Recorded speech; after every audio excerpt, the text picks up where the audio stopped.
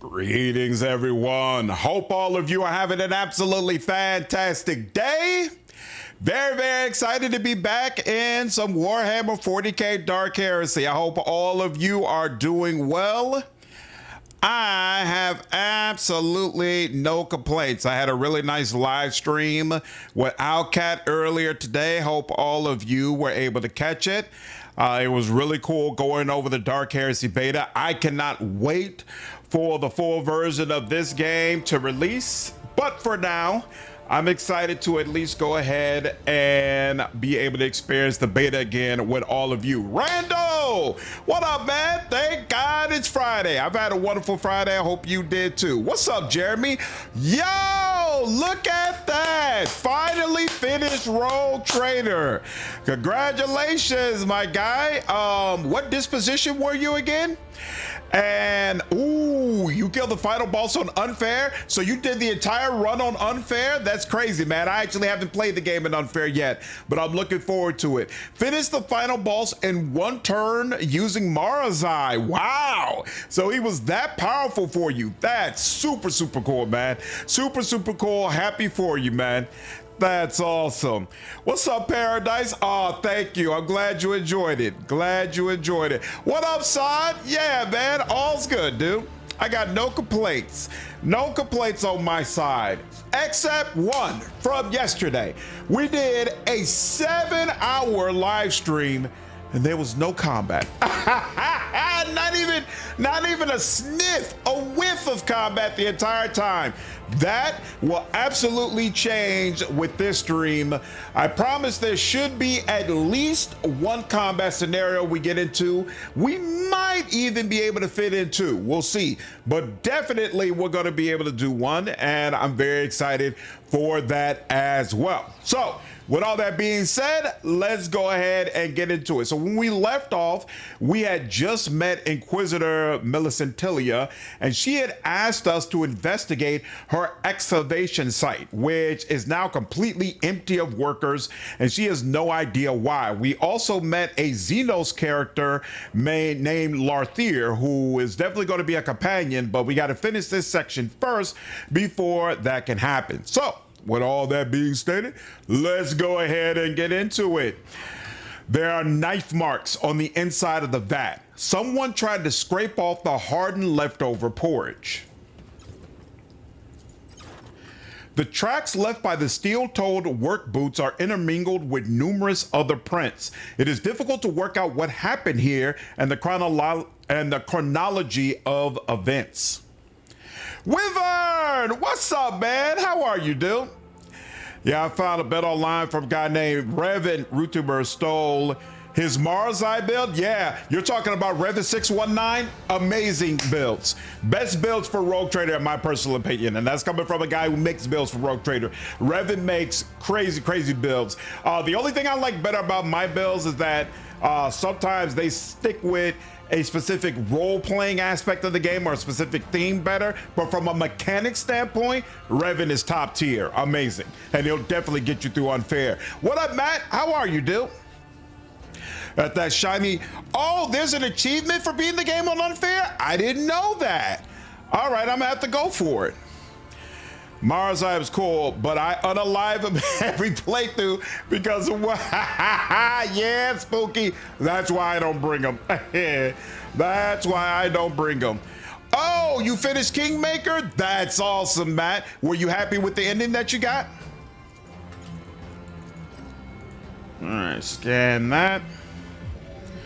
Multiple prints detected on the bedrock and surrounding area. Initiating scan for further analysis. Install the Hollow Invoker.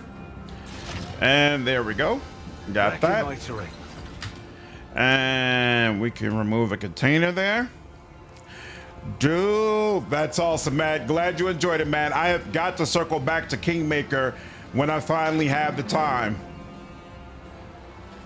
I don't know when I'm gonna get that time, but somehow, some way, I'm gonna make it happen. The vid screen's lumens flicker furiously. Someone must have angered the machine spirit. Though the ending slides are inferior to those of Wrath, I do agree with that. I do agree with that. Oh, and what up, man? Excited to watch some of this and have a distraction for how dark a week. Uh-oh. What, did something crazy happen in the Motorsports world? I'm sorry to hear it, man. Road Trader is a great game. Cannot wait for Dark Heresy. Me too, man. Very excited. Aquaticus, what up, man? I am an officer. And I went with the combat, is it called combat morale? I don't know, this is escaping me, hold up. I went with the, combat morale specialist. So I'm an officer with the combat morale specialist, and I have the Imperial Noble background. And I chose Hive World as my home world. Well done on your latest video about the game. Oh, awesome. What's up, K-Man? Thank you. Currently at work, hiding in the break room so I can watch you. Hey, man, don't endanger your job, dude. But I always appreciate when you stop by. What up, Taco? How are you, man? Too many games, not enough Salanders going around, but hey, that's why they have clothing. Hey, I'll try to work on it, man. I know, right? Mechanicus 2 is out. Gothic is about to come out. We'll have the Road Trader DLC. There's a lot going on, but I'll do my best to cover what I can. And I will absolutely get around to XCOM 2 at some point, Randall. I'm going to challenge myself, force myself to be Wrath on Unfair. Psh, good luck with that. Good luck with that. I've committed. I'm going to probably go ahead and play Rogue Trader on Unfair. I'm never playing Wrath on Unfair. I'm totally good on that. Totally good. The crates scattered around the camp have been crudely forced open. If there ever was anything of value inside, it has already been pilfered. And Skern. Obsidian, what's going on, dude? I'm doing well, man. How are you? Ooh. Always on the move. I try to be, Randall. What armor and weapons am I rolling with right now? I don't feel like I found anything special as of yet, honestly. So let's see. I'm just wearing some regular crappy armor. I did find some gloves that give me a +5 in fellowship. I found a ring that reduces my movement points, but it allows me to deal 14% more points to vital damage. Not only am I a noble, but I'm specifically the type of noble who gets like a 30% increase to damage when they attack the commander of the other group. So I'm really, really good at taking out the #1 guy on the other side. And then for my sniper rifle, I had to do something special to find this. I don't know what it was. I don't remember what it was, but it's a sniper rifle that is like 2 or 3 levels above what you originally start the game with, and it gets a pretty big bonus to vitals damage, and attacks with this weapon deal more damage when the target's armor durability is reduced to 0. So hopefully another character can wipe out the armor of the main enemy commander, and then I can take him out. I do Wrath on Core. Yep, that's exactly what I do, Matt. Wrath on Core. Baraz, what's up, dude? Not sure Mechanicus 2 is worth it, and other YouTubers are covering now. It seems weak in RPG and immersion, in your opinion? Oh, that's unfortunate to hear. I was hoping they were able to make some improvements from the original one. Interesting. What's up, Jonathan? Oh, getting a PC next month? Nice, dude. That's awesome. So specking out to be a sniper. Yep. I want to buff my companions and then snipe from a distance. That meant the one thing I hate about Road Trade is enemies spawning on top of my sniper out of nowhere. Then they immediately get to move. Yep. On Unfair, it's basically a one shot. Yep. Part of the reason I usually avoid that. Not a fan of Warhammer myself, but I always love supporting CRPGs and fun gamers like yourself. Oh, thank you. We're making a great time in this wonderful community. Hey, I appreciate it, man. And I'm looking forward to Outcat finally getting back into some fantasy at some point. Hopefully after Dark Heresy, we're going to get another Pathfinder game. I'm rooting for it, y'all. I'm rooting for it. What up, Sierra? How are you? The religious symbols of the Marasportum fanatics have been sketched by an inexpert and trembling hand, a clear attempt to imitate the real thing. At once. Ain't nothing like them fake heretics. Like, come on now, y'all. I'm used to them real heretics, that bowdy, rowdy. Yeah, I already looked at that. Okay, cool. Also need more Pathfinder. I could not agree more. That in all games, hard to be tactical and recon if enemies spawn out of nowhere. Yep, that's one of the other issues outside of the writing that I had with Midnight Suns. I don't know how many of you all got to check that out, but it was made by the same developers of XCOM.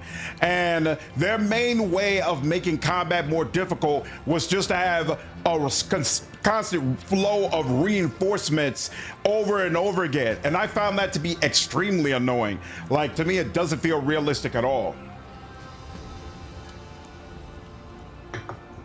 This game has some of that, but usually it's done in a way where it's a little more tolerable. Like maybe there are portals on the field and you have to shut down the portal in order to stop more enemies from coming in. That's something I can handle, I'm cool with. I just don't like a whole flow of reinforcements coming in out of nowhere. AOW Age of Wonders 4 new DLC is coming out next month. Nice, what's the new DLC supposed to have? Rogue Trader never got past the second act. Not a fan of the lack of build variety after coming from their Pathfinder games. So the Rogue Trader definitely doesn't have as much build variety as Wrath of the Righteous, but I would say I feel like there's a lot of build variety available to you though. It'd be cool. Yes, I definitely want a remaster, probably not of Kingmaker because Owlcat actually doesn't own the rights to Kingmaker anymore. That's why they never update it. But if they could do a 2E update of Wrath of the Righteous, I would love that. Someone has ripped out the sacred circuits from the guts of this cogitator. The console is shattered and a bundle of sparkling cables protrude from this casing. Oh, you kidding me? Thank you. Always on the move.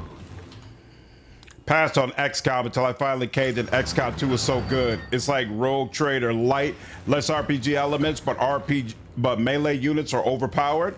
I definitely plan to check it out at some point. At some point. Bisected body. The tech priest body has been severed in half. The cut looks unnaturally even. Spherical points.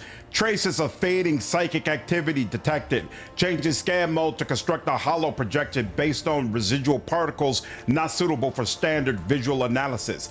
The imprint of an anomaly in the shape of a perfect spear intersects with a cut on the body of the Magos.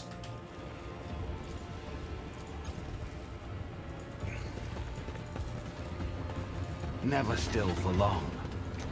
Just saw a video about the Curse of the Crimson Throne AP, so I have a new Pathfinder game in your dream list. Curse of the Crimson Throne, what's so exciting about that? And nope, that is a check we have to pass. More magic tomes, about 6, that's double the tomes other DLC get. An Owlkit form and a Reaver culture update. Ooh, nice. Come on, man, stop playing with me. Stop playing with me. Boom,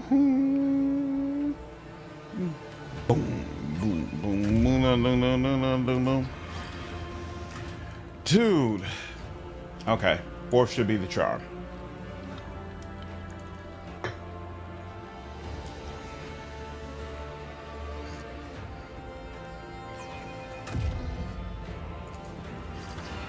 Okay, yeah, this game is really goofy with skill checks sometimes. Like, sometimes it's clear the game just really, really wants you to fail this check, and I refuse. This check I have to pass. This check I have to pass. Conspiracy, urban adventure, and the best. I am failing it, right? Yes, I'm repeatedly failing it. What is going on, bro? It's a 60% chance. Urban adventure and the best villain in Pathfinder. Nice. Cosmonga, what up, dude? Yeah, exactly. 95% XCOM chance. Like, what is the deal? It's 60%. I should not have to do this 5 times. Come on, man. And this is important. I already know what this check provides. I have to pass it. I have to pass it. Thank you. A large 4-toed footprint is deeply embedded in the ground. The mud around it has been churned up to cover the other tracks of the 4-toed intruders. I had about 8 ones attacking the Lantern King in the first 10 attacks. That's crazy, Matt. Crazy and extremely annoying. What's up, Jermaine? I'm good, man. How are you? Dude. Cube, what's up, man? Yeah, our odds absolutely can be cruel. That is one thing that I don't like about the setup they have right now for like your archetypes and whatnot. It doesn't really feel like you can make a true skill monkey. The ripped tent shows signs of claws and beaks. They could have been left by people whose bodies have been altered by the Hab Zone's toxic environment. Like you could do that in Rogue Trader, and it was you got an obvious skill monkey available to you, right?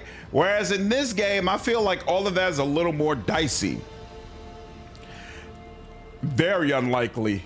Matt, reject dice roll, return monkey. Are there consumables to raise skill? Nope, not that I found. There's nothing in the containers except for the smell of thistleine that makes your throat itch. The workers could not have used up the entire supply of explosives. Someone must have stolen it from the excavation site. But obviously everything is not in the game that will be in the game, so maybe long term there will be some options that aren't readily apparent right now.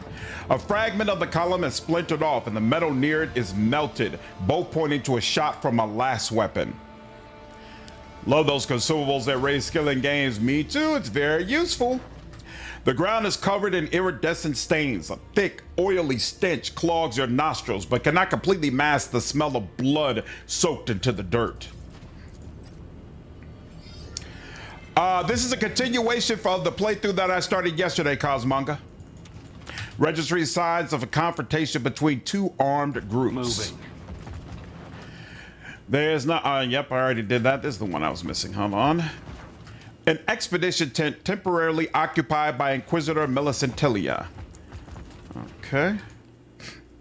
Ryan, what up, dude? How are you, man? Access denied. That's why I like the gumshoe system. Getting clues should not hinge on dice rolls. How is the gumshoe system different? What do the clues hinge on? Auto-aim gloves, and they're only available to Kroot, so I don't need to look at it. All right. Go ahead and save here. And now, install a hollow invoker.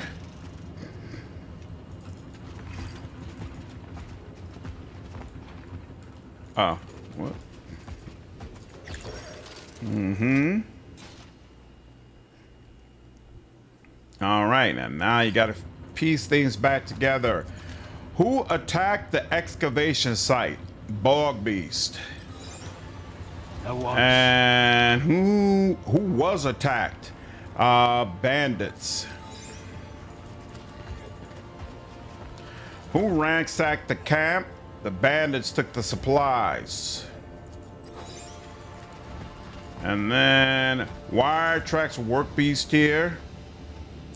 The work boot tracks do not belong to the workers.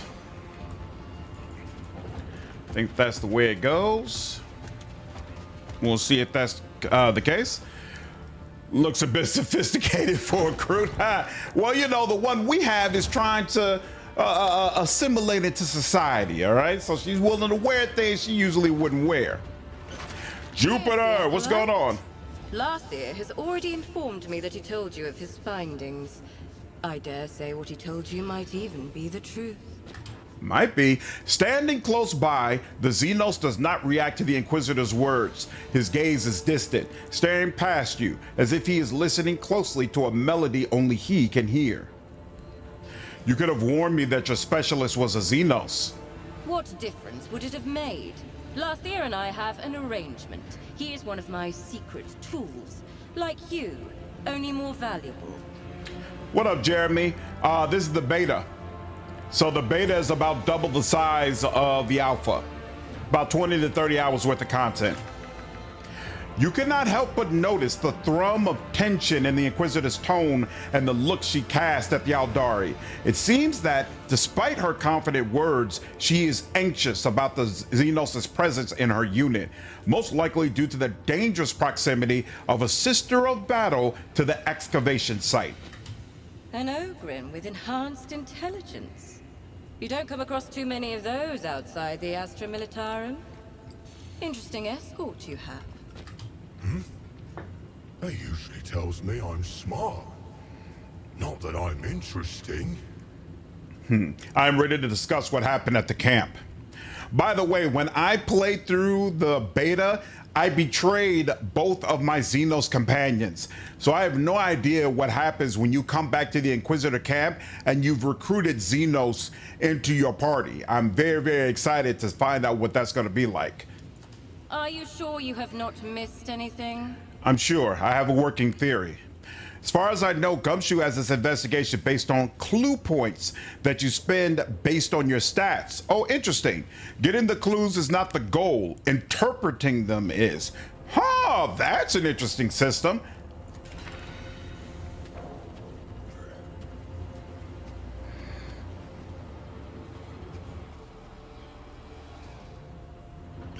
It seems there was a skirmish in the camp over supplies. But I am not yet convinced of your conclusions. One thing we can agree on, there was a skirmish between the bandits and the so-called bog beasts trying to ransack the already abandoned camp. The armed bandits overpowered the mutants and took all the supplies. But this does not explain the tracks leading away from the camp. Are there blanks in Outcast Warhammer games? Cube, there was none in Rogue Trader, but you do have a blank companion in this game.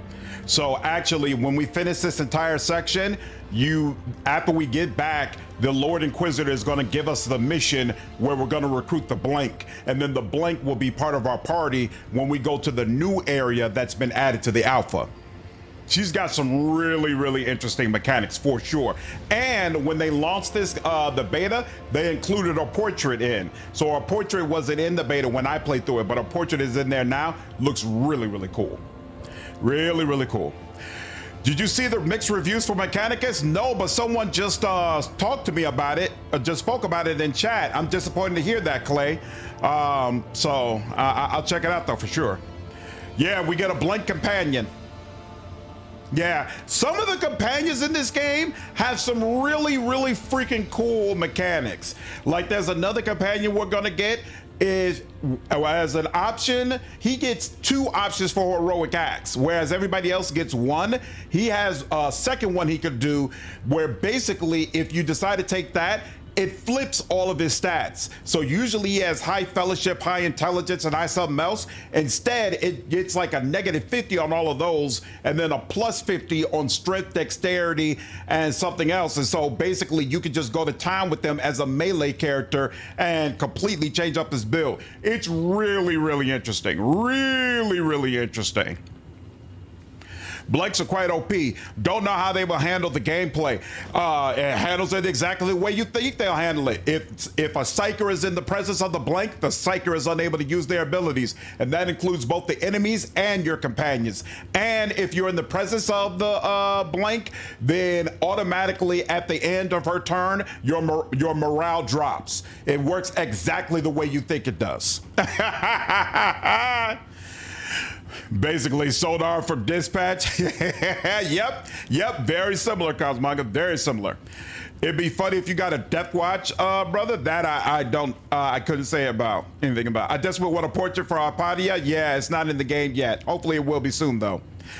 But is this blank as cool as Elizabeth Baquin? I have no idea what that is, Coffee. Yeah, she gets super crazy, Cube. Super crazy.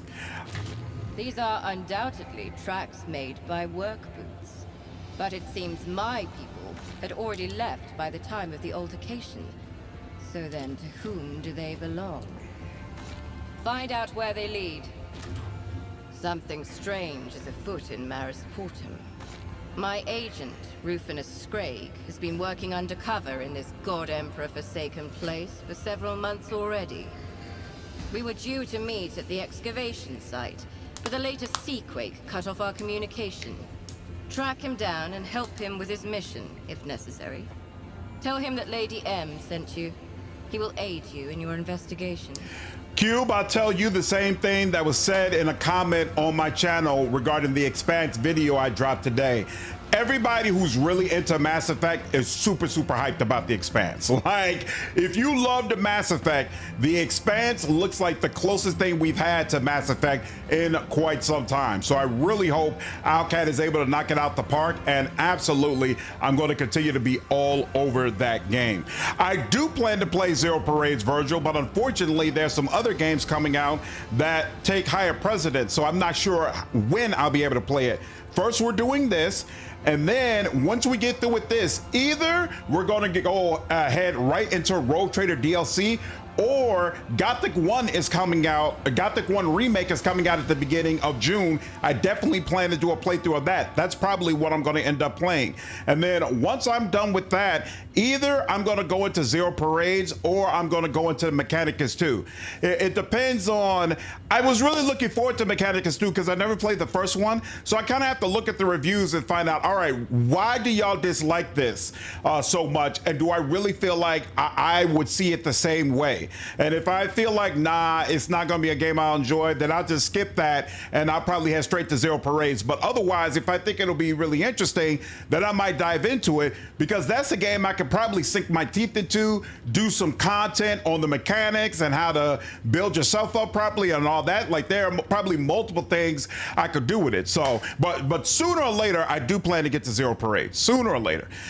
Death Watch are Space Marines from different chapters who serve the Ordo Xenos. Really? Well, we're part of the Ordo Hereticus, so I'm not sure whether or not they will pop up, but we'll see. There's a TTRPG where you play as a Death Watch kill team. Wow, that would be interesting. Death Watch takes the best veteran of every Space Marine chapter, and they have one goal: killing Xenos filth. Interesting. Nice. Let's see. How will I recognize him? Rufinus prefers to cover his face, but if you pay close attention, you will spot other signs. His augmented lower left leg, or his tattoos. Memorize them, Acolyte. This is how my people recognize each other. You want me to waste time on his mission? What about the missing workers? You are wasting time right now asking stupid questions. Skraig has been keeping an eye on Maris Portum. He is a valuable source of information. Am I permitted to know the particulars of Agent Skraig's mission? I tasked Skraig with investigating a clan of swamp mutants on the outskirts of the Hab Zone and assessing their usefulness to the Tyrantine Cabal. These are his reports. Study them. That will be enough to start with. A quick scan of the reports leaves you in no doubt. The bog beasts the Inquisitor is referring to are a clan of Xenos, the Kroot. Evidently, Melisentilia and her people prefer to use this unsophisticated nickname given to the Xenos by the ignorant lower hive dwellers in order to rid the clan of unwanted attention, or perhaps somehow use the Kroot to their own benefit. Any other questions? These so-called bog beasts, they are Kroot, aren't they? Clever. Indeed, it refers to the Kroot, carnivorous Xenos native to a different part of the galaxy. This clan is settled on the outskirts of the Hab Zone and has been under observation by the Ordo Xenos for some time. Keep its existence a secret until the mission is complete. That's a great call out, Obsidian. I didn't even connect those dots, but yes, Chaos Gate during Warhammer Skulls event yesterday, was it yesterday or the day before yesterday? I think yesterday, it was also announced that Chaos Gate is getting a sequel called Chaos Gate Death Watch. Maybe that game is supposed to be based on that TTRPG. I'm not sure. I never played the first Chaos Gate, but my understanding is that you play as Space Marines in the first one, right? So it would make sense that you were playing as Space Marines in the second one. People who have actually played the series and know more about it maybe could chime in on the chat. Sister September asked me to find out what your agent is doing on the outskirts of Maris Portum. Think carefully about what you will tell her. Betray the Inquisition, and it won't just be your career that comes to a swift and invidious end. Since we are done with the reconstruction, can I take over your arrangement with Larthier? We could be useful to one another. Very well. I am not opposed. Canareth? Time will tell if this small creature can live up to his word. For now, I will trust my instincts and consent to changing the agreement, on the condition that he assists me with some unfinished business here in the settlement. Fine. Acolyte, now Larthir Caenorith is your burden to bear. Do not expect it to be easy. Offering protection to a Xenos is risky. Don't be afraid to mention the name of Anton Zerg. His patronage will help you avoid the wrath of people like Septima. Speak with me in the place where we met. I want to discuss exactly how your newfound patronage will benefit me. I'm ready to begin investigating. This case is not as simple as it appears. Do not rush to any conclusions. Turn over every stone in Maris Portum before you send your case report. Your task is to dig until you uncover the truth, not to pin the blame on the first person you meet. Find out what happened to my workers. I hope you understand me, Acolyte. Unfortunately, Mechanicus took away the little choice from the first game, and the story is meh. The gameplay is even more repetitive than the first, and if your general dies, it's game over. Wow. That all sounds deeply unfortunate. How could they not know that that would be an issue, though? That's so odd. It's kind of crazy, and I haven't seen all the reviews, I haven't played the game, so it could be the game is much better than this, right? But if that is true, I had already heard similar feedback regarding the first game. It's kind of crazy if this series is basically just riding on the strength of its soundtrack. Like, people are like, gameplay is repetitive, no choice in the story itself is kind of whack, nothing really going on here, but the music slaps, so we're gonna just keep talking about it and telling everybody how awesome it is. That's crazy. They are Ordo Malleus guys. Can Space Marines be psychers? I didn't know that was even a thing, to be honest with you. They are anti-Daemon Space Marine chapter that specializes in fighting Daemons and getting their teeth kicked in by space wolves. And the reviews say the soundtrack is not as good? Cray cray. Damn, I'm sorry to hear all of this. Damn, Clay. I have not finished Eisenhorn, but I commit right here, right now. You all have it on video. I commit. My thinking is that Dark Heresy is going to come out in December. I will read Eisenhorn, Ravenor, and Night Lords. I will have read all three of those prior to Dark Heresy coming out. I commit to that because I want to make characters based on folks in those books. So I have to read it, I have to research it and know what I'm going to be doing. Okay, I was a kid when they said the game. What's going on, the one? You think they'll do this moving forward, the next Pathfinder game? Outcat said this is how their games are going to work, period, moving forward. Yep. And I 110% believe that it's the right thing to do. Yes, the Space Marine librarians, like psychers, all of the great, yeah, they were talking about the Great Knights. Okay, so interesting. Inquisitor Millicentilia wished to know what happened to her underlings. While exploring this place, I have discovered many mysteries, buried secrets, hidden songs.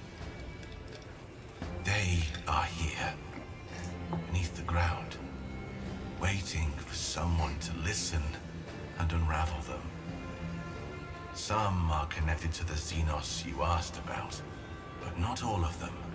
Keep in mind, this entire beta is not voice acted. So right now, we're in the first area, the area that was available in the alpha. Outcat has had a lot more time to comb through this area, and so a lot of the major characters are voice acted, but we'll run into smaller characters who are not voice acted, and then when we get to the second area, the vast majority of people in that area do not have their voice acting in yet. But in the full game, they'll be fully voice acted. In places where the veil between the Empyrean and real space has worn thin. I must reach these places and perform rituals to hear what is being said in each song. They are located in areas where dwellings of your kind are concentrated. Millicentilia's entourage calls this place the Marisportum. What up, mofo? Co-op is not available in the beta, but the full game will have co-op. Marisportum, but it is under the watch of Sister Septima of the Adeptus Sororitas. Did you suppose that helping me would begin and end with your fine company? You were mistaken. You will find a way to ensure that no one interferes with my mission. The inhabitants of Mare Sportum will be terrified at the mere sight of a Xenos. No. The intelligence of the local monkey is insufficient to recognize a member of another species in this guise. They will take me for a distorted version of their own kind. A mutant. The white-haired monkey whom Inquisitor Millicentilia is so keen to avoid, however, it would be best if she and I did not meet either. Not yet, at least. Millicentilia jettisoned her arrangement with you too easily. She seized her chance to get rid of this burden as soon as I was no longer needed. That cannot surprise you, surely. The helmet turns to you. You cannot see the Xenos' face, but you can almost feel his frustrated gaze resting on you. Thanks, K-Man. I appreciate it. Yeah, if you're all enjoying the stream, I would definitely appreciate you hitting the like button over on YouTube. And if you're over on Twitch, make sure you hit that follow button. There are going to be more live streams like this coming up soon. Apparently, the next Primarch to return is Lehman Russ. Ooh. Just my impression, or Lear is voice. It's not Heinrich's voice actor, but other people have mentioned this as well. But no, I don't think it's him. What kind of rituals will you be performing? I will turn all my attention deep underground, to songs forgotten by time and hidden by the ashes of generations. When those songs find a listener, they will reveal to me the mysteries that echo beneath our feet. Well, let's begin. What kind of places do you require? A place full of life. A place imbued with emanations. A place hidden from prying eyes. I didn't understand a word of that. I am not surprised. Even my kin struggle to interpret the Empyrean signs. I do not expect understanding from you.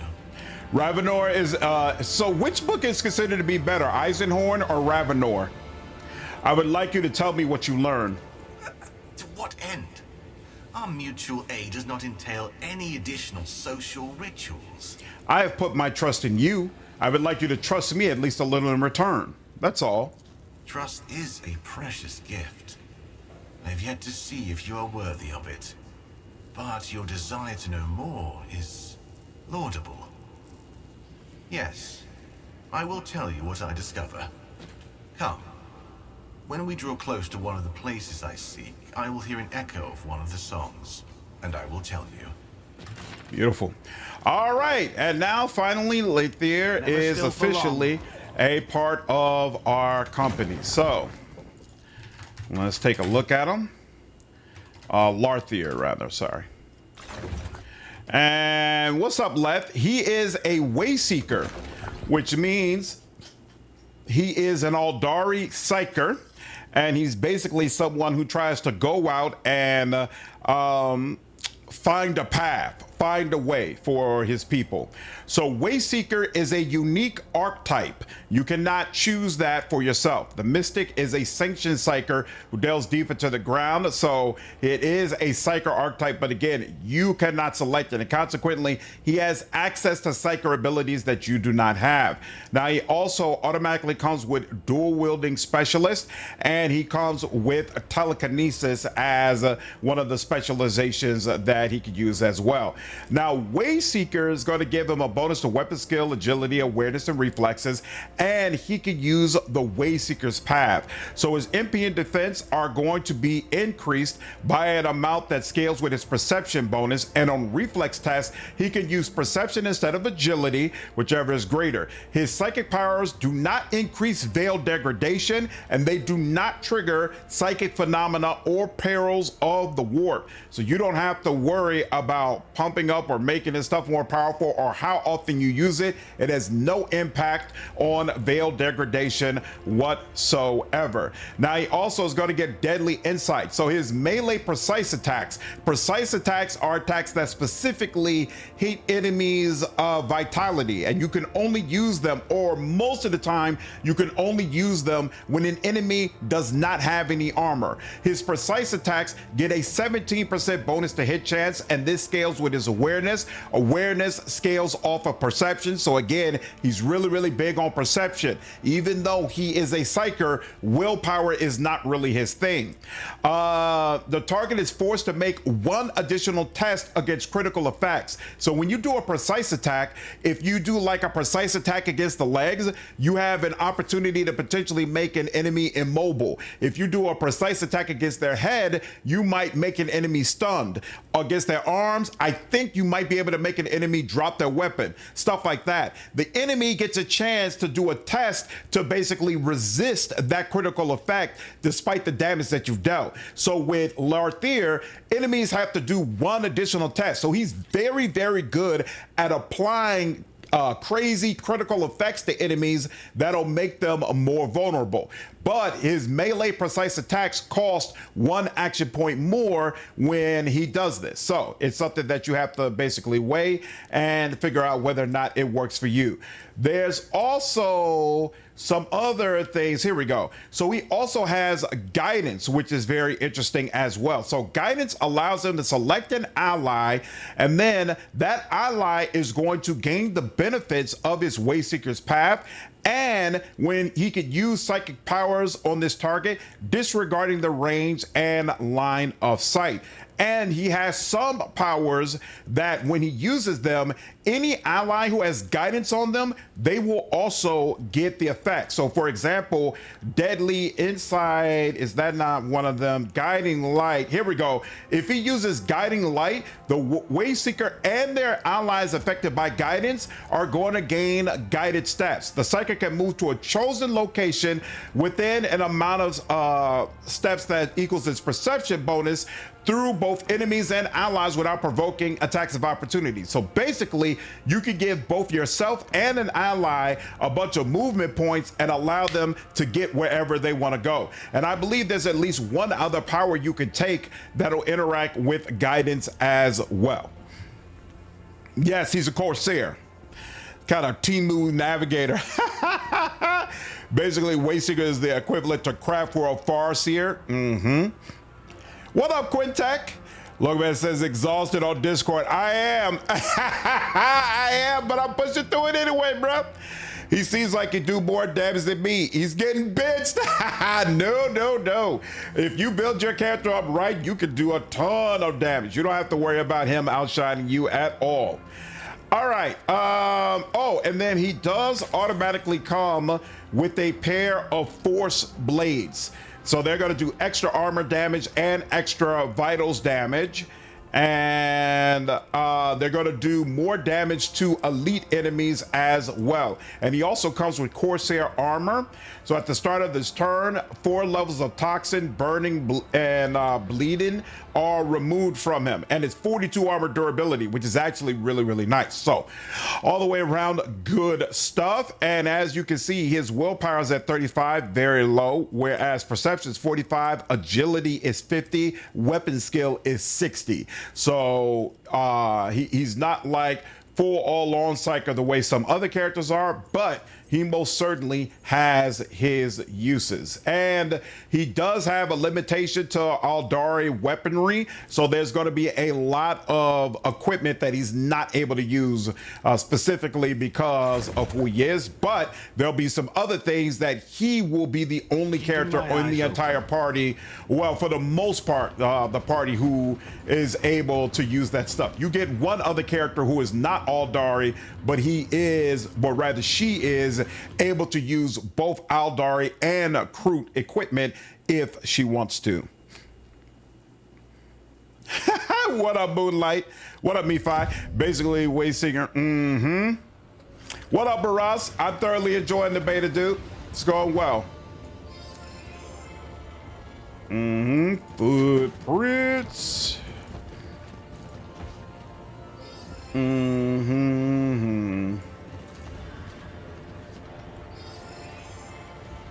More prints. The Holy Orders teach vigilance. Scanning of the tracks has been discontinued. Continuing the search beyond the cramp's perimeter is recommended. Traces of fading psychic force activity detected. Changing scan mode to construct a hollow projection based on residual particles not suitable for standard visual analysis. A strange imprint, unnaturally spherical in shape.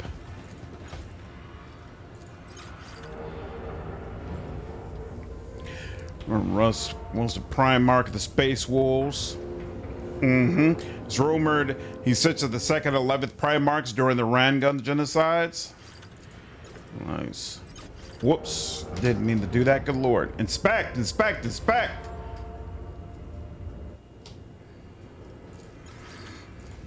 There we go. The echoing footfalls cause stone dust to fall from the spiral grooves on the drill. Cool. Moving. Oh, one more other thing we should do before we move forward. I forgot.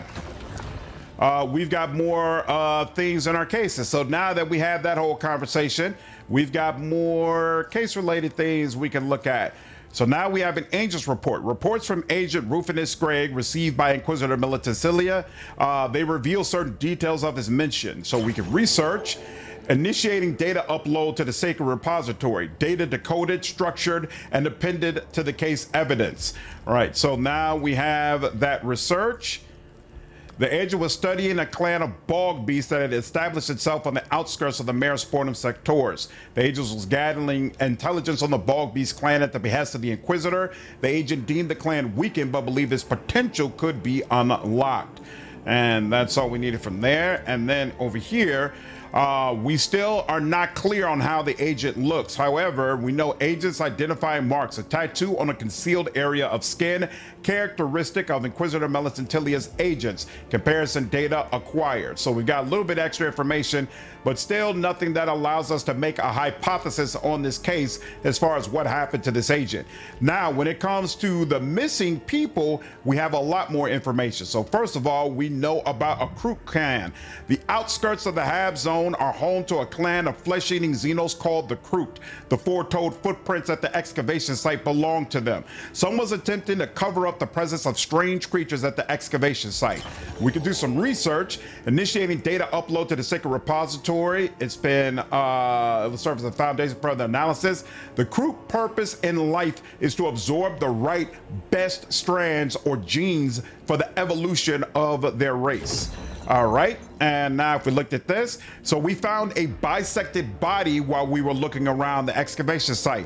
One half of the body of an Adeptus Mechanicus servant has been found under one of the rubble piles, severed by an unnaturally smooth cut. If we research, identifying key features for comparison, these parameters will form the basis for analysis. The other half of the body is missing and no trace of its movements could be found. It is as if it vanished into thin air. We could do further research. The internal fluids left the body post-mortem, most likely due to the rockfall. All across the primary wound area, the vessels and fluid tubes were cauterized at once. I have never seen such neat and clean wounds.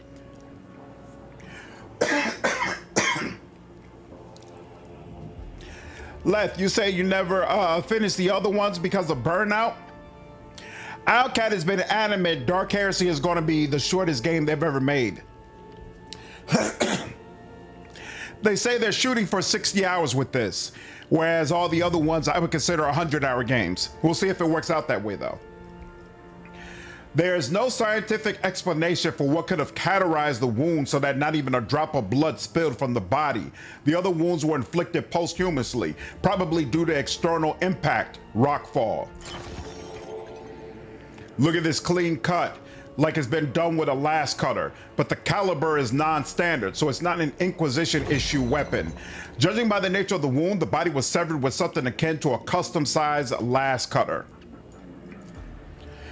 A battered foreman's notebook containing a few surviving entries. The investigation of the evidence provided the following information. All the workers and guards at the excavation initiated by Inquisitor Militantilian have disappeared for reasons unknown.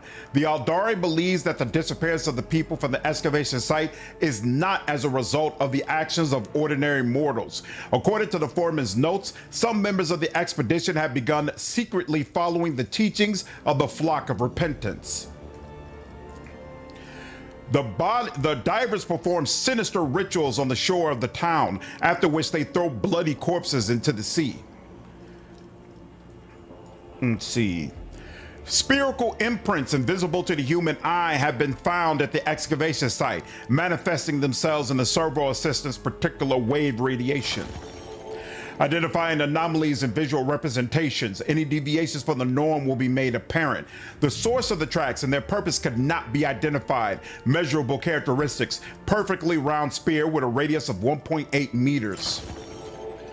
What a bizarre mark. It is as if real space itself split at the seams, and then an unknown force repaired the tear, leaving a thin suture. The Psycho believes the mark was once a rift in real space, now perfectly stitched back together by an unknown force. I hear a song, almost faded to a whisper. The funeral lament of a consciousness once trapped within the spheres, and now almost turned to nothingness. The Aldari senses the echo of another's consciousness, once imprisoned within the spheres, but nearly dissolved over time. I like long games too, Obsidian. Outcat said they want to focus more on replayability, so they want a shorter experience that's going to have a lot more character moments and a lot more things that make players say, hey, I want to try and go through this game again. We'll see if they succeed. Can we see that, can we officially say that Epione is a friend of the channel now? Epione, her voice actress is fantastic. She actually jumped in the live stream yesterday, and she was on earlier today when I was on with Outcat. So I'm definitely looking forward to hearing more of her work. It's been amazing so far. How many more companions are recruitable? Is it in a way where all companions are a part of your retinue? If not, can you do research on your ship HQ, assuming you're solo on the ship? I think we're gonna test this out, but I think even if a companion is not in your party, they'll still chime in for the journal here. You can recruit 9 companions in the beta, and there will be more in the full version of the game. Put 175 hours in Road Trader. Yeah. Is Epio's voice still in the chat? Can she confirm if Epio will be romanceable? She cannot. Don't get her in trouble. All right, Moonlight. Don't get her in trouble. The companions heavily contribute to the investigations. Actually, there are some clues that you can only get based on companions that you've uncovered. What's up, Young? No, if they are not in the party, they don't chime in on the journal entries. Okay, so that's good to know. So yeah, and now I know before making those final decisions, I need to switch out the companions so that I can make sure I have uncovered everything that would be possibly uncovered. You prefer shorter games, Moonlight? It depends on it depends on the game. Like Outcat games, I feel like all of them could have benefited from being shorter. Like, I did not like the last act of Rogue Trader. We'll see if that changes with the new DLC. I did not like the last act of Wrath of the Righteous, and I felt like Wrath has a lot of fights that are unnecessary. Same with Kingmaker, honestly. And so there's a lot of padding in there that I feel like the games would have benefited from having removed. But honestly, I think Baldur's Gate 3 should probably be a longer game with more content. It feels like it's missing some content, not that there's too little of it. So, you know, it depends on the it depends on the situation. The maze, the elf, the Kroot, the blank. We do not officially have a guy without legs companion, Moonlight. What's up, Young? Sorry for info before greetings. Nah, you're all good, dude. You're all good. They say the effort they spent on the last act, so more and better DLC. There's a case to be made for that, for sure. Case to be made. Field camp. Inquisitor Melisentilia's field camp has been abandoned for reasons unknown and now lies in a state of ransacked disorder. Local bandits were watching the excavation. The camp guard shot any who came too close. The Aldari claims to sense echoes of incredibly powerful warp sorcery at the excavation site. The camp shows signs of a skirmish between the bandits and the bog beasts. The camp was ransacked by the bandits, but the workers had already left. Tracks left at the excavation site look out of place. Conflicting. The paths loop and tangle, and the truth is not what it might appear at first glance.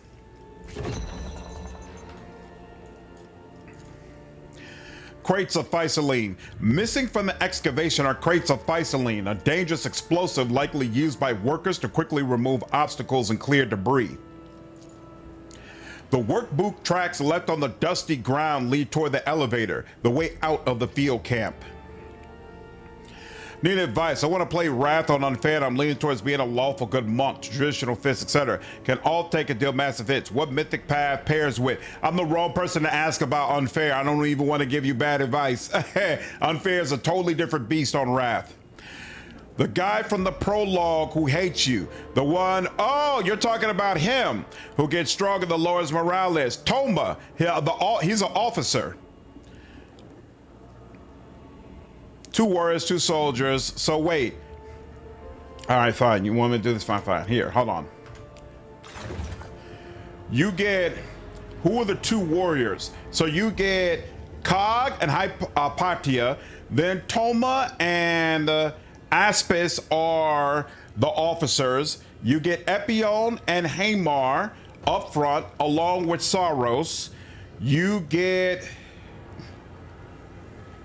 Oh, you get Discordance, and you get Lathier. That's 9. Who's the 10th?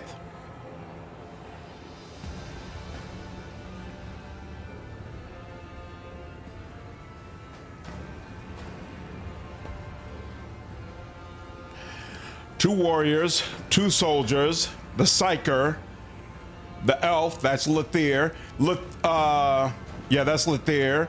The Kroot, the blank. Aeon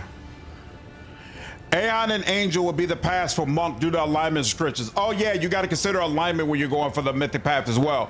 Aeon probably has more synergy with Monk. True, but again, I still don't know how good Aeon actually is on Unfair. Hold on, let me do this again. Epion, Hamar, Saros, Cog, Lathier. Then we get the Kroot. Then we also get the Blank, Toma, Aspis, and Apatia. You're right. It's 10 companions. You're right. Nice. I don't know why I had 9 in my head, but yeah, it's 10. It is 10. Oh, crap. You know what? I hadn't finished with this. Hold up. See why I let you interrupt me, Moonlight. So now we also have this. Let's see. So now we have to figure out what happened to the missing expedition.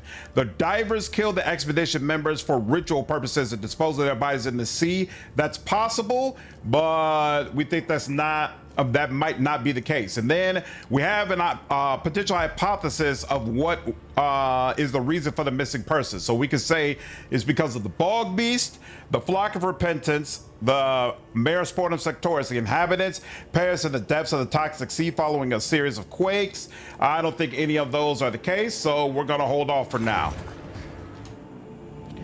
All right, now technically have 2 of each class if we count the elf as a mystic. Yeah, that's true. That's true. That is true. I was thinking that we didn't have a second Psyker, but no, you're right. You're right. Personally, Unfair Aeon was torture. Almost quit that playthrough. Which mythic path would you recommend the most on Unfair, Yug?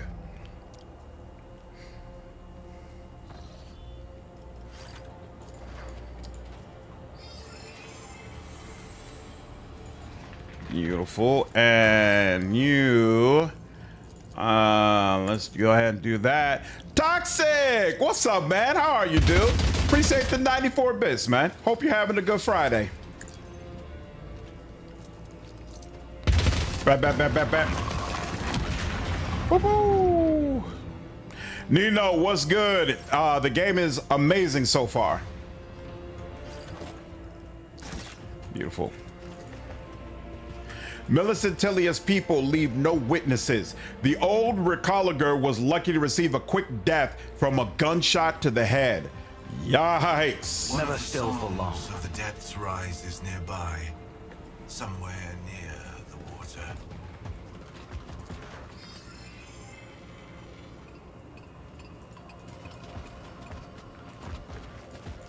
I can feel the place where the veil is thinnest, somewhere close. The trail of footprints is intermingled with all the tracks left behind. You must pinpoint the specific footprints you are looking for.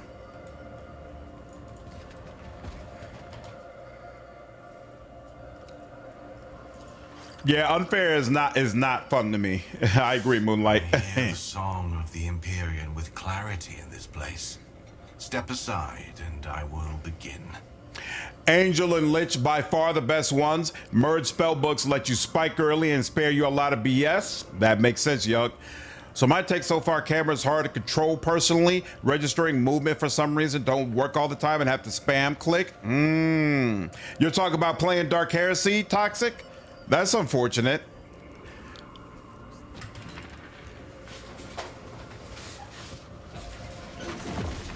In a way that you feel like you didn't have to deal with in Rogue Trader?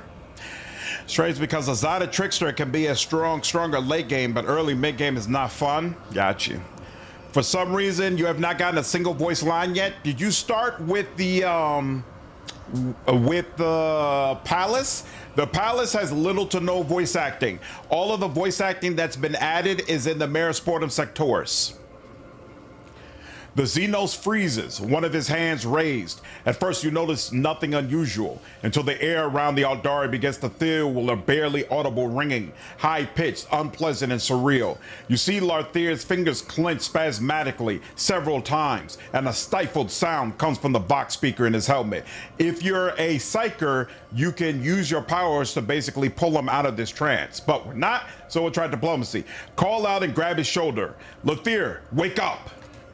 Ooh, your cry cannot seem to pierce the veil shrouding the Xenos' mind. After several moments longer, Larthier manages to break his trance with a sharp turn of his head. Song of the Empyrean is too complex. There are too many notes, all crushed together in utter cacophony.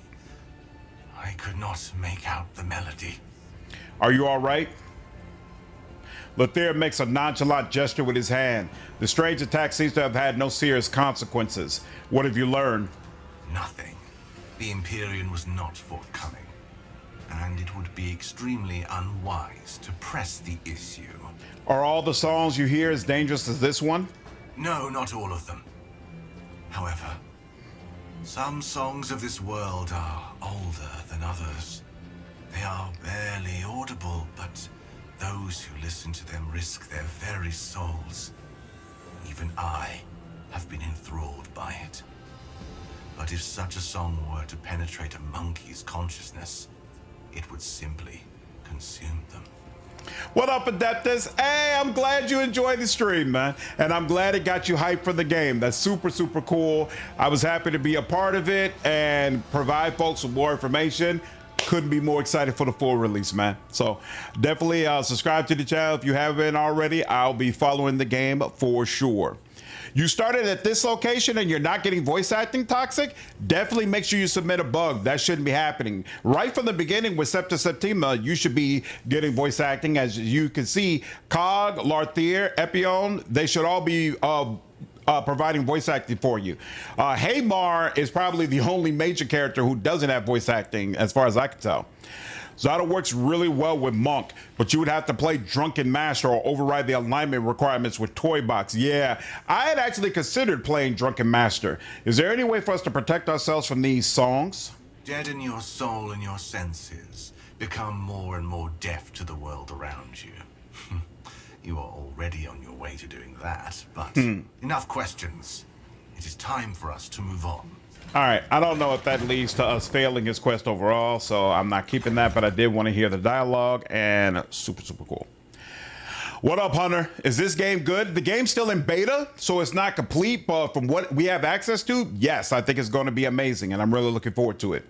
Love this game. Happens more or less the same time as Rogue Trader, because Rogue Trader happens within the Corellis Expanse. Yep. Dark Heresy of the sector next to Corellis Expanse. Yep. Outcat has already said it is possible that Rogue Trader characters are going to make a cameo. Your alarmed voice seems to pierce the veil itself to reach the Xenos' ears.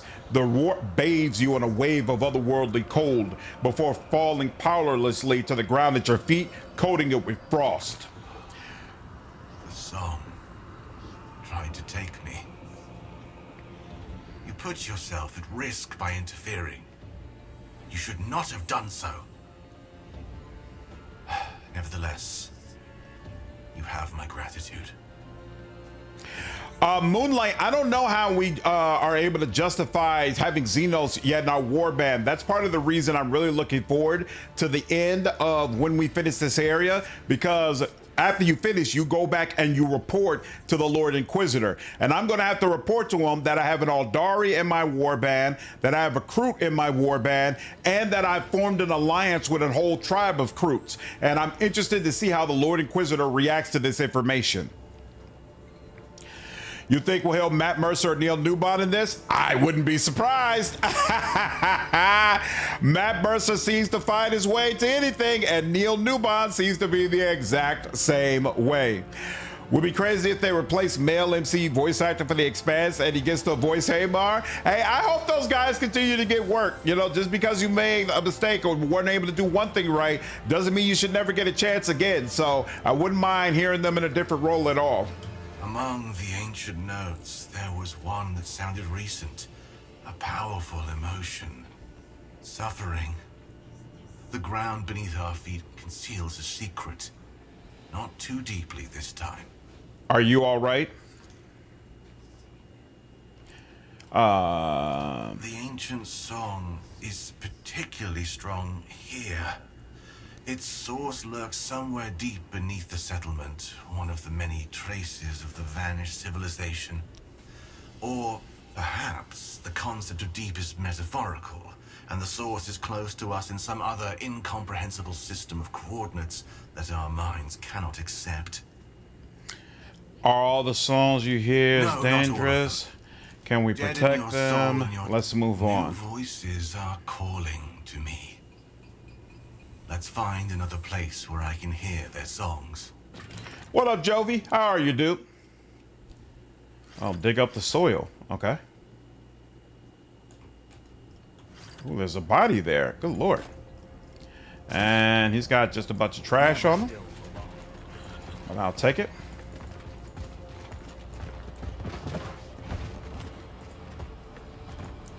Shall live in my head watching me. Okay, neither one of you got anything real to say, and we can't go any further, right? Huh, so the footprints that came here, okay, they don't really give you anything else. All right, dead end. No problem. And I think there's not a reason to go back to Sister September right now, so let's continue on.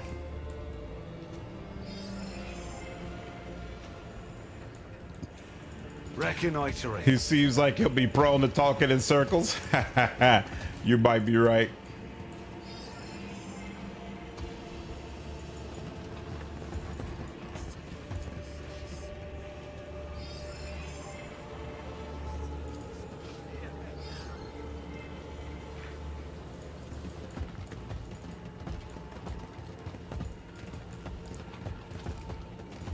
Nothing there.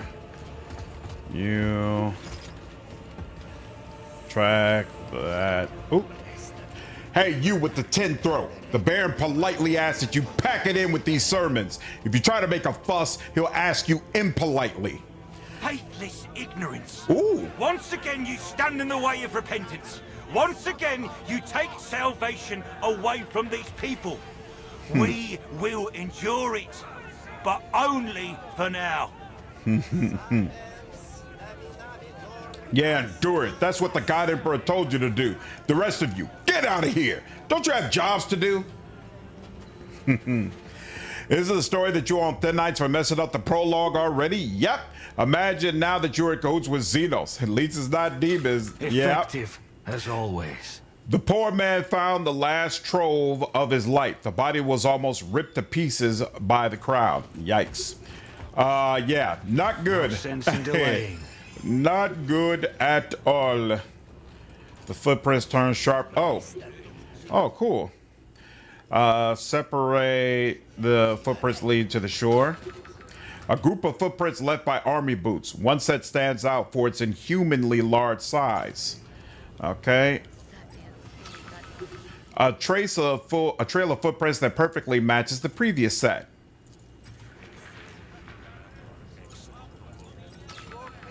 The trail of footprints you uncovered was left by yourself. They are of no interest. Cool.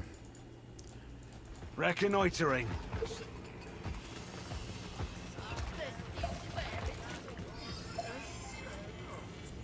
Trail of footprints takes you east. Okay, that was one that must have been mine. Anything over here? And save here. What up, Johnny? Lurking while you play some Crimson Desert? Awesome. Why is everyone okay with this? MC isn't a full Inquisitor. Nobody's there, holding us accountable yet. Nobody really knows yet what we have. There are no other Inquisitors here to hold us accountable. But when we come back to home base, that'll be the question. Because I already know there's going to be a check regarding this. And before, I didn't have any Xenos with me, so it wasn't a concern. It might be a concern this time. We'll see. We are blocked off over there, right? But let me just confirm something. Did I miss anything? Yeah. So what was down here? Did I ever go down here? I probably did, I guess. And there was nothing. Right. This is where we got Cog from. And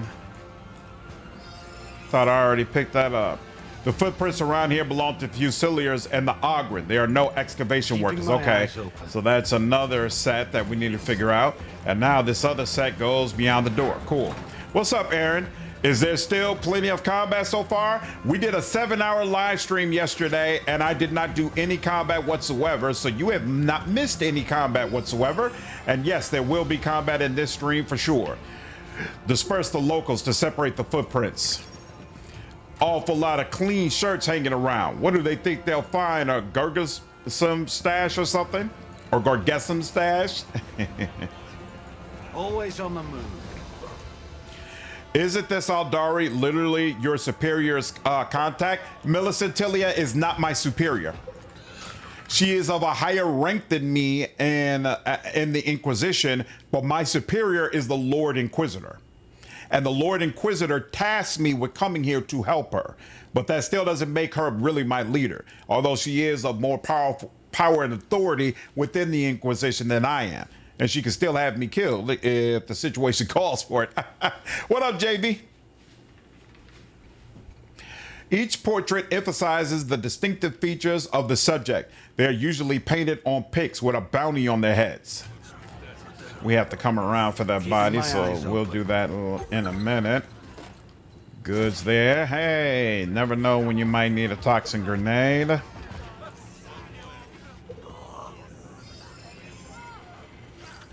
You cannot read the tracks. The all-spec signal is blocked for an unknown reason. Are you looking for something here, Master? A man in a bulky diving suit stares, crushed at the spilled black slurry. As you approach, he pales as if he has seen death itself. I'll make good for it, but please don't kill me, Master. I've got 2 children. I'm not here to do anything to you, so calm down. I'm not from Mare Sportum. How could you not be, Master? I've ruined so much stock. If you refuse to answer my questions, I'll make sure you're left crippled. I'll spill it, everything. Please don't cut me hands off. I need them to keep working. I'm searching for a group who were here not long ago, in work gear, clean face. They came from the excavation site. Plenty of folks pass through here. 3 times in the last days. Whole groups came through. Just recently, a crowd went by in that direction, toward the upper town. They often hold executions there, and about 15 people ran that way, towards the houses, though that was a while ago, and some headed for the water. Quite a few. None but us divers go there willingly, only hermits and those the flock's driven half mad. The hermits linger there until the end. The others throw themselves off the shore into the sea. I heard a crowd of poor souls went to meet the sea not long ago, stepping off the shore. I didn't witness it, I was below, hauling up this cursed stuff. The diver glances at you, then at the spilled black ooze and sighs deeply. Well, then, thanks for sparing me. I'll be off. Time to dive again soon to make up for what's been spilled.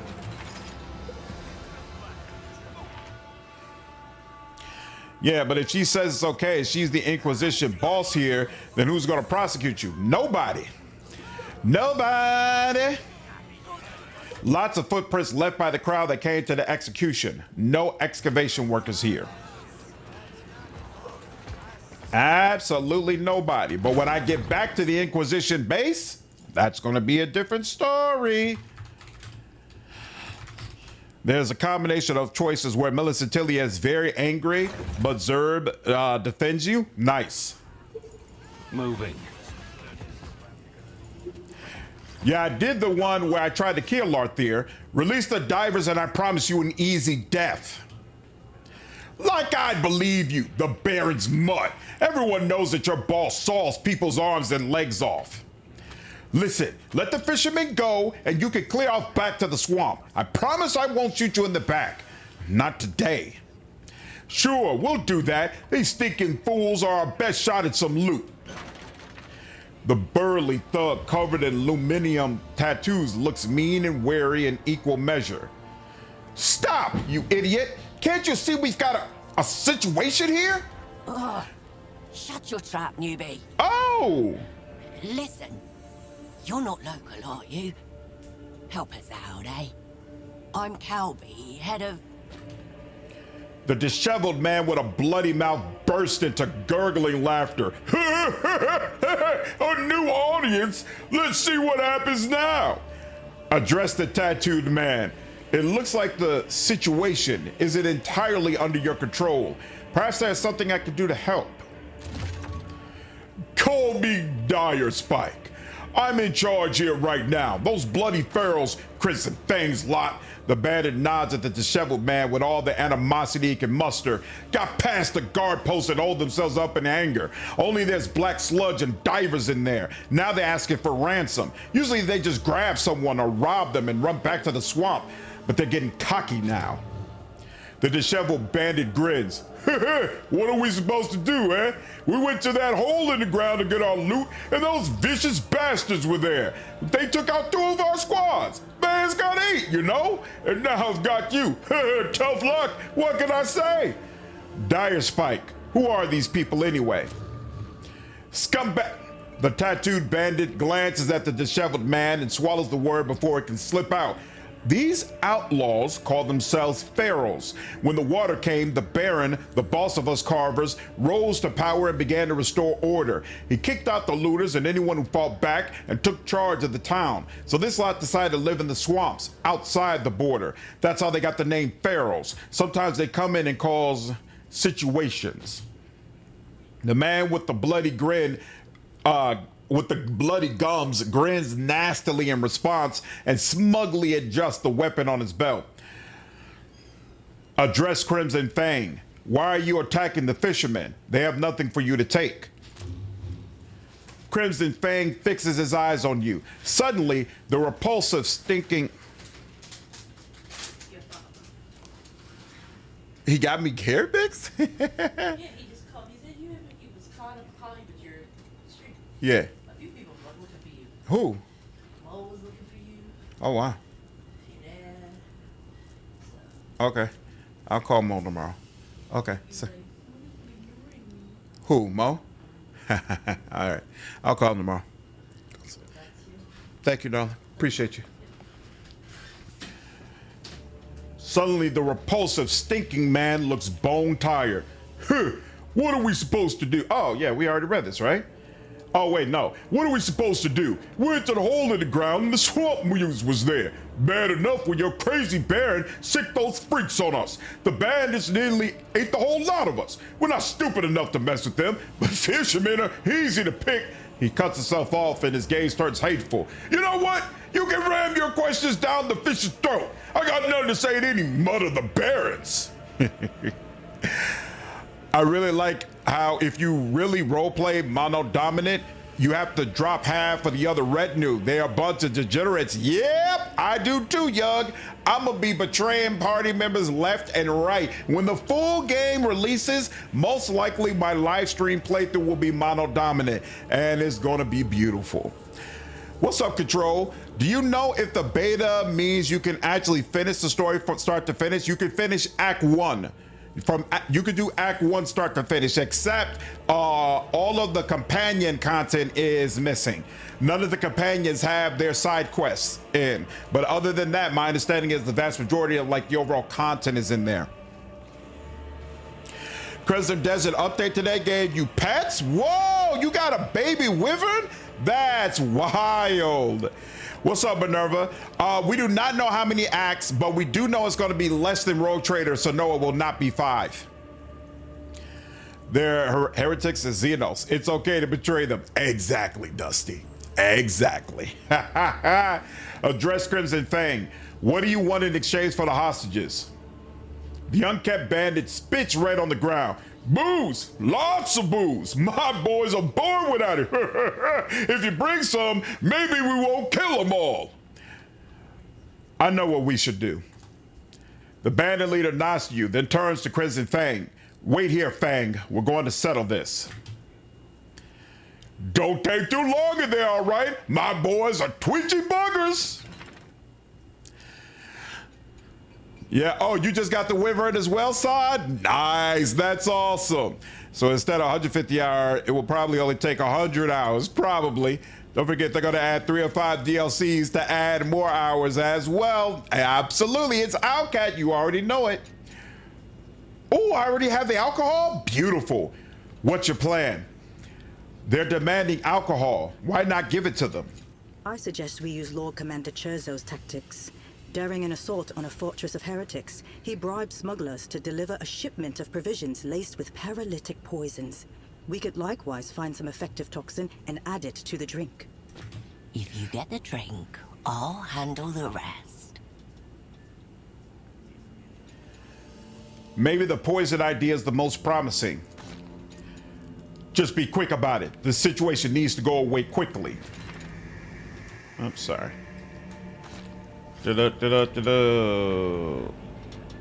You. When you finish, yep. Address Cobby. You want to speak to me about something? You mentioned poison. The Lumens don't need to know, but me and the boys brew some here. For personal use, you might say.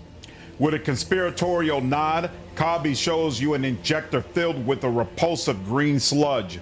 Poison the rock gut. That looks disgusting. Perfect for this swill. You insert the injector needle into the cork and add the toxin to the drink. There's still quite a lot of poison left in the vial. Cobby nods at you, permitting you to keep the rest. Give the poison alcohol to Crimson Fang. We brought the alcohol.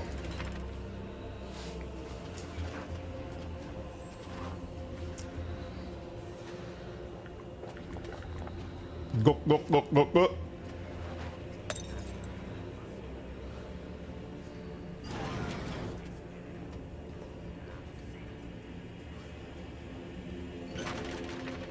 The unkept bandit snatches the bottle from your hands and immediately sucks on it, guzzling greedily. He leaves disgusting red stains on the bottle's neck and passes the drink to the others.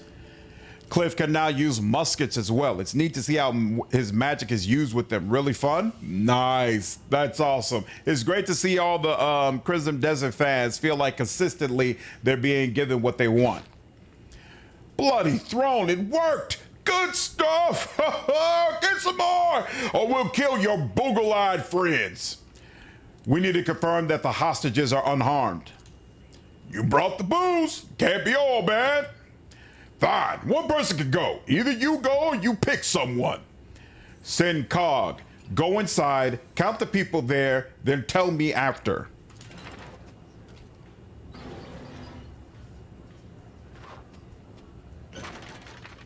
Look out, lads! A negotiator's coming your way!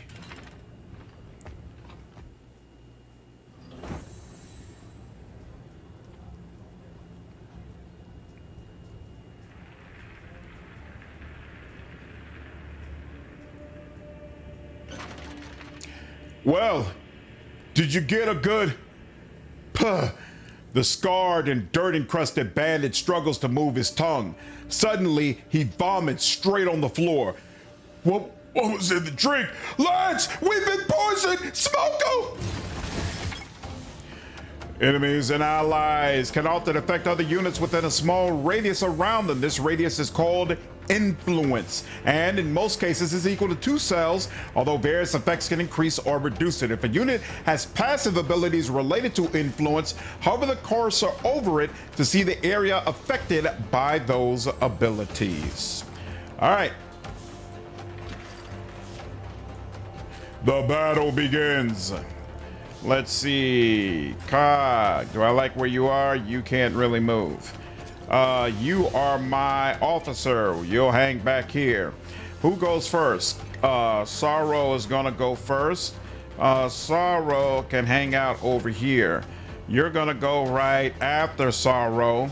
I kind of like you. Let's see. Where do I want you? What are you holding? You're holding a shotgun, and your other is a plasma weapon. Since you have a plasma weapon, you don't need to be close, so I can put you over here.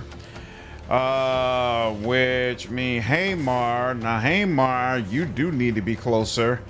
I'll put you over here. I guess you're gonna be the one kind of out and about, and then you should be out and about as well. Yeah, let's see. I guess you could be over here to ensure you're out of the way. And is that gonna work? Hopefully it will. Let's see what happens. Yeah, I'm excited about Warhorse making a Lord of the Rings game as well.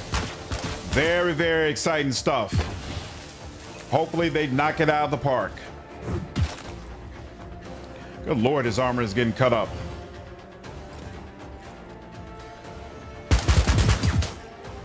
Him as well. And you got very nice defense, so they couldn't get through to you. Now, let's see. We don't have any veil degradation. Let's get that veil degradation party going. And let's see. We'll do 2 for you. Yeah, all of that. And yeah, I'm good with that. Let's do that. And then, yep. I can't do that if I do that. There's a couple of y'all burning, so let's go ahead and do this. And so you're dead and you're dead. Beautiful. We'll let that go.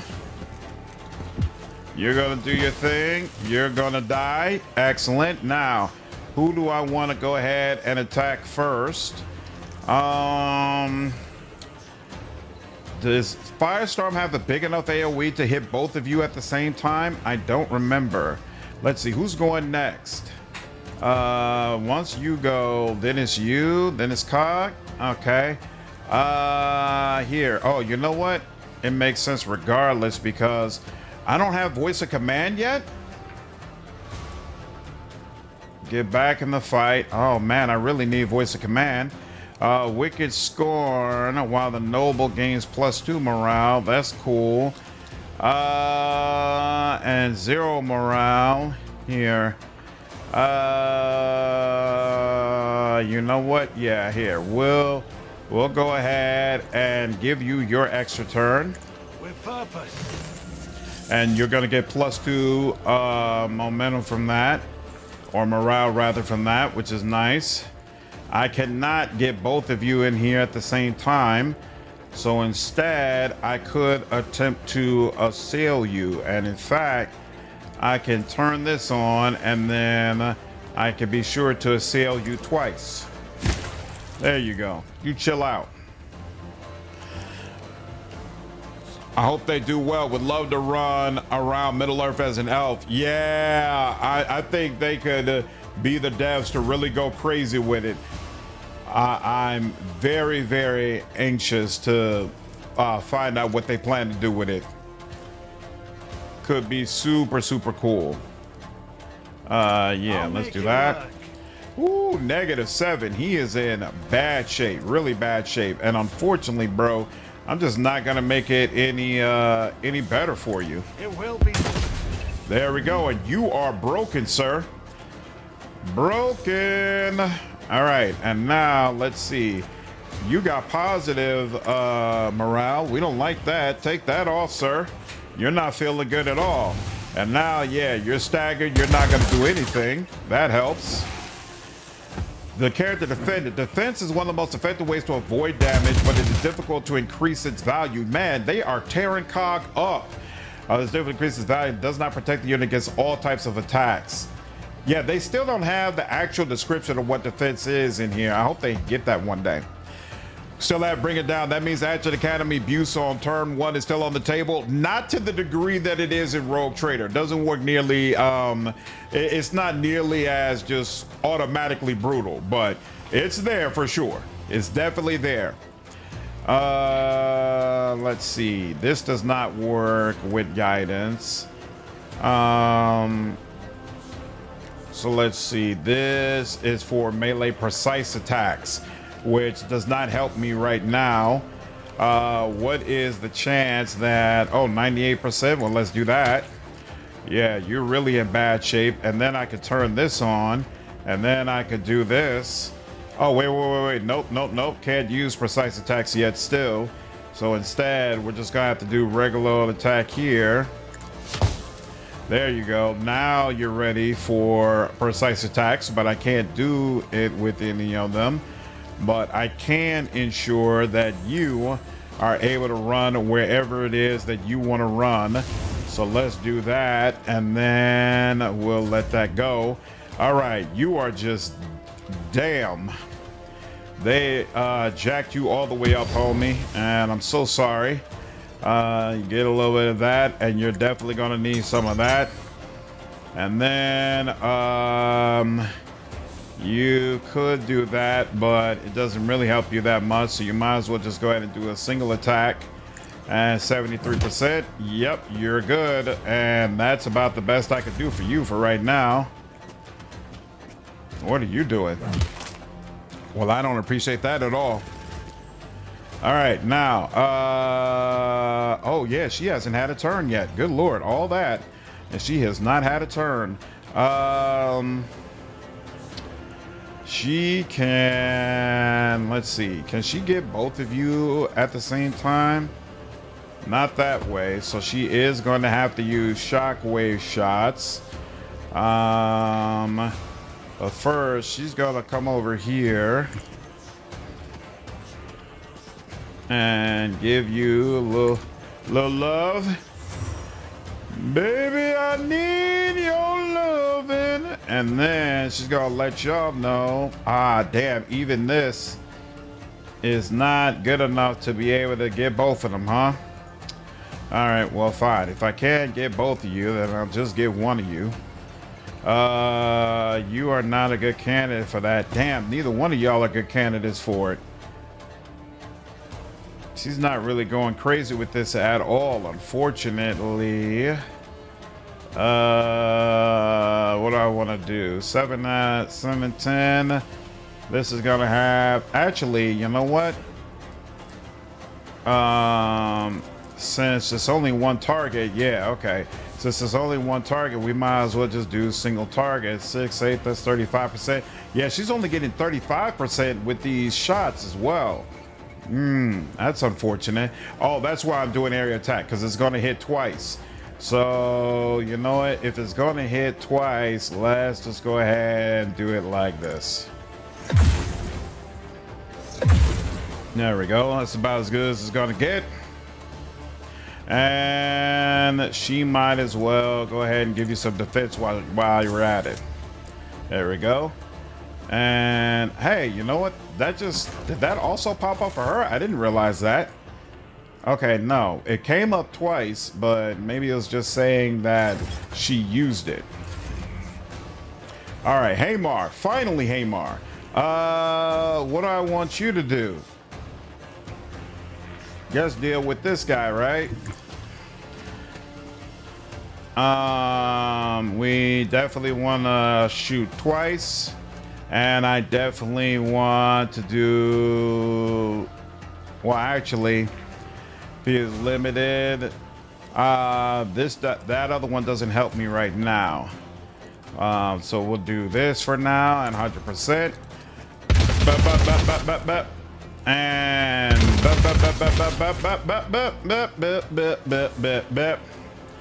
all right, now yep, here we go. Is that close enough? Nope. Could have stood to be a little bit closer, but it's fine. We'll take it. All right, now they're gonna go crazy again against Cog. Oh no, they're gonna. Oh yes, they are going crazy against Cog. Cog is not gonna make it. Good lord. Bring it down wasn't the whole problem. There's all the other extra attacks and AP regeneration. Exactly. You don't have all that with Dark Heresy, so it creates a much different situation. Let's see. You are right here. And none of you are on fire right now.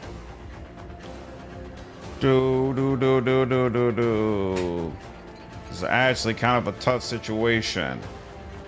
Why can't I use a sail? Oh, because I guess whatever this is doing something that's impacting me. Negative 30% hit chance of damage dealt. That doesn't make sense. What's the problem? Why can't I use it? Unavailable.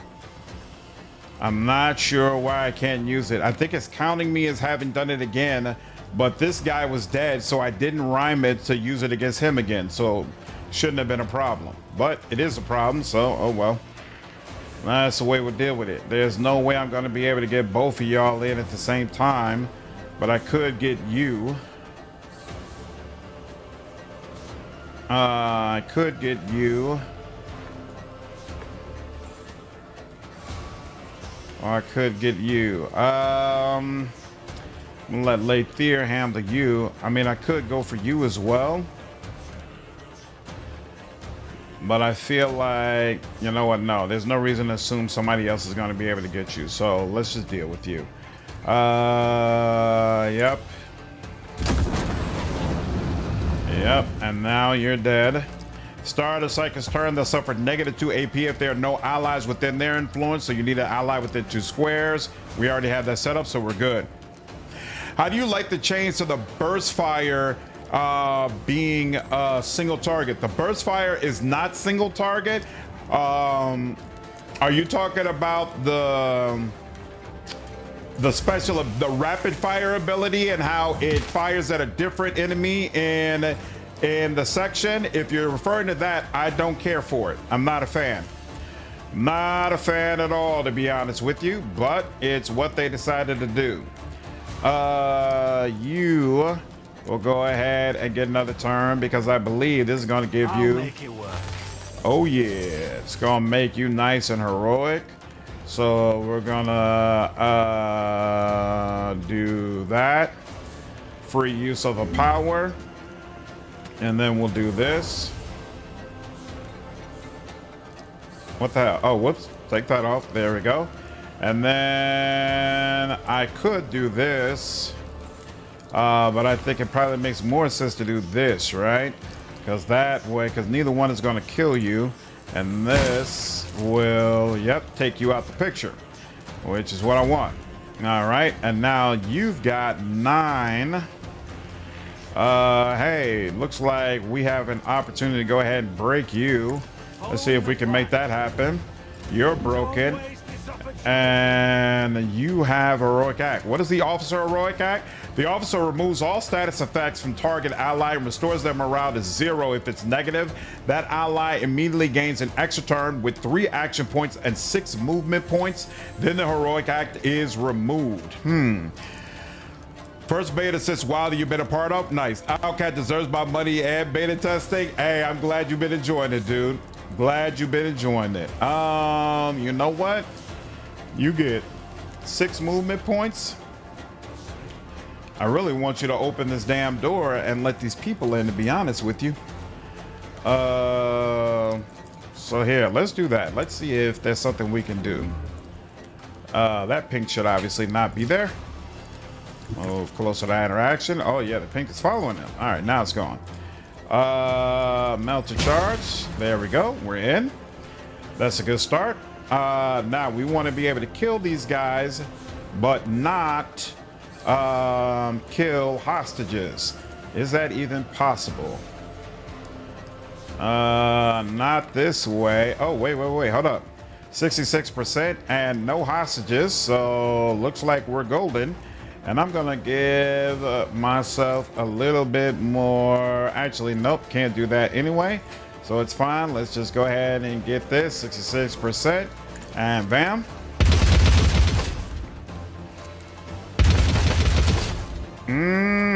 He's in a bad spot. He's in a very bad spot. And then we're gonna go ahead and zip you on out of here, so that it'll be at least a little bit easier for these folks to get to us. And switch to melee in case they decide to run up. And then we're back to you. Now, you have a sniper rifle, which means technically you might be able to get to him. Yes, you can at 100%. And it looks like this is not costing me any action points. I'm not sure why. But I'll take it, and let's do that. There we go. And then, is there anybody with positive morale who needs to be taken negative? No, all of you are broken. So I like the Sigil of the Inquisition. The only thing I don't like is that it basically becomes something you don't want to use once enemies have already been broken on some level. Like, all of these guys have negative morale, so I don't want to set their morale to 0. So basically you need to use the sigil when things are going poorly or at the beginning of a fight. But to me, the sigil should be useful even now. Like, these guys are close to breaking, I should be able to use the sigil to break them even more, and I can't do that. The fighting style is only 3 action points and 6 movement points. Yep, heavy nerf indeed, Dusty. Yep. I feel like I'm missing by Abelard to take everything and introduce you. Yeah, Control. I love Cog, but he's no Abelard, that's for sure. You're broken and down. Beautiful. You have become broken as well, so you're down. And now this guy is easy pickings. So now we want to go ahead and take the one that's going to give us more hit chance with our precise attack.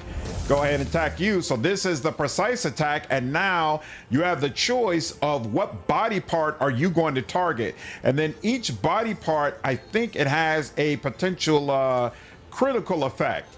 So let's see, if you target the arms, disrupting, if he was concentrating on something, it would disrupt it. Like if you throw a grenade, sometimes enemies have to concentrate, so you could stop him from throwing a grenade if you get a critical effect with arms.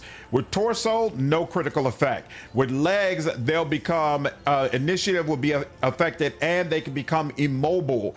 There we go, severely injured legs, the unit is immobilized. With arms, the unit can be disarmed. But there's no chance of that happening. With torso, the enemy can get a -20 with weapon skill, ballistic skill, strength, agility, perception, intelligence, whole bunch of stuff, right? If they injure their torso, it's really, really bad. If the head becomes severely injured, the unit is wretched, which means they cannot use psychic powers, and their intelligence, willpower, and fellowship are reduced by 40. If you severely injure the neck, looks like they can become bleeding, which makes sense. You basically slit their throat. And then eyes, they can become blinded, which gives enemies a 50% bonus chance to be able to hit them, and that enemy's ballistic skill and weapon skill and perception are reduced by 40. Also, its abilities with a range of longer than 4 have their range reduced to just 4 cells. So this could be extremely effective against psychers because some psyker abilities require you to have a certain amount of perception to be able to even use them. And then, of course, if they can't cast it far out, that could be very impactful for them as well. I think with head, you also get bonus damage. So, right, so if I hit the torso, arms, or legs, it's all 9 to 14. But by hitting the head, I could get 25 through 30. So it's definitely worth hitting the head or neck, or, oh, the eyes are more. I didn't even realize that. But yeah, the eyes are more, but you can see the eyes are the hardest to hit out of everything listed here.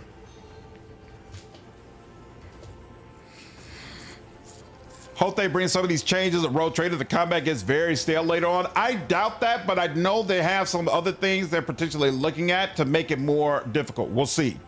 Abelard is second only to Adair as your favorite companion in any CRPG ever. That's awesome. Boom. You're done. You're done. All right. Who else might need to be able to run forward? Nobody, right? Like, all of you are probably good at staying back there. So let's go here. I also feel like so there's a morale system that basically says at some point enemies might just be flat out broken and give up the fight. I feel like it's a little too, it takes too much. Like the whole point is to basically say, hey, you've obviously got this in the bag, so let's go ahead and just end it, right? Well, I've obviously got this in the bag. One guy's broken, one guy's on the edge of being broken, one guy's about to die, and then there's one guy who's somewhat okay. At this point, they should go ahead and just end it, in my personal opinion. All right, let's do that, and there we go. Boom, boom, boom, boom, boom, boom. And she's got a little bit more morale, and let's see, she's got the ability to do some damage.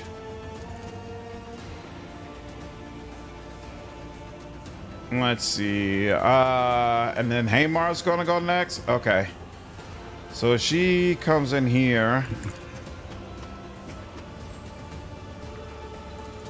Is there any possibility that she can safely get... Nope. That's weird. Hold on.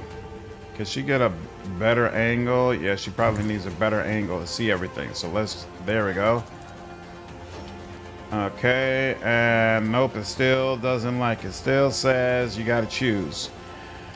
So with that, then I would go ahead and choose you. 100. Okay, cool. Why is it highlighting under this guy? You shouldn't be getting hit. Well, here, let's do this. Okay, you're down. There you go. You're broken. I like that. And she's got to give herself some... Oh, that's right. I don't have the skill that lets her do that for herself. I wish I could easily see here when certain allies have a certain buff on them, because right now I can't. Yeah, see, it's showing positive, but it should show this, right? Does this last for 1 round or 2 rounds? This lasts for 2 rounds, so it should still be active on Sorrow, I thought. But here, let's go ahead and you can have behind him, and then you can give him some more. And there we go. And you need any help? You do not, so we're good. What's up, Zero? How are you, man? Yeah, Outcat had a live stream earlier today that I actually participated in. It was a lot of fun. Great stuff. Great stuff. There's great. I love him playing the party dad at D&D parties. Nice. Let's see. we'll come over here. And we don't actually need the knife. By the way, his knife is actually special. So Haymar's attacks with this weapon do not expend movement points. When hitting a target with this weapon, Haymar does not provoke attacks of opportunity until the end of his turn. And lock and load stacks cannot be removed from Haymar during this turn. So basically, if you want to be able to move but still keep your lock and load stacks, you could use your knife attack. Okay, got that. And he's gonna camp out here for a minute and then do this, and that is not hitting anybody else, so we should be good. And a little bit more. And shattered. You're shattered. You're at 0. It's just all so beautiful. All right, -4. Yeah, I don't care about that. You're shattered. Yeah, both of them, in fact. Oh, yeah, there's a possibility of rhyming one of your powers, and that's what just happened, but whatever. Let's see. You are probably the biggest deal. Let's go ahead and also reduce veil degradation, because I don't want to have to deal with the negative ramifications of that. 69% possibility, and you are done. Enemy morale is broken. Victory is yours. All enemy groups' morale strength is shattered, and they are ready to surrender. Do you want to continue the battle or end it now? Execute the enemy. All of y'all are done for. Cog, sorry about that, bro. Sometimes it bees like that. Oh, he doesn't even have an injury, though. I don't know what that's about, but okay. That reminds you of, what's up, Kingfish? Yeah, it's definitely got some shades of Rogue Trader, but it's also very different. As you all can see, the combat is definitely more difficult. What's up, Pure Luck? Lots and lots and lots of stuff. We'll have to look through that in a bit. See if there's anything that we like. That'll be interesting. And Metacon, stinking black liquid sloshes around inside the barrels. Strange. It is unlikely that waste would be stored with such care.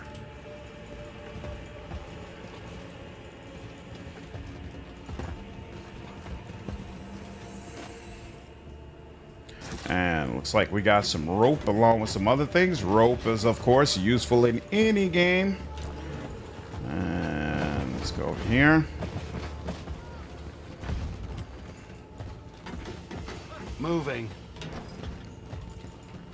Mm-hmm.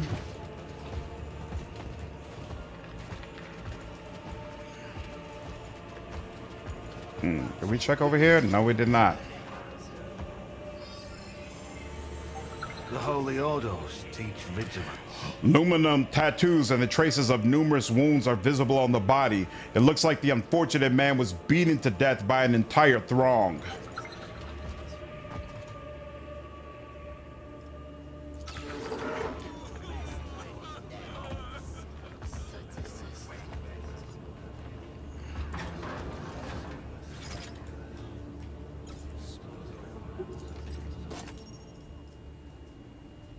Ogren Bonehead. Hey, something useful for Ogren.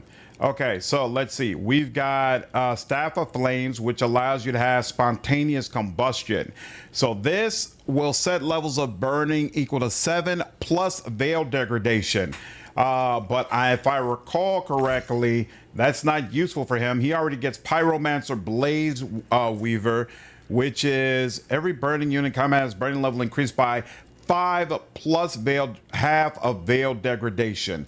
Then those units suffer an additional instance of burning. This does, what does it do again? 7. Oh, but just flat out veil degradation levels of burning. If the target is not burning, it automatically fails the test. I'm still not sure which one is better now that I think about it. I have to check that again. That's interesting. This is definitely junk. Last gun is junk. You're also junk. Great hammer. I'm pretty sure that's junk. 11th. Oh, right. Ogren can't even use it. Junk. Auto gun is a junk, I think. 3.6. This is 4.6. But what he has is heavy. He needs to use heavy weapons, so this is junk. Did you ever get to the fight with the ship that shoots you in the mono dominant run? Yes, I did. I couldn't stand it. I think that fight is terrible, and I hope they improve it. This is a way better shotgun for Epion, so bam, I'll give you that. And then Triumphant Mace, I think he's good on this, but wait.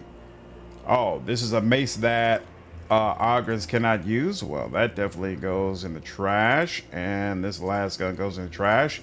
Now we've got the armor. What does this do? Standard bearer armor. The wearer and all allies within their influence gain +3 metal reflexes and tenacity. The wearer gains damage reduction equal to their negative morale. That's very interesting. I know exactly who that's for. I'll hold on to that for now.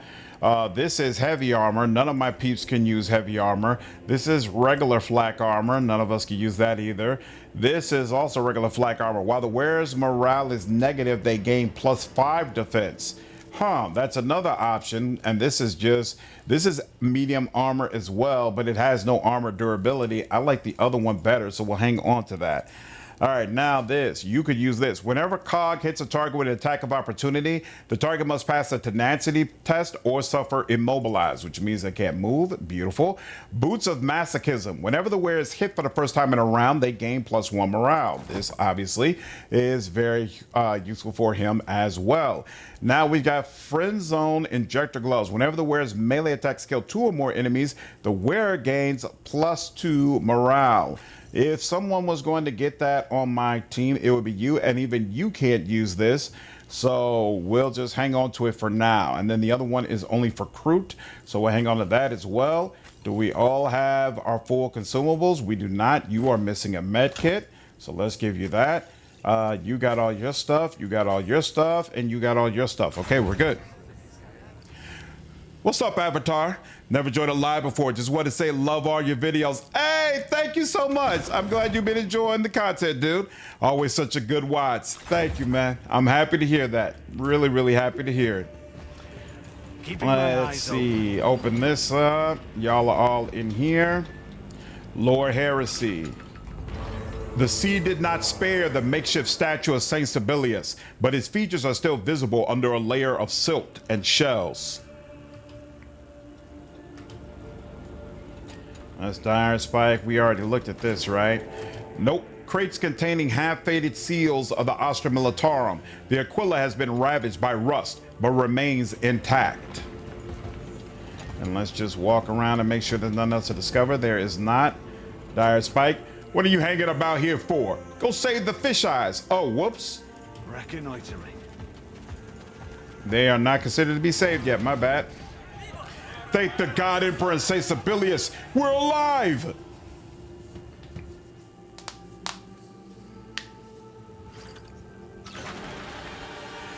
The bandit with the aluminum tattoo stands loose-limbed and relaxed, as if he were the one who had just killed all the ferals. Yeah, they didn't even help. I just realized that.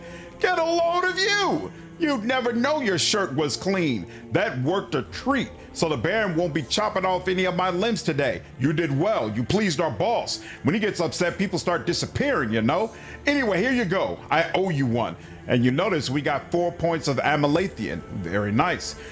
What is this sludge that you're so worried about? Raw material from the sea bottom. The divers bring it to shore and the Baron makes Gergesum out of it. Valuable stuff. I'm glad I could help. I should get going. Boom. Very nice, very nice. Level ups are greatly appreciated. Flock Preacher, Diver Hostage, all regular people as far as I can tell. All right, so Always on the let's move. go back in here. There is one person still here. Kabi. An aged woman with a small, weather-beaten face is polishing the helmet of a diving suit. When you approach, she stops and raises her wary eyes to meet yours. Thanks for my boys, by the way. The Baron's oaths would never have pulled anyone out. didn't need to hear all that. Who are you? The locals call me Kelby. I lead the divers in this hab zone. I take them down to the very bottom and retrieve what the Baron really likes. With this pretty mouth here. Kabi points to her blackened lips and gives a playful wink. Her eyes, however, remain cold as ice. I am looking for a man named Rufinus Skraig. He's not from around here and would have been a recent arrival. I do remember one shore rat. Always hovering about. Was very interested in learning about us. And about the Baron's Gurgesum. He even suggested my boys gorge on that gunk and take a walk on the seabed. But we don't take Gurgesum. Only real sludge. It opens your eyes a little wider. But Gurgesum stops them from closing at all. Understand? Very gross, Dusty. Can you tell me more about your hab zone? We haven't got much, you know, but something remains still. One could say you have arrived just in time to witness the last grasps of Maris Portum. What do you want to know? What is this place? You can't make a stew if you don't know any fishing spots. I'll tell you. That is no skin off my nose. This is our home. This is where we prepare to dive to the bottom of this rotten world. And there is a town around us. Our town. Not the upper town, of course, but it still beats living in the swamps. Sup, Ghost? Appreciate you following me over on Twitch. No, Zero, she is not a vendor. Tell me about the divers. Ask away. We're quiet people. We have nothing to hide. In fact, I don't think we get any other vendors in this area. So the preacher lady and the Adeptus Mechanicus are the only two. Whereas when we get to the palace, there'll be other vendors that we can chat with. And when we get back to the Inquisition hub, the quartermaster allows us to buy from all four vendors at the same time. What do the divers do in Maris Portum? Before the flood, we used to fish and grow seaweed. Then fab manufactorums would grind them into rations and send them through the gateway to the upper Hybris. And in return, they would send us food and medicine. Oh, those were good times. And now, well, we dive. This work is important. Without us, the Baron would be left without his precious Gurgesum. And we would be left without his guns and his grub. Colby chuckles, cocking back her head. You notice the scaly patches covering her chest and neck. Noticing your stare, she immediately stops laughing and glumly tucks her chin into her chest. So you extract unrefined Gurgesum. Can you tell me more about it? Here's how it is. The Baron distills his poison from raw stuff that comes straight from the bottom of the sea. From tiny little wells darker than a Grox's arse. These smokers only appear deep down, and so we dive down to them. We attach hoses and pump the stuff into cylinders. Except the pumps break constantly, and we often have to use our mouths to get the flow going. Well, that shit won't go the right way. This job's not for everyone. People drown, get poisoned, die. But you never go without. Everyone needs you. Do you dive too? I'm cleaning my suit right now, in case you haven't noticed. I can't be wading about the bottom all the time. Once I'm done with this, I'm heading to see the Baron again. You might have dealt with the ferals, but my people say they've seen those beak faces on the shore again. May the sea take them. They came all the way from their distant shores and now they're throwing their weight around.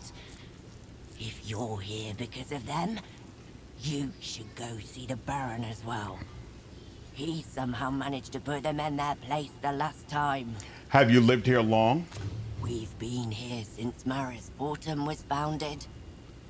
My ancestors first fished here, then built boats, and then invented diving suits. We survived a lot. These floods, I doubt we'll be surviving them. We used to give our dead to the sea, and now it's come for us. Seems we failed to appease it. I see. I told you we're simple folk. Yeah, that all sounded simple. What can you tell me about Confessor Ursamus? That first Ursamus himself was nothing special. Just a run-of-the-mill sanctimonious preacher. He talked a lot about Sibelius. And then, he went through the gateway and didn't come back for a long time. They say he went all the way to the Silenza Sectoris, the one that was burned for its people's wickedness. I don't know what happened to him there, but he came back injured all over. Since then, all he talks about is suffering. He gathered other oddballs around him and called them the Flock of Repentance. They're not too bad, they keep their hands to themselves, and I'm grateful for that. But the ones who listen to Ursamus's new words, you see, he speaks as smooth as you like, and what he says sounds quite true. We all must suffer to purify our souls, he says. But our simpletons think that if you flay your hands and throw your neighbor into an acid vat, the God Emperor will immediately forgive you. Dangerous. First thing is that more and more people are listening to Ursamus. It looks like our time is running out, and people have started thinking about their souls. What if the God Emperor will forgive them? So they rush to the flock. The ranks of penitents swell with every passing day. It can't lead to anything good. What do you think of the Baron? The same way I think of a knife in my leg. Damn. While it's in there, I'll be in a lot of pain and discomfort. But if I take it out, I'll bleed to death. After the Seaquake, the Baron and his carvers took power and have been keeping the locals in line, mostly. Anyone who doesn't like it doesn't live long. They disappear without a trace. And if anyone thinks of rebelling or mistreating the Baron's folk, he's quick to show what happens to such loudmouths. Usually in the square. He takes the person who upset him, grabs a large saw and cuts off their hands and feet. Sheesh. They say he always takes the head so he can keep track of the names and numbers put under his knife. Sounds like a swell guy. You mentioned loomers. Who are they? Ah, they're the carvers, the Baron's minions. They paint their bodies with luminous paint so that everyone knows who they belong to. If it weren't for the Baron, may the sea take him, they would be common thugs. But he brought them together and keeps them under his thumb. He got them hooked on Gurgesum. So now they'll do anything for another dose and listen to him like he's their own father. They are all twitchy, though. Either from the Gurgesum or from not sleeping for weeks after taking it. But at least they don't suffer from nightmares like the rest of us. What are these beak faces you're talking about? A bunch of freaks that showed up after the Seaquake. Must have come out of the distant pipes. Hideous things with beaks instead of mouths.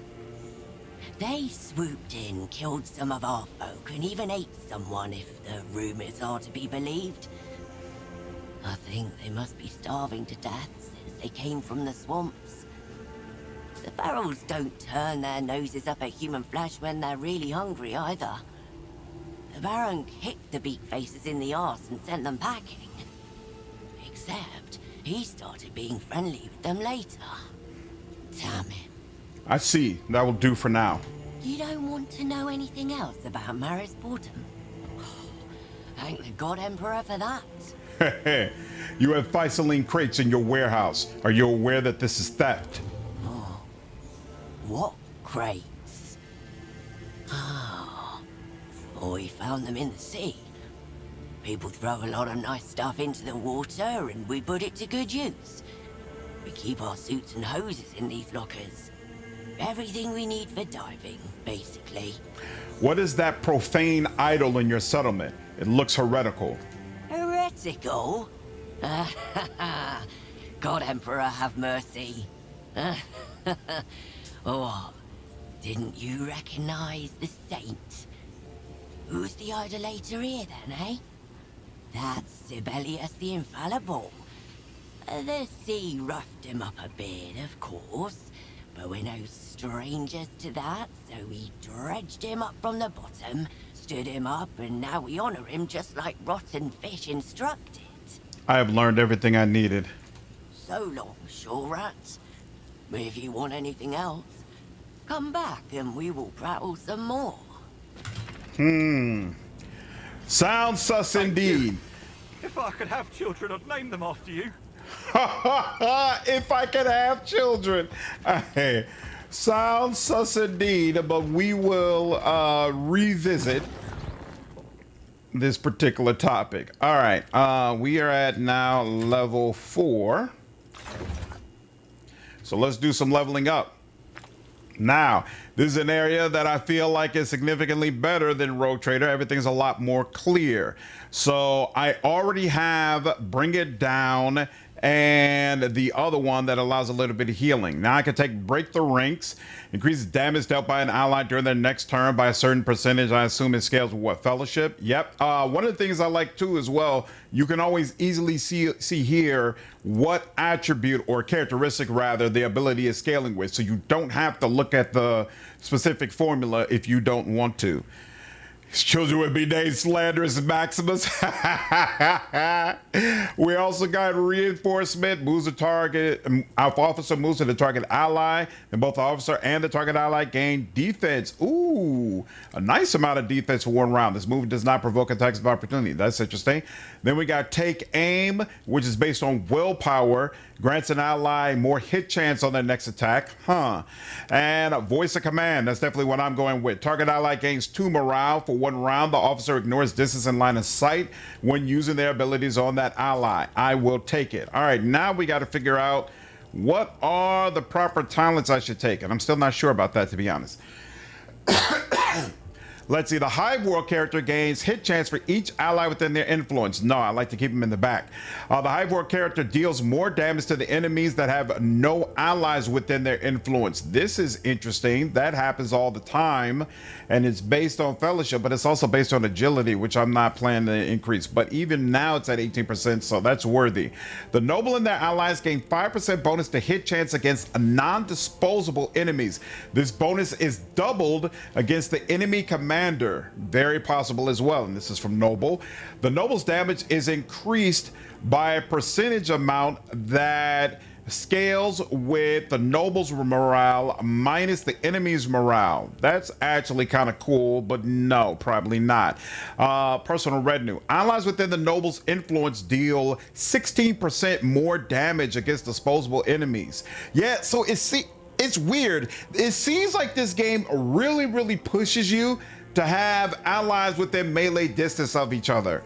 Like, I almost want to do a playthrough where we all kind of move as a block, and so everybody's within everybody else's range of influence, and to see if you can stack enough defensive buffs that these allies will still be able to survive what happens. I don't know if that's viable, but I think it would be very interesting to try. A Hive World. When the Hive World character moves through cells adjacent to enemies, they spend the normal amount of MP and do not provoke attacks of opportunity. No. Hive World character gains damage reduction for each unit within their influence. No. Trusted Allies officer suffers 4% less damage for each ally adjacent to them. No. Don't know what to feel about the UI redesign. Everyone in the block, one grenade later. Exactly, JV. Exactly. That's what makes me say, like, influence, there's only going to be a couple of characters who could really make use of it. So do you dislike it, like it, or you're neutral on it, Ball Break? Like the telekinesis defensive buff, right? So you could drop the dome, and then Sanctic has that shield, right? So you could drop the dome, drop the shield, and then if you combine it with a couple of things that give defense within influence, maybe you could make it where even if an enemy throws a grenade in the middle, it barely does anything. And the Sanctic Psyker has an option where they can make it, if an ally is damaged within the shield, the amount of damage is broken up evenly across everybody within the shield. So if you have 6 companions who are within the shield, right? Let's say there's 20 damage. Well, instead, you basically make it 3 apiece, which is a lot easier to absorb. So let's see. Whenever the character's ally becomes heroic, that character's next ability costs 0 action points. Whenever the character's ally, becomes heroic, my next ability would cost 0 action points. Stacks. What do you mean stacks? It doesn't stack, right? But it could, so like if 2 or 3 allies became heroic before it got back around to my turn, I could have 2 or 3 free abilities. That's interesting. Okay. Whenever the character ends their turn while adjacent ally both gain 1 morale, no. The range of all non-attacking officer abilities is increased by 6. I think I need this. Because there was definitely some times where I was like, man, I wish my officer could reach this person. Personal oversight. The officer granted an ally an extra turn. The target has +2 movement points each turn and gains +1 morale at the start of each turn for the rest of combat. That's very nice as well. On the officer's turn, the cost of the first non-attacking ability is reduced by 1 action point. Yep, I like that. If on their turn, the character increases morale of 3 characters, themselves included, the character gains +2 morale and +4 movement points. Possible. If the officer removes any number of damage over time, critical status, or broken effects from target ally, that ally gains +1 morale for each effect removed that way. No. Triumph of the worthy. Whenever the noble and ally within their influence kills a non-disposable enemy, no. Lead the assault. The officer's base morale is increased by +3. The base morale of all their allies is increased by +1. That's a big deal. That's a really big deal. Seize the initiative. If an ally under the effect of the officer's abilities kills an enemy for the first time in combat on their turn, the officer gains +1 morale. If an ally under the effect of the officer's ability kills an enemy for the first time on their turn, the officer instead gains +2 morale when the last ally triggers the effect. All allies are triggered it. Possible, but that's asking for a lot. Why can't I? Oh, here we go. Hold on. So I've got an ability. Where's the talent? Here we go. Talent. So I'm getting another talent on the very next level. So I think for right now, I'm going to go with lead the assault. And then we'll go with commanding voice for the next go round. And apply. Oh, that's right. I never looked through this crap. The attack deals 10% more damage against non-disposable enemies. We can go with the single attack for now, unless something else comes up. This ability costs 1 action point less if the noble's morale is 10 or greater than that of any enemy within their influence. Don't care about that. Target enemy suffers -1 morale. If the enemy's morale is above 0, they suffer -2 morale instead. We got a couple of different places we could put this. Let's put it on Wicked Scorn for now. The target ally's damage is increased by an amount that probably scales with fellowship. By an amount that scales with their morale. The target ally's damage is increased by an amount that scales with their morale for 1 round. Sure. We can put that on bring it down, I guess, because if I use bring it down, they're almost certainly meant to attack. If a chosen ability uses any characteristic bonuses, a Hive World character can instead use agility plus fellowship, half of that if it's higher. Doubtful. For 1 round, the Hive World character's defense is increased by +3 for each ally within the target's influence. Within the target's influence. That could actually be kind of useful. Stick together. Interesting. The target of this effect suffers negative 18% hit chance when attacking for the first time in their turn. Yeah, we'll throw that on the sigil. And then the Hive World character gains 4% more damage for each ally within their influence. And this is for when you are attacking, but none of that makes sense for them. So we'll use this here. And then the other two we could just leave out and about. All right, Epion. So she can use Revelous Slaughter until the end of their turn. The soldier deals 28% more range damage to enemies within her influence, right? Within 2 squares. Or she could get Dash. Exploits around to the start of the next turn while the soldier is in cover. Attacks made against them automatically hit cover. Sounds nice, but to use her injection and medkit abilities, she's got to be out and about, so she doesn't get to really stay around in cover. So you got to use one of these, and most of the time she's not going to be attacking enemies who are within 2 squares, because I'm going to want her to probably be behind Cog most of the time, or somewhere where I feel like enemies are not going to attack her. So I kind of feel like Dash is the best move, even though that 28% is really, really freaking awesome.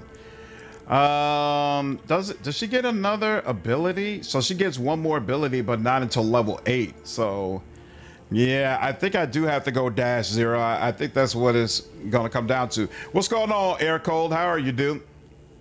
I think I'm gonna have to go with Dash. Trying to avoid it, but I don't think I can. Area attacks deal more damage for each target within the area of effect. Possible. Grenadier training. Area attacks made by the character do not deal damage to allies within the character's influence. If an ally makes an area attack, the area of effect specialist does not suffer damage if they are within the ally's influence. That could be nice some situations. Oh, we're definitely getting this. Experimental utilization. So remember when I talked about the precise attacks and how they can target different body parts and then create a critical effect? Epion has this talent. Her ranged area attacks have a chance to hit any body part without aiming for any part in particular. They also have a chance to inflict critical effects while doing so. Very nice. Definitely going to want that. Love dash on her. Mobility for her is awesome, so she can heal someone in melee and then dash away and shoot. Yep, that's exactly why I'm getting it. Polite refusal should be awesome, but it just doesn't work out that way. So if she's using a one-handed weapon and her claw is empty, if an enemy comes within her space, she could just automatically use that scalpel claw attack, which is going to do a small amount of damage along with sever a tendon on the enemy, which I think causes them to bleed, but it just doesn't do all that much damage. And so it's hard for me to justify this, even though I think it's absolutely hilarious.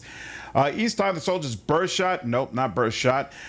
Soldier can make attacks with a two-handed ranged weapon while in melee range. She's not going to stay in melee range. That's why we're getting dash. For each enemy hit by the soldier's ranged area attack, the damage dealt by the soldier's next area attack is increased by 5%. I wonder if this counts when you're using those back-to-back shots. I assume that it does, in which case this will be worth picking up. So I'm going to go ahead and mark it.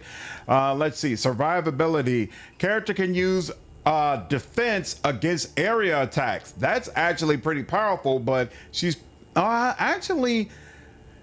Her injection gives you extra defense, so she might have a high enough defense where getting to be able to use it against area attacks could actually be a big deal that helps her.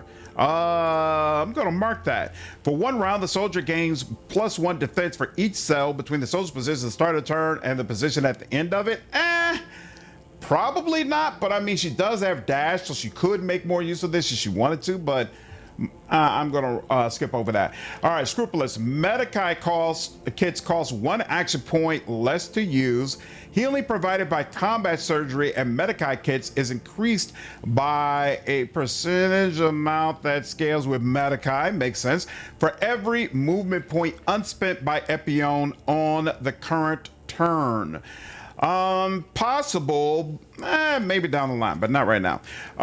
This is the one that we're probably going to get. Self-surgery. Epion can apply her combat surgery and slaughter injection abilities to herself. These abilities cost 0 action points the first time she uses each of them in combat. I feel like it's kind of useful for her to be able to do it on herself, but I hate having to spend a talent on it, to be honest with you. What's wrong, Moonlight? I think we're going to start with experimental utilization first, and then we'll see if I end up picking up self-surgery. We'll see. We'll go with experimental utilization for now, because I definitely know that I want that. All right, enemies suffer a penalty on skill tests for 1 round. Bunch of things could have that. Why does it say it's being? What is? Oh no, it is just hanging out about. Okay, so she could potentially use that on air attacks. We'll put that there for now. Reduces the level of any damage over time effect suffered by a target by 7. That's really nice. Combat surgery makes sense for that, sure. The ability's range is increased by 1 cell. If Epion ends her movement adjacent to any allies, she heals the ally with the lowest wounds for 7.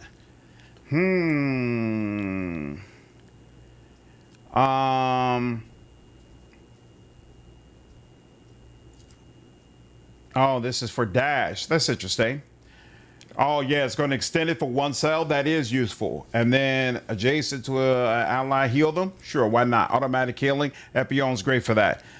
I mean, making the free actions for 1 talent seems worth it. Well, I mean, combat surgery is going to heal you for an amount that scales with her Medikai ring, right? Like, at some point that will be worth it. I just don't feel like it's worth it in the beta just yet. And it's not free actions overall. It's the first time you use it in combat. In Dark Heresy, combat could be like 5 or 6 rounds, easy, right? So being able to so basically you'll save 1 action point on your first turn. Sure, okay. All abilities scale on Epion's intelligence bonus instead of other characteristics. Does that matter here? This is Medikai. Medikai divided by 10, so I wouldn't. Yeah, Medikai, scaling characteristics. It says, oh, so it already lists fellowship. Oh, wait. Why does it say scaling characteristic fellowship? Because her Medikai should be scaling off of intelligence, not fellowship. So that's an error right there, I think, maybe. But let's see. Let's put that there, and then we'll have to check how it is. This time, you're interested in all the companions. What's going on, Serpico? Yeah, I think the Outcat did a really good job on the companions, for sure. For sure. Let's save here, and then Hamar. Okay, now Hamar is a bit different, right? So the soldier deals more damage to enemies within his influence. It's more possible that he's going to have, actually, yeah, it's definitely possible he's going to have enemies within his influence, and he's not going to be in cover, and I'm not going to dash around with him. I'm going to just let him stand where he needs to stand and just make it happen. Nah, I don't think Medikai? You mean they changed Medikai to scale with fellowship? No, so overall in the game, Medikai scales with fellowship. Epion in particular, though, Medikai scales with intelligence.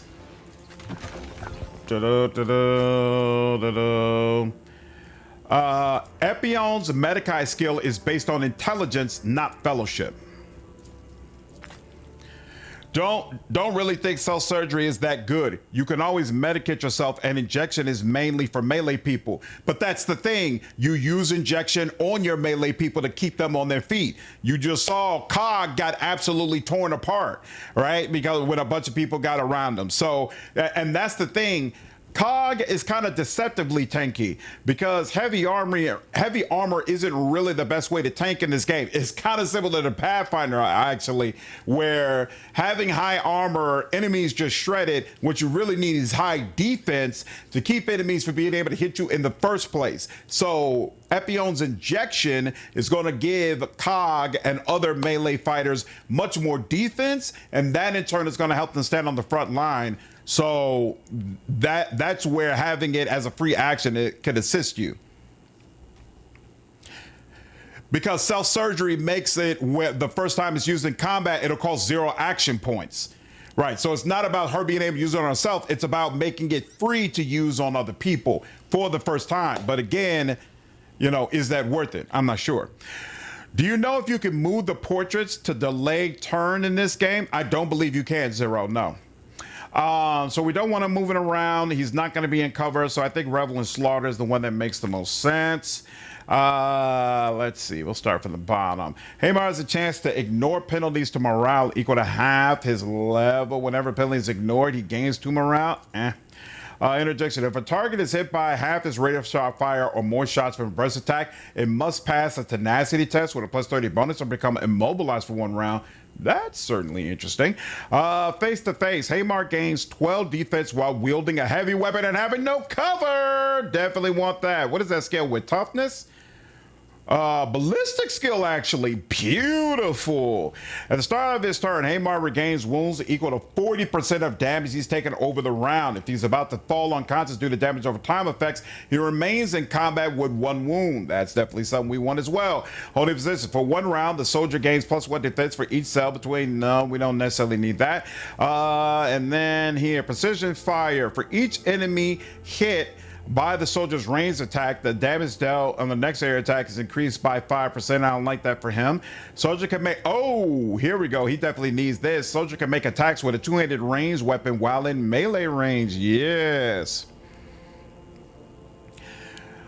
You're not injecting yourself, and she's not that AP hungry. So she might not need it. That's kind of what I'm getting to. She might not need it. I'm going to reassess it when we get to the point that I can choose another talent.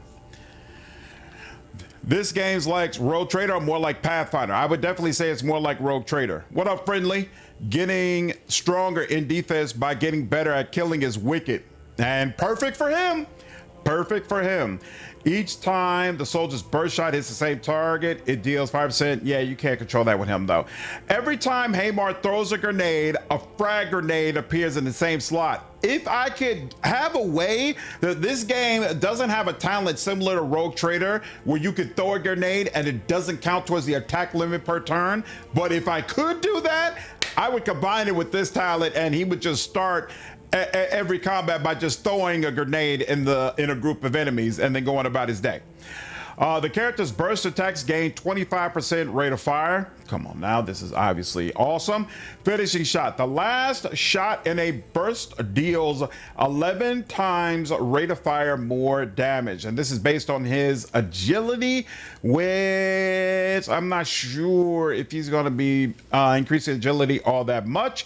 But regardless, I'm going to go with Master Marksman because enemies, he's going to be hanging out about outside of cover and enemies are going to run up on him. So I want to make sure that he can fire no matter what. He's definitely just 40k Rambo friendly. That's the whole point.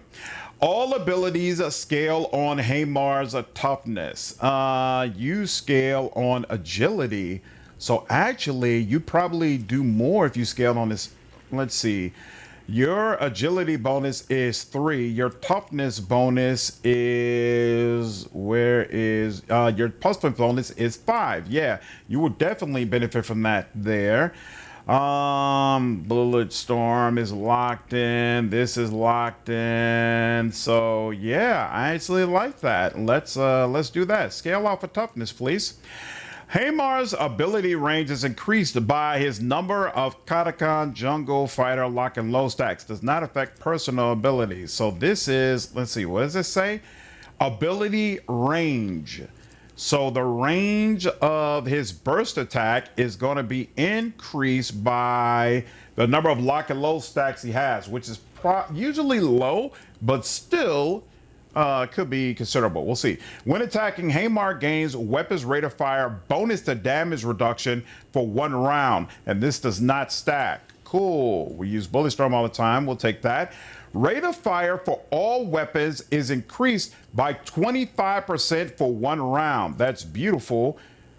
It says, didn't I? Oh, wait, no, I didn't get exploit surroundings. So exploit surroundings.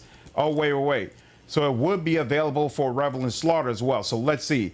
We could either have Revel and Slaughter scale off of toughness, which this goes 20 plus 2 times, right? So that would be 2 times 5 is 10. 20 plus 10, it'd be 30%. So we get an extra 4% from having this scale off of toughness, or we could get an extra 25% to our rate of fire. I don't think that's a hard choice. Let's just go with Revel and Slaughter. Yeah, friendly.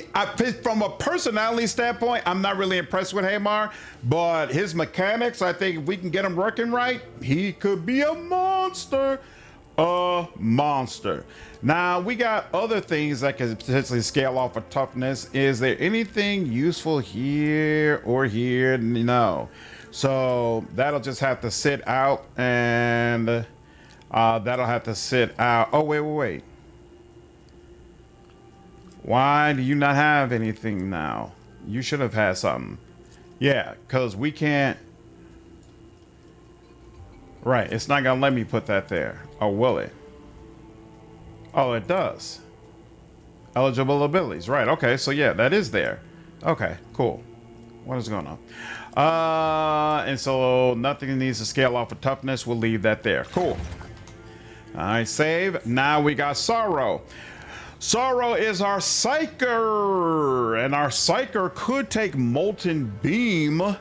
This Psyker power targets all units in a 5-cell line with a beam of searing flames. That sounds cool, but I also really like this. So you get a telekinetic barrier that provides damage reduction that scales with its willpower and intelligence bonus, and it's going to provide additional armor durability, which doesn't really matter, but the damage reduction is considerable for sure. And then we could also get the telekinetic dome. So this is going to create a dome in a 4-cell radius, lasts until the end of combat or until the Psyker decides to move the dome to another area. All units inside the dome are going to gain defense against ranged attacks from outside the dome's area of effect. And this defense is going to scale with his willpower and intelligence bonus. I am going to get the dome to ensure that we are more protected. You like melting people with the beam, Moonlight? I feel the same way. We'll probably not use them a lot in more casual runs, but in fights I need to win and are hard, probably take him along. Yep, he definitely has his uses for sure. For sure. I'm going to play with the dome because I've actually never played with the dome before, so I'm going to check it out. All right, now, start of Mystic's turn. They get +1 AP. Veil degradation is 12 or more. That happens all the time, so potentially. The Psyker's powers within a range of 2 or more cells have their range increased by an amount that equals his willpower bonus. That is almost certainly what I'm going to take. If Veil degradation is 15 or higher, he can reapply signs. No, I try to keep it below 15. And once it goes above 10, I try to bring it back down. Very notable barrier is not once per turn. Yep, it's until the end of combat. Psychic powers rhymed no longer increase Veil degradation. Instead, they reduce it by +2. That's nice as well. The chance of triggering psychic phenomena or perils of the warp is reduced by an amount that scales with your lore warp skills for all psychic abilities used by the Sanctioned Pyromancer. That is amazing as well. Very easy to end up killing yourself. Very easy to summon a demon also. I want to play with the melee admech because Pascal was never a good melee character. Yeah, I feel like the melee character that they provide here she's got potential, but her abilities are really kind of odd to me. Basically, she can poison all the enemies who are close by her, and it's odd. It looks really odd. Don't look cool just from an aesthetic. What up, Blue Kings? Hi guys, does the beta progress carry over to 1.0? No, it will not. I can just about guarantee you that. If the Psyker has 7 levels of burning or more at the start of their turn, they gain +2 morale and +1 action point. I don't understand why this is even here, to be honest with you. Because in my opinion, I mentioned this in my impressions of the beta, and some of you have played through it. You may not agree. Let me know if I'm just not seeing things clearly. But I feel like they have changed Pyromancer in a way where the melee Pyromancer that I love so much in Rogue Trader isn't really viable in this game. And so setting yourself on fire and attacking in melee is not really a thing. So why would you allow yourself to have a whole bunch of levels of burning? It doesn't really make sense, but whatever. Do you have 2 Psykers in the party or just Sorrow? The Aldari is a Psyker, but he's more of a melee Psyker, so he has very low willpower, but he can do some very, very interesting things, but he's much more melee based. And I don't think he can pick up Pyromancy and Sanctic. In fact, he definitely can't pick up Sanctic, but I think he can't pick up Pyromancy either. Like the extra specializations you get with him, I think they have to be melee based. So you can stack the dome with the shield at the same. Yes, Zero. So you can have the dome, you can have the shield, and then you can use the telekinesis personal shield as well, and really try to stack up your ability to defend against what enemies do. But it's would only work in a certain area, right? I really like Sanctic. I think Sanctic is amazing. What's up, Paul? Yeah, the combat is definitely challenging. I have this game set on normal, and in my last game, Cog died. Cog got ganged up on by a bunch of people and literally obliterated. So this is on normal. There's daring and there's hard. So even on normal, like, it's a big deal. I feel like there's some balancing issues in a couple of different fights. And so because of that, I didn't want to go to a higher difficulty. But when we do like the launch live stream, most likely I'll have the game on hard so you all can see what it's like. Yeah, you could definitely play as a tank Psyker if that's what you want to do. You know, it takes a little bit of micromanagement, but you can make that happen. Okay, the starter psych misses turn, veil degradation is changed, increased or reduced. No, that's dangerous, because what if your morale is +10? Now all of a sudden veil degradation increases by 10. I don't want that. What's soul bounds again? No, I don't want that. Yeah, I'm good on that, and I'm good on this. So support. Easy prey. Allies get a bonus to skill tests if your enemies are affected by your suppression. Whenever the character successfully defends against an enemy attack or it misses, they inflict suppression on the attacker. To count as a miss, a burst attack must miss at least rate of fire divided by 2 shots. He's not making a bunch of people miss. The penalty also applies to damage dealt by the character. How does suppression work again? The target suffers a hit chance penalty for 1 round. Inflicted suppression repeatedly prolongs the effect by +1 round and reduces morale by 1. Beautiful. So basically, I wish you show the actual number here. Maybe I want this, probably not though. Every upgrade of lore warp increases all other lore skills by +5. Whoa! All other lore skill upgrades increase lore warp by +5. That's actually kind of crazy. That helps with the whole skill monkey thing I was talking about. That's actually nice. Yeah, Cog got completely jumped. After the Mystic use the power, they can move through allies and enemies until the end of the turn. Definitely useful if you're playing melee. At the start of their turn, the Psyker gains 1 movement point and 1 defense for every burning unit up to a maximum of the current veil degradation, potentially. Whenever the Psyker uses a psychic power, they gain +5 intelligence and +3 defense until their next turn, and this stacks. I like that. I like that a lot, actually. That really helps his ability to stay on his feet, and this scales with willpower. That's actually very nice, because there are times where he could use 3, maybe even 4 Psyker powers all in one turn.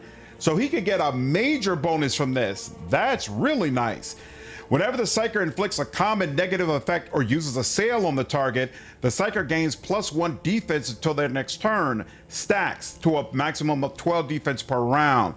Inflicts a common oh, you know, huh. I wonder if common negative effect, it probably counts for burning, right? So anytime I burn an enemy or I directly use a sail, I'm going to gain +1 defense until my next turn. And this is going to stack. This is not useful right now, but it'll be useful after I upgrade a sail, so it's something I should keep in mind. All right, offense, implicit threat. If the Mystic uses a power while in cover, the target's resistance and tenacity are reduced by 12 for 1 round. What is that skin? No, it's -12? Maybe? I don't know. The Mystic's attacking powers deal additional willpower bonus, more damage from a distance of 6 cells or further away. Potentially, but we'll see. Don't know for burning, but it counts suppression. It's good. Right, that's another good point. Force weapon attacks deal willpower percentage more damage. Great if you're a melee character. If the Psyker is burning, they deal levels of burning more damage with Psyker powers. I mean, potentially it could be good, but you don't want to be burning. So I'm going to say no. Whenever the Psyker uses a psychic power, all enemies within their influence suffer veil degradation damage. The same effect triggers when the Psyker suffers damage from melee attacks, burning, or bleeding. This would be great if being a melee pyromancer was really viable, but I feel like everything about this really leans towards ranged. The Psyker suffers 16% less burning damage and deals 14% more damage with their area attacks. Oh yeah, so why is that based off perception? That should be based off willpower or intelligence. That's why it's so low. So no, I'm straight. The Psyker's melee attacks and psychic powers deal 3% more damage for every cell in the straight line between their turns starting and finishing points. Could be useful for melee characters, not for me. Telekinetic Echo. Whenever the Psyker inflicts a common negative effect or uses a sail on a target, the enemy closest to that target that is not assailed must pass a tenacity test with a 10 modifier or become assailed. This is useful. So 10 minus veil degradation. So if veil degradation is at least 10, then they've got an even chance to pass the tenacity test. So you can kind of try to chain crowd control. Useful. The Psyker deals 15% more damage with Psyker powers and solid projectile weapons. That sounds very useful as well. Is this scaling off something that makes sense? Intelligence and willpower. That's what I thought. Let's do some chain crowd control, shall we? Telekinetic Echo. I like that. I like that. I like it a lot. All right. This is the start of the turn. The target of the Psyker's psychic power must pass a metal test with a lower warp penalty. If failed, the enemy cannot target the Psyker with a single attack or a burst attack until the end of that enemy's turn. Well, actually, so there's only one. So either Blaze Weaver or Telekinesis. But actually, I think it makes more sense on Blaze Weaver, because if a sail works, then the target is knocked out anyway, so it doesn't matter whether or not they can attack you. Feels like they kept a lot of the melee pyromancer talents from Rogue Trader without a lot of thought. Yeah, exactly, Friendly, because if I can't set myself on fire, those melee talents don't seem to be serve a real purpose. If this ability is rhymed on the Psyker's next turn, it is rhymed again. I do not like that for Firestorm, because you can end up blowing up an area where your party members are standing, but I like it for a sail, so we'll take that. The ability gains a veil degradation chance to become rhymed again. You know what? I'll also take it for Siphon Life. Why not? not the dome, because I wouldn't rhyme the dome. So that wouldn't make sense for me. All right, now you're good. And Cog, what's your deal? So you could do Forceful Strike to get more damage against enemy armor, and that gets a really nice bonus for you because you got a whole lot of strength. You get Reckless Strike, more melee attacks. Melee attacks are going to deal more damage, but enemies are going to perform a counterattack on one enemy's hitting Cog more. Warrior dashes through a target to the cell on the opposite side, making an attack that deals 50% damage. Cog takes up 4 squares. So there's going to be too many situations where the game will not allow you to do this just because there aren't enough squares on the other side of the enemy to allow Cog to go there. So I don't go with that.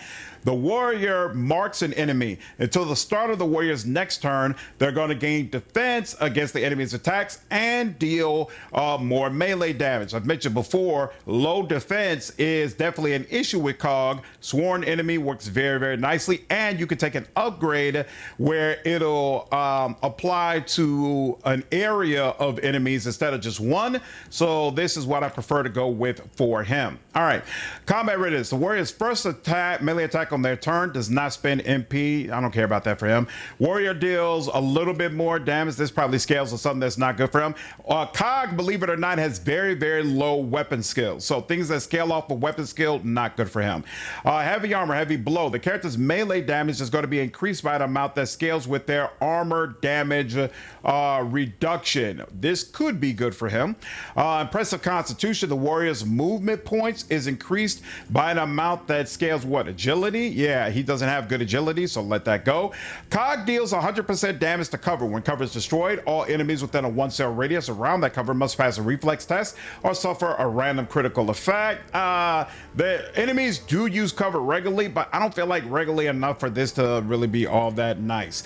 Bullgrin's Ram. Cog can move through cells occupied by enemies smaller than him, dealing an amount of damage that scales with his toughness bonus. He cannot finish his turn on an occupied cell. I'm going to find a way, not in this run, but I'm going to find a way to make this useful. I took it in my last run and I was, for the most part, unimpressed because the real problem is they don't let him, or at least it didn't seem like they would let him move. If an enemy is in front of him, he can't just push that enemy to the side and start walking. And to me, that should be what really happens, right? Like if the enemy's in front of him, he just be like, get out of the way, scrub, and then just walk where he wants to go. But if an enemy's directly in front of him and engaged when his turn starts, then the game doesn't allow him to do that. And I feel like it should.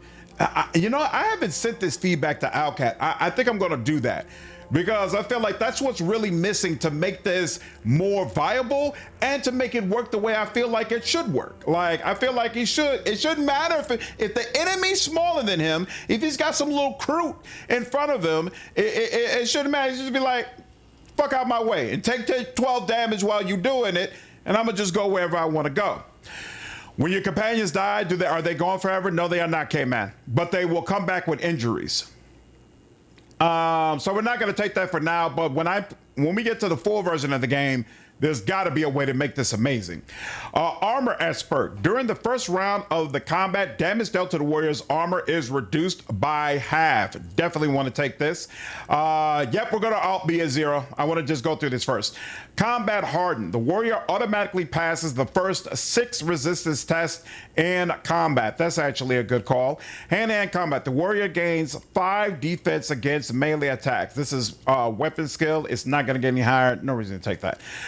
Character gains defense, agility, right? Damage reduction. An amount of defense that scales with damage reduction. Interesting. The character's maximum armor durability is increased by 31%. On the one hand, I feel like this is kind of irresistible. You should just go ahead and take it. But the problem is enemies absolutely shred armor. So 31% is just gone like that. You really, really need more defense. Whenever Cog starts his turn with an ally within his influence, he gets +2 morale and +32 metal. I kind of want to keep Epion with him and keep pumping his defense. So we'll see. Not the death thing. Yeah, but the ram thing, and bring up the pyro melee stuff as well. Will do. And I come back to fight. What up, Keck? How are you, man? Just watched a very in-depth, painstaking documentary style retrospect of Sharktopus. That was the thing. Glad I'm high. That sounds like the perfect thing to watch while you are high. All enemies within Cog's influence suffer a metal penalty. Whenever they fail a metal test, they suffer -1 morale. Very, very nice. I think I'm going to go with Armor Expert. First round of combat, damage dealt to the warrior's armor is reduced by half. That's definitely going to help him, especially because I like putting Cog in the middle of the groups first, right? So if they're doing less damage towards him, that works perfectly. Okay, Ram, let me do that. Alt B, suggestion. And is there something that says mechanics? There's not something that says mechanics. I don't know what this would, what, game design? Kind of, but not really. I'm just putting on the game design, whatever. When Cog has taken the Ram talent, he should be able to move past an enemy even if they are standing directly in front of him when his turn starts. Right now, if an enemy is standing in front of him, the game forces him to move to the side first, and that doesn't seem consistent with the theme of the talent. All right, there you go. And send that forth, and then Alt B. Again, suggestion. Again, game design. Pyromancy has several talents that revolve around your character being in melee range, but there isn't an effective way to set yourself on fire without melting your health. Can you add something that makes a melee pyro run more viable in the game? I would certainly love that, because if they give us that, I want to combine Sanctic and Pyro and have a sword of faith and flame that just melts through enemies. That's absolutely what I would go for. All right, Armor Expert and apply. Sorry, y'all. I know this is taking quite a bit of time, but I figured some of you would want to be able to see some of this stuff. This already scales off. This was scale off intimidation. How? So his toughness is 65. His intimidation is also 65. So that doesn't really help. That doesn't matter. And what can he put it on? He can also put it on charge, sworn enemy. It doesn't work for attack. It only works for ability. Sworn enemy also goes off of that. Oh wait, charge is an ability though. But charge, the attack, I think is considered separate from the ability. So it's still, this doesn't help it. So overall, I think there's no good way to use this. Ogren Pummel. For 1 round, the target's defense is reduced by -11. Sure. We'll put that on sworn enemy. Now, what's Wild Swing? Whenever Cog hits an enemy or cover with this attack, he gains +2 damage reduction for 1 round. I like that, and I feel like that should go here, actually. Gastric mutilation. If this attack kills an enemy, all enemies within the influence of that enemy must pass a metal test with a -13 penalty or suffer -10% hit chance for 1 round. If there are multiple enemies within the influence of each other, I'd probably use Ogren Smash, so we will put that there. And then there's nothing else to do here. Day is Friday, I'm free. Appreciate it. All right, finally, we have Larthier. So he already has Wayseeker Guiding Light, but he has a couple of other Wayseeker options we can potentially take. Way of the Unattainable. For 1 round, all attacks against the Wayseeker and allies affected by guidance are made with a penalty to hit chance that scales with the target's morale. Could be interesting. Coming Doom. This scales with its perception bonus, which we know is massive, and it increases the vitals damage and hit chance based on the target's morale for 1 round. That is something I would definitely like. We already just picked up Telekinetic Dome, and I don't think he does not have high intelligence or willpower, so Telekinetic Dome is not all that great for him, and Telekinetic Barrier isn't all that great for him either. He's not going to scale up the abilities that make these useful. So Coming Doom is your best bet with that perception bonus. So is this game darker than the last one in your opinion so far? It seemed like they were going for an even darker thing to me. I would agree with that. Especially because part of it is I feel like Rogue Trader is a very dark game as well, but this is even darker because you're so much weaker. In Rogue Trader, you was this all-powerful noble with an entire void ship and armada at your disposal and servants everywhere, so it felt like you were a leader and a boss, and so it felt like you had the resources to deal whatever is going to come your way. In this game, it kind of feels like the opposite. It kind of feels like, yeah, you're associated with this powerful organization, but you don't really have access to all of those resources. So you're really kind of depending on yourself and your own wits to get through things. And you're coming up against some extremely powerful enemies that are putting you to the test. All right, Coming Doom, and then let's see, Otherworldly Gaze. Oh, this is the range of your powers. +1 AP, Veil Degradation, Soul Bonds, Veil Degradation Exchange, no. Wayseeker, Signs of Destiny. Allies at a perception bonus cell radius around Lathier gain an increased bonus to all skill tests against critical effects. His awareness is definitely going to be high, so that's worthy. All supporting effects granted by Lathier to his allies increase that ally's defense by +4 and allow them to ignore 9 enemy defense for 1 round. This is actually really freaking cool. It's something to consider. Okay. Impartiality. For powers targeting allies, the Wayseeker ignores negative morale, treating their morale as 0. No. Echoes of Guidance. For 1 round after the guidance effect ends, allies are still considered guided, but they do not retain the benefits of the effect. But I'm not really all that worried about that. Survivability. Dual wielding defensive technique. Each ranged weapon in the current set grants the character +5 defense against ranged attacks. Each melee weapon in the current set grants them +5 defense against melee attacks. So this is +10 defense since he's dual wielding 2 melee weapons. That's something to consider. After the Mystic uses psychic power, they can move through allies and enemies until the end of their turn. That's something to consider as well. Power accumulation. Whenever the Psychic uses a psychic power, they gain +5 intelligence, +1 defense. Nope. Shield of Suffering. Whenever the Psychic inflicts a common negative effect or uses a sail on a target. Nope.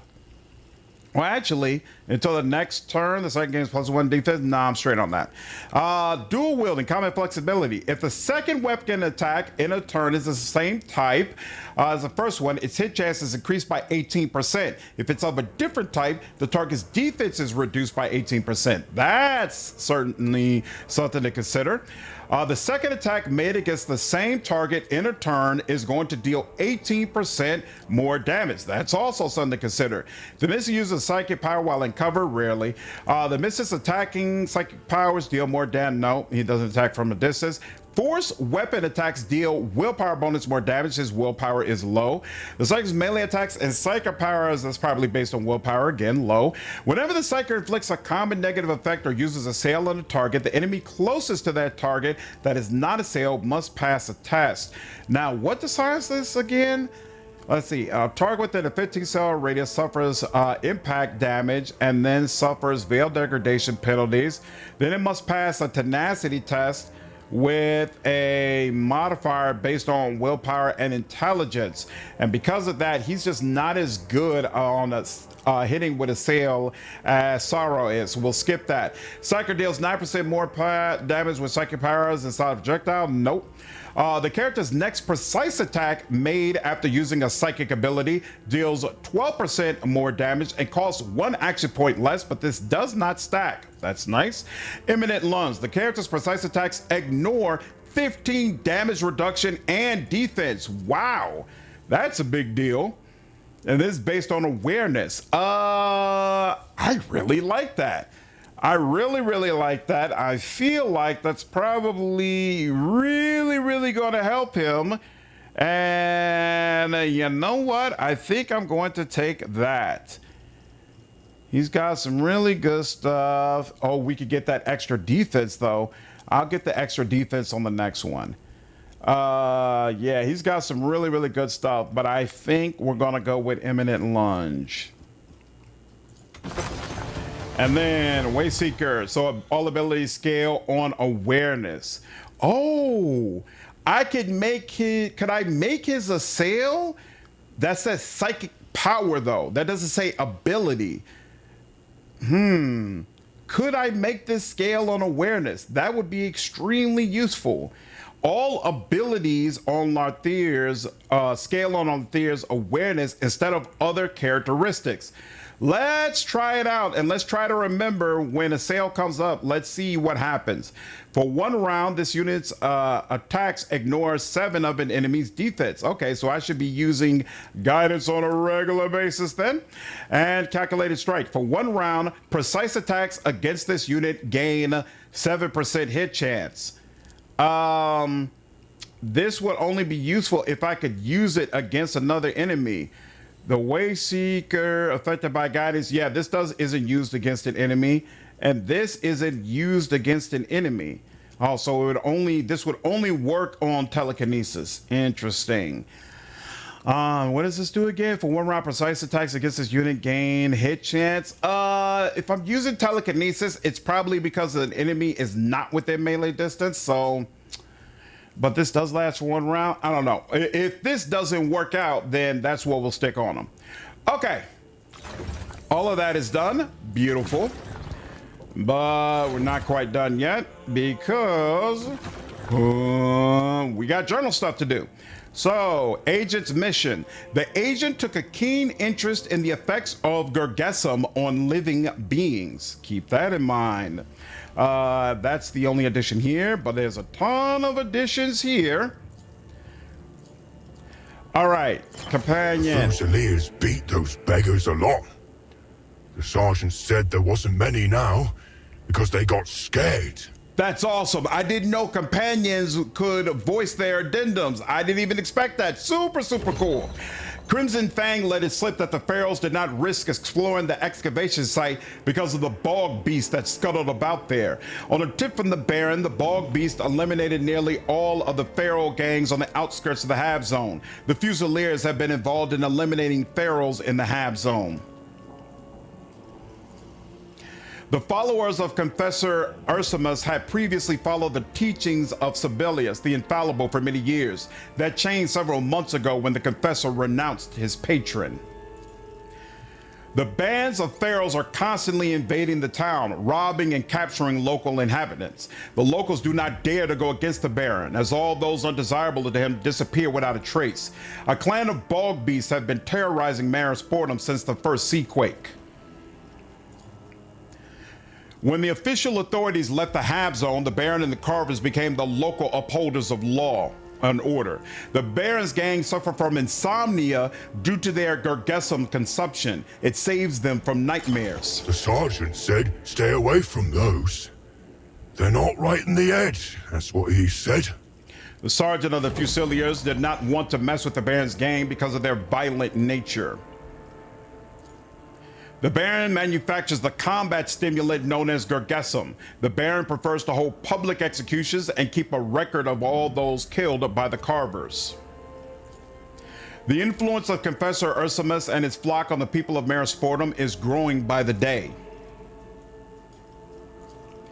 The sea creature idol in the camp is a statue of Saint Sibelius, which has been raised from the bottom of the sea by the divers.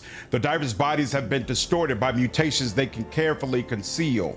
Offering corpses of their kin to the sea that feeds them is a diver tradition stretching back centuries. The divers store their diving equipment in containers similar to Fisoline crates. A few months ago, Confessor Ursamus embarked on an outreach mission to the neighboring Silenza Sectoris Hab Zone, where he suffered wounds that never healed.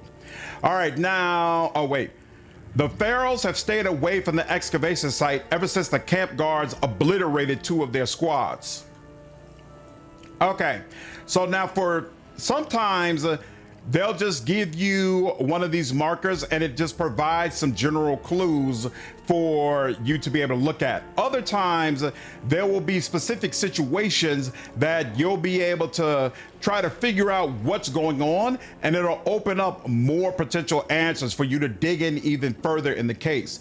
So in the case of the divers bodies have been distorted by mutations that they carefully conceal. You can make a determination as to why that is the case, and you can relate it to the strange tracks you found. So the strange tracks found at the excavation site are believed to belong to mutated creatures the size of humans. Now, of course, we know that these are Kroot, right? The Kroot are the ones who left these marks. But if you weren't, for whatever, able to determine that, maybe you speed run through or you weren't able to pick up certain information, there'll be determinations here that could potentially lead you in the wrong direction. So there's a determination here. The divers are prone to mutation. Some of them have mutated to the point of having 4-toed feet. It was they who left the footprints at the excavation site. So you could basically come to the conclusion that the divers were involved in that robbery and whatever happened to the workers. But if you have somewhere found some evidence that would contradict this determination, when you hover over it, the game is going to tell you. So it's going to say contradiction detected. The outskirts of the Hab Zone are home to a clan of flesh-eating Xenos called the Kroot. The 4-toed footprints at the excavation site belong to them. But if you had never found that, then the game would just provide you this clue and say, hey, maybe it is true. You don't have any information that would tell you, whether or not it's not something that you should believe. What's up, Bryce? How are you, man? Great to see you. K-Man is a great guy, and I know that he's treating you well. Hope you're having a great day, dude. What's up, Orochi? All right, so there's also another situation. A few months ago, Confessor Ursamus embarked on an outreach mission to the neighboring Silenza Sectoris Hab Zone, where he suffered wounds that never healed. What's your determination from this? After the tragedy in the Silenza Sectoris, Confessor Ursamus renounced Saint Sibelius and began preaching repentance of transgressions through suffering. So I'm not going to select anything, but there's nothing that I know right now that contradicts this determination. So notice this is just marked in the same kind of greenish color that you see in the rest of the interface. Whereas for this one, this was highlighted in yellow. When it's highlighted in yellow like that, it lets you know there's a contradiction to this determination that is listed. But for right now, I only have one determination here. Usually there's multiple different options, so I know there's more things I have to discover to try to figure out what's really happening in this area.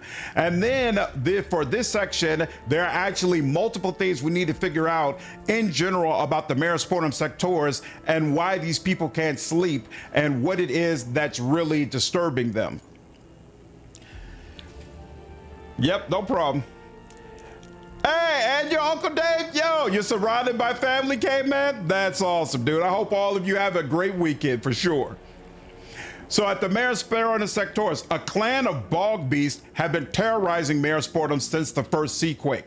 So you have to find a determination. The Kroot, carnivorous Xenos, are devouring the inhabitants of the Merasportum Sectors to strengthen and develop their clan. That's one option. The people from the excavation site were abducted by the clan of swamp mutants who have been terrorizing the settlements. That's another option. We don't know what's true yet. The divers perform sinister rituals on the shore of the town, after which they throw bloody corpses into the sea. What is happening to these corpses? Who's throwing them in? The divers worship a false idol, performing sacrificial rituals in its honor that verge on heresy. We had that conversation with her. She said it's Saint Sibelius. We know that's not true. The divers killed the expedition members for ritual purposes and disposed of their bodies in the sea. We talked to her and we know this is a ritual that they do where they feed corpses. They don't kill anybody. body for as part of that ritual, so that's not true either. The divers dispose of the bodies of those unwanted by the Baron in the sea, thereby covering his tracks. We already know the Baron publicly executes people, keeps their head and their names and numbers, so he knows everyone who has been killed by him. So none of these are true, and at this time, we don't know why the bloody corpses have been thrown into the sea. What up, Godzilla? How are you, man? I love doing sinister rituals. The locals do not dare to go against the Baron, as all those undesirable to him disappear without a trace. The carvers eliminate anyone who stirs up trouble in Mare Sportum. Again, the Baron kills people publicly and keeps a record of them, so we know this is not true. The Baron's gang is infamous for being ill-tempered and prone to acts of violence. When in rage, they kill people and hide the bodies afterward. Again, the Baron does not kill people, does not hide people when he kills them. He wants to keep a track of everyone he's killed. We know that's not true, so at this time, we don't have enough information about what's happening with the Baron. Now, finally, bands of pharaohs are constantly invading the town, robbing and capturing local inhabitants. Gangs of pharaohs are taking revenge against the Baron and the people of Mare Sportum for their exile. They raid, loot, kill, and capture locals. Isolated, scattered groups pose little or no threat to the denizens of the Hab Zone. But we know that's not true because the Bog Beasts eliminated all the pharaoh gangs on the outskirts of the Hab Zone. So it's something else. The people from the excavation site were abducted by the pharaohs. Again, they let it slip. The pharaohs do not risk the excavation site because of the bog beasts that have been ripping them apart. So we've got a bunch of situations that we got to try to figure out, but as of right now, we do not have enough information to be able to move forward on them. So all we can do is just keep looking around and talking and searching so we can figure out how to do this. All right, what's up with these footprints? What's up, Monte? How are you, dude? Trail lost. Adding visual scanning of the vicinity. Additional visual scanning of the vicinity is advised. The corpse of a worker without a service number. This is definitely not one of Millicent Tilia's workers.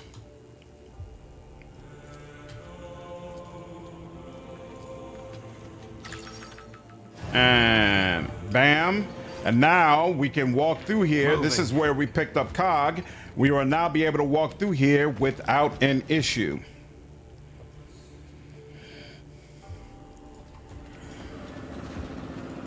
This is a place where we can extract the fuse if we want to.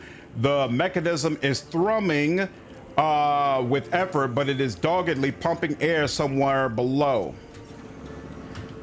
I want to know what happens when you pass that witch chest. I've never figured out an alternative way. If you stop that machine, it theoretically kills whoever's down there diving, but it also gives you a fuse that you need to get through another quest. I've never found an alternative way to get a fuse, so I'm honestly not sure if there is one. There we go. Judging by the rust and dirt covering the bottom of the boats, they are frequently used. The black coating on the inside seems to have been left by the catch. So yeah, there's a diver down there, and I would certainly prefer not to kill him, but the mechanism is thrumming with effort, but it is doggedly pumping air somewhere deep below. Yeah, I would prefer... What is this? And he says something that quickly went away.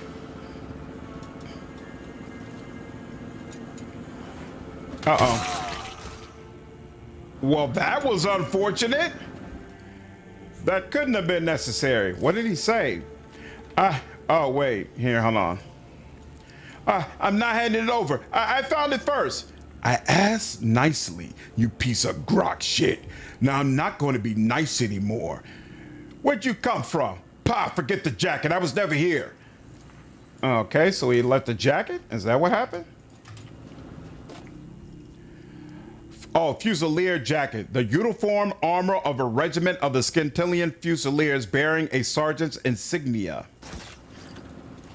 Interesting. All right, now that's how we get out to the brown marshes where the Kroot are at, but we are not going to do that just yet. Let's go up here first.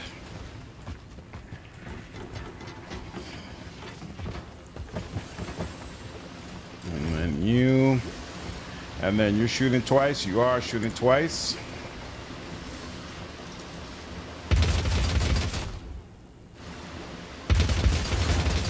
Lovely.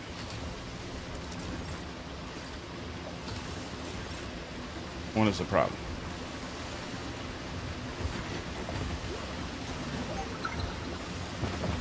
Something over there, but we can't. Yep, they're traps. I know. All right, and then let's disarm that.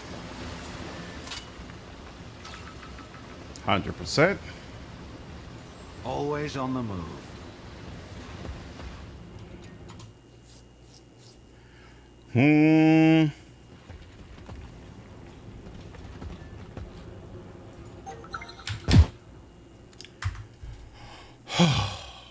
I knew it was about to come up. Annoying.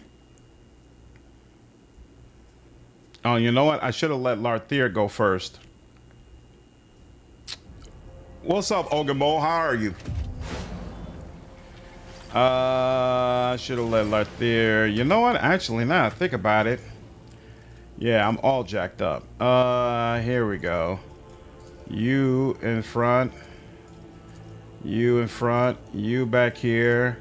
You actually here. Let's switch that. You with Cog. There you go. And then two of us bring up the rear. Beautiful. I'm doing good, man, and streaming is going well for sure. How do you not see it? Thank you. Now you come over and deal with it. Beautiful. Much, much better.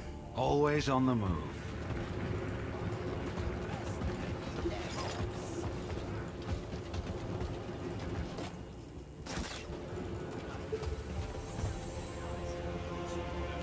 Yeah, so I'm supposed to be able to talk to that preacher, but I think we can't from this angle. Other fan locked. Come on, dude. Stop playing with me. Thank you. Oh, crap. Someone has deliberately dragged half of a body through filth and then wrapped a filthy rag around it. The body has been cut symmetrically. The corpse's hand is covered in calluses, fingers pointing towards the abandoned utility buildings in the center of Mare Sportum.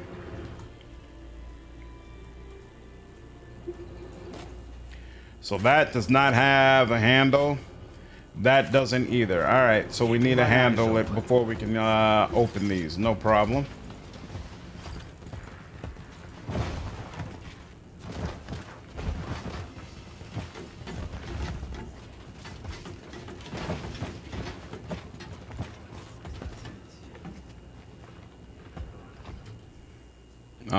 One second, you all. That's true. I did not accept because I knew you were a bot, and I do not accept friend requests from bots. All right, moving forward. They love to act up over on Twitch. I don't know why. I don't know what it is about Twitch that brings out all the bad actors.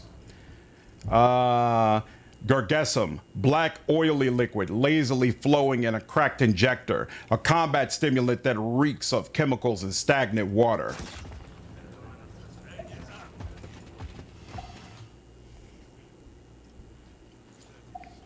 A woman with angular facial features. Her eyes have been generously shaded with ink. Either the artist has overdone it or the missing woman has not slept a day in her life. Moving.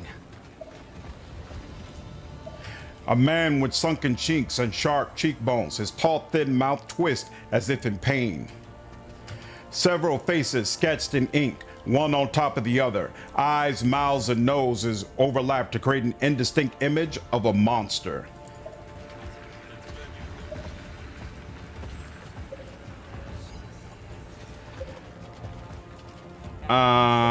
That's the upper town. We'll do that in just a second. No sense in delay. Repent before the final hour comes. Repent, for The blood of martyrs is the seed of faith.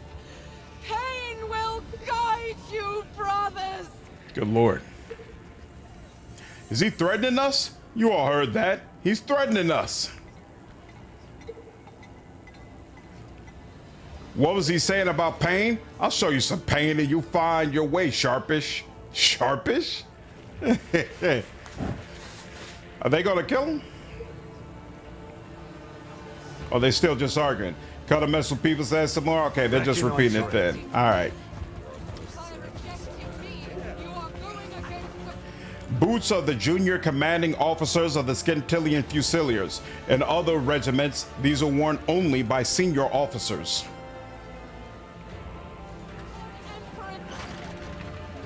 The woman standing behind the counter has an impressive mane woven from dried seaweed and wears clothing crafted from an old deep-sea diving suit. A tarnished, time-worn copper aquila hangs on her chest. She smiles at you, revealing 2 rows of blue-black teeth.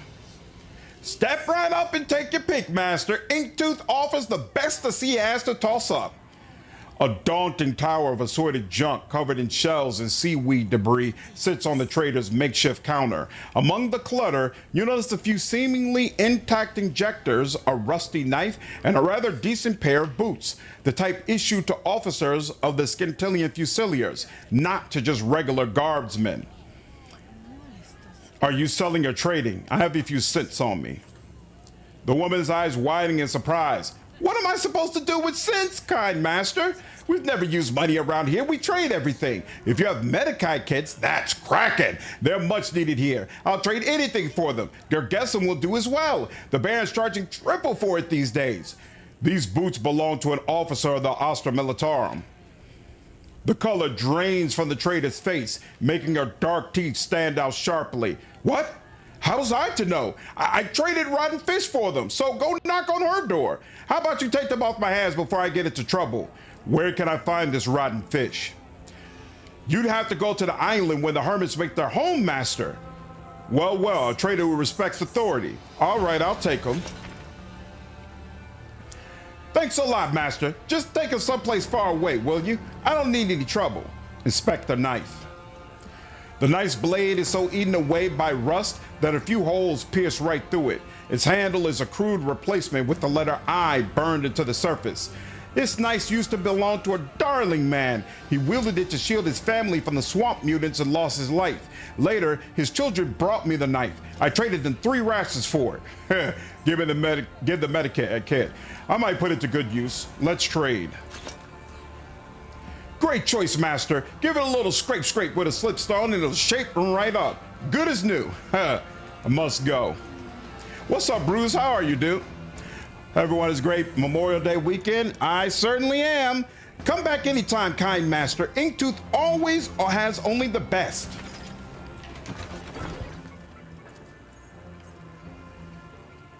Where is that knife? It's not even listed as something I can use. Oh, here we go. Rusted knife.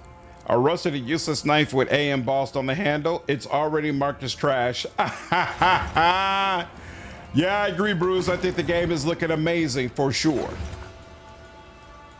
For sure. Trader. Inspect. Feast your eyes and trade. We found new rashes. Hardly any mold on them. Trade. Hey, never know when you might be a medic. Oh, here's where you can get a fuse. Look at that. I'm gonna get some rock gut as well while we're at it. Desponding auto pistol. I don't think I need that. Interesting idea though. And how are we on fire grenades? Even though I rarely use them, yeah, I'm not gonna bother with all that. Sell all my junk, and bam, that's where you get your fuse from. Very, very interesting. All right, now let's go ahead and go to the upper town.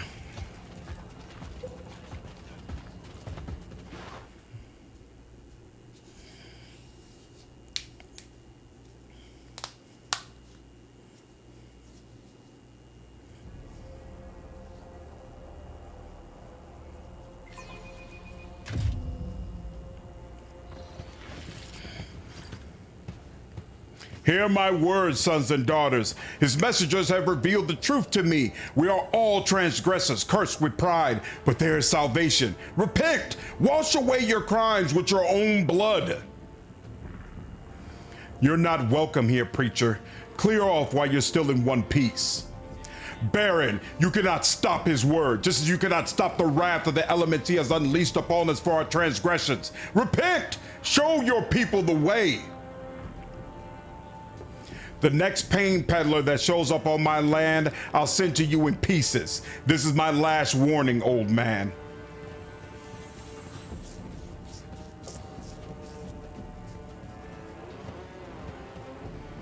You sending people in pieces, man? Come on. That can't possibly be necessary. Y'all can't work this out? Always on the move. I can hear echoes from high above.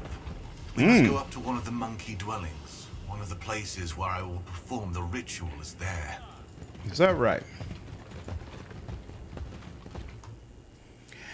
I swear there's a way to just distract these two. But I don't. Last time I played, I couldn't figure out what it was. I swear there was a way, though, to get them to walk away, and then you would be able to use the sleight of hand.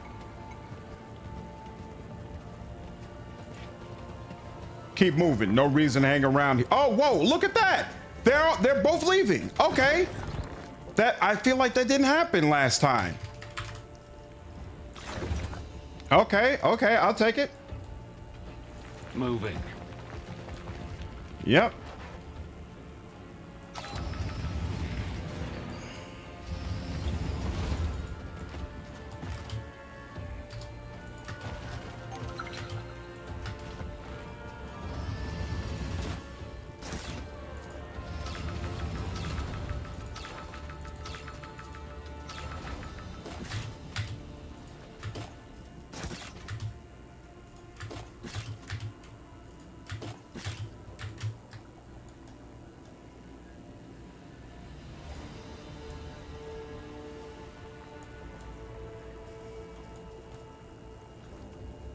Oh, and the messages that just come up have basically said that the crates we were looking for are in the Baron's vault.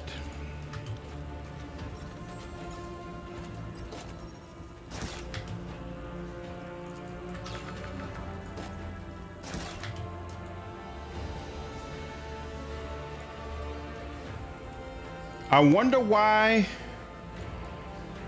it didn't happen the first time. I wonder what I screwed up the first time. Okay, nope, there are no goods there anymore.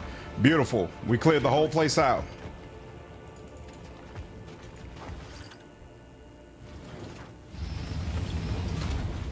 The warehouse is closed. No one's allowed in without the Baron say so. Sure.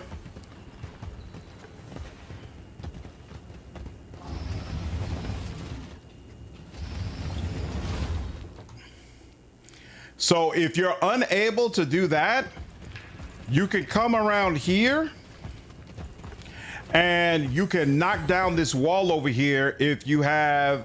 Actually, wait, look. There's an awareness. Oh, you got to pass an awareness check first. If you pass the awareness check, then you realize that the wall is weak enough that you can knock it down. But if you try to do that, this guy screams out and basically says, hey, you know, that's the Baron's vault. Don't mess with that. Get away from there. So you have to kill this guy in order to be able to knock this wall down. And I always felt like that was so wrong. Yeah, you got an option to kill him there. I'm glad I'm able to let the little guy live this time. No idea what I messed up the last time, though.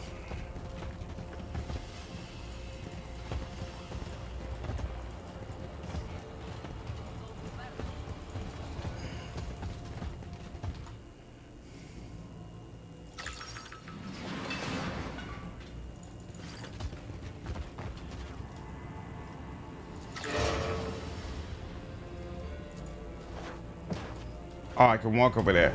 The corpse has a scarf around its neck made of some expensive material. The cut on the torso is even and there are no tattoos. The corpse's bent fingers point towards the giant pipes at the edge of the half zone. Words in neat calligraphic writing have been carved into the corpse's thigh. His punishment will soon come to all. Moving. Anything I need to notice about this corpse? Nope. All right.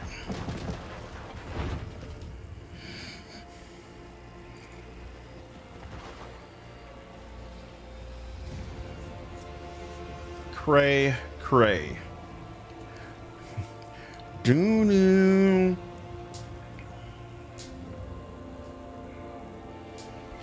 Just want to check this real quick to find out where is this entrance at. Where are we? So this oh, okay. So there's a ladder over here that goes up, and then there's also a ladder over here that goes up. But I think we had to clear out some debris first before we could open up that entranceway. So now we got 2 ways to come back to Upper Town when we want to.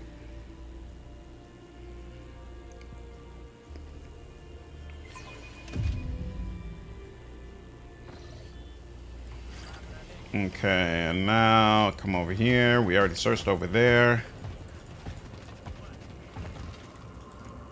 This stops up there. So yeah, we'll go up here first. No sense in delaying. Whispering Bandit.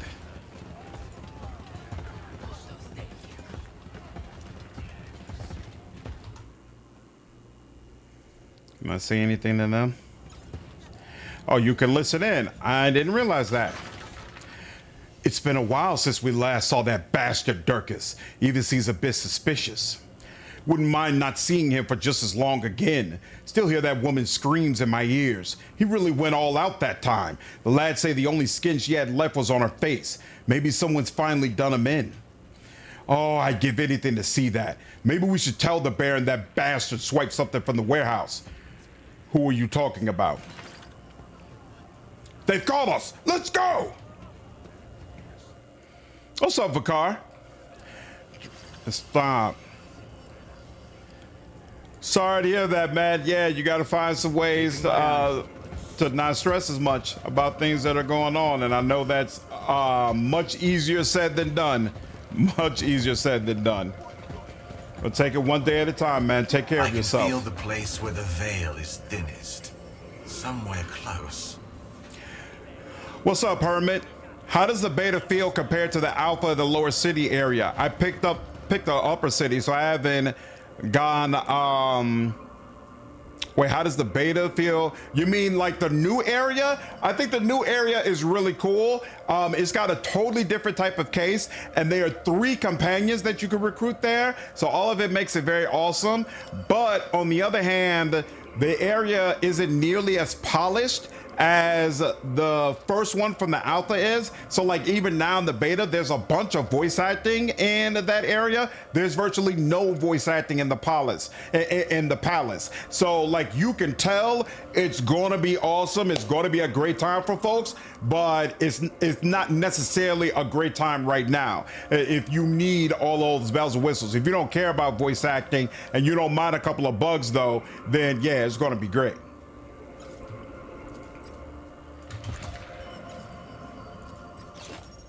There we go.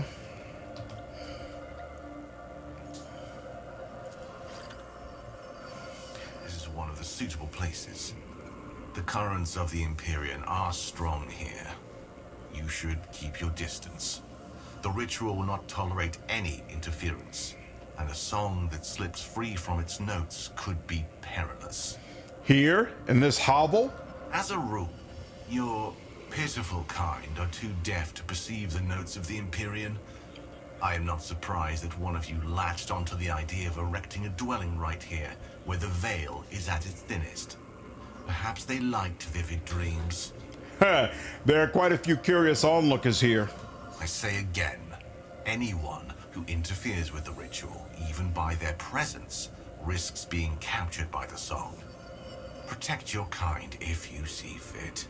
No one will disturb you. You have my word.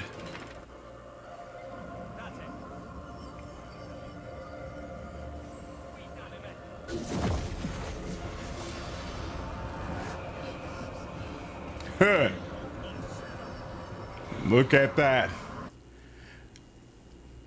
The Aldari makes a sweeping gesture with his arm, and the space around him fills with a strange vibration, as if the air itself is trying to turn into a string and sing. The hairs on the back of your neck stand up.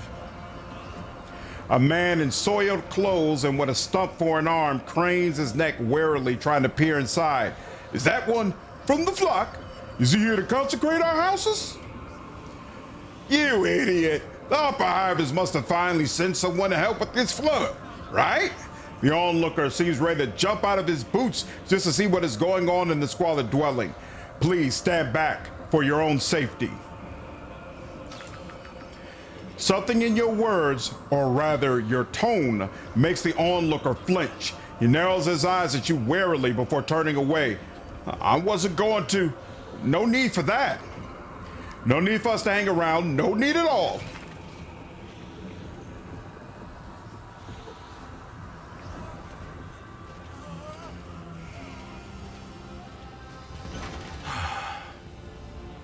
I am finished in this place. I heard noise. You managed to restrain the monkey's pernicious curiosity. Commendable. I do not need any interference. You couldn't care less about human lives, could you? As long as they stay out of your way? Do you care about your own kind? Nothing I have seen on this world in my brief sojourn suggests that monkey feel any empathy or care for their own. Why should other species treat you any differently? What have you managed to learn here? Nothing.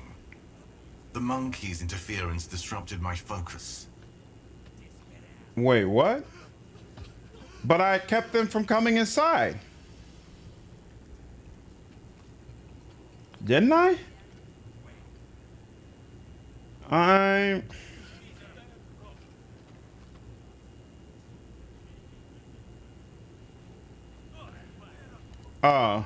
Yeah, he said I managed to keep out interference. All right. I don't remember whether or not he just always says that. Scantella is a hive world. There are billions of people here. I have no idea how you managed to get into the city by yourself. My kin helped me reach the star system. From there, I traveled in secret, using my powers to erase my very presence from the minds of the monkey. Too few possess the gift among your kind, so my journey was not overshadowed by the threat of discovery. You were lucky to find Millicentilia and gain an ally, or did she find you? I will let Inquisitor Millicentilia herself reveal the details of our meeting, if she deems it necessary. For now, enough questions. Are you ready to leave this place? I wish it were true, but no. I need to hear more songs. Let's continue our search. Awesome. Doom, doom, doom, doom. At once. Boom, boom, boom. All right. Stonehead. Looking for trouble? You're in the right place. Whoa! Look who else has a voice. Who are you? Stonehead's my name.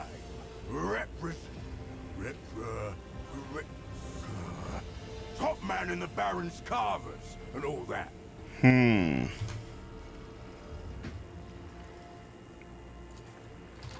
Stonehead's voice sounds lower than all of the the volume of Stonehead's voice sounds lower than all of the other voices I have heard.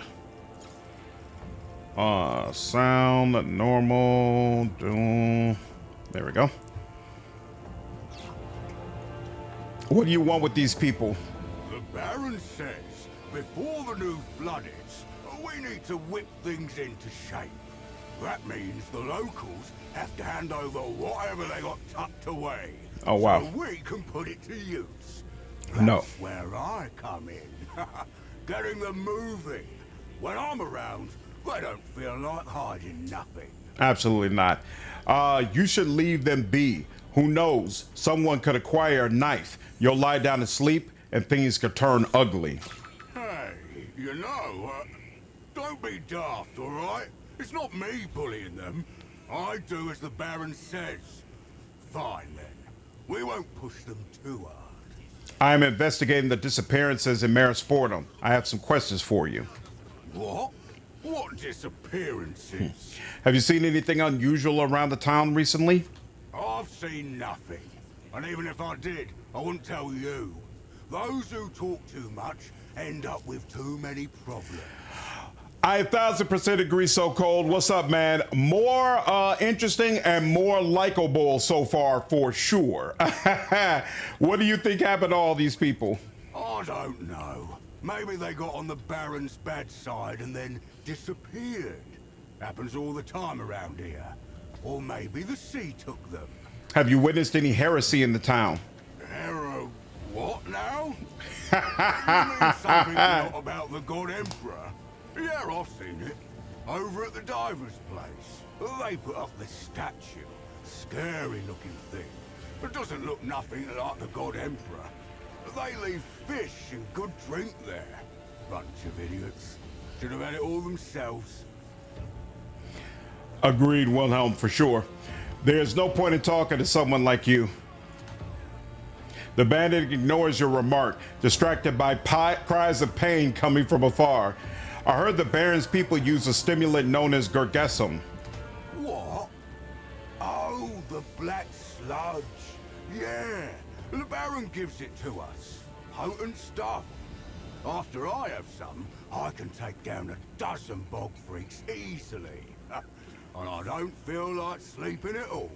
Stonehead clumsily pulls an injector filled with oily black liquid from under his clothes and shows it to you. At the sight of the Gergesum, the bandit licks his lips in anticipation. Will you let me try it? If it's as good as you say, I might even join your gang. The Baron says we need to recruit new people. Fine, take it. But it's free only this one time. Got it? I must go. Stay here. I might need you later. I wasn't going nowhere in the first place. Keeping my eyes open. The Imperial skull is surrounded by strange spikes, uncharacteristic of the usual heraldry.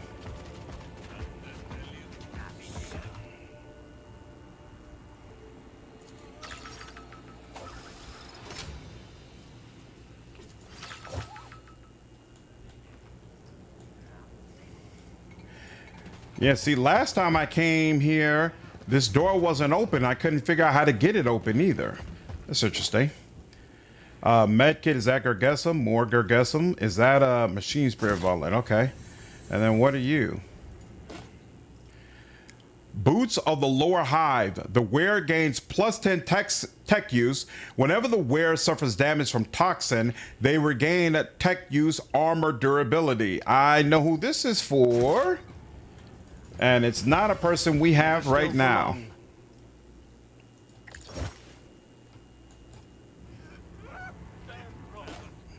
And you can come with us. Now we have 3 ropes.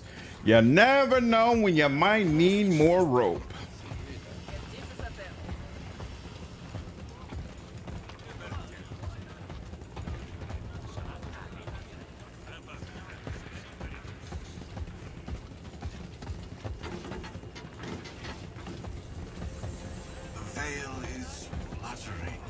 So that pain may purify. Always on the move. Find your way behind the building next to us. The huge doors to the maintenance area are shut.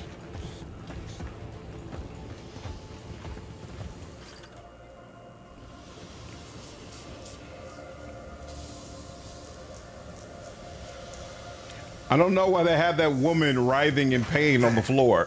Find a way in. I'll figure out how we can get in. Never still for long. All is well. Ah, demolition.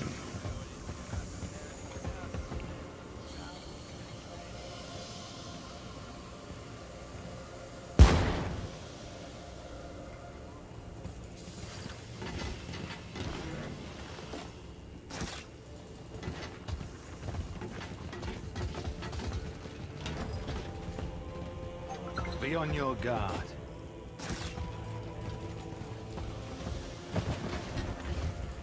Reconnoitering.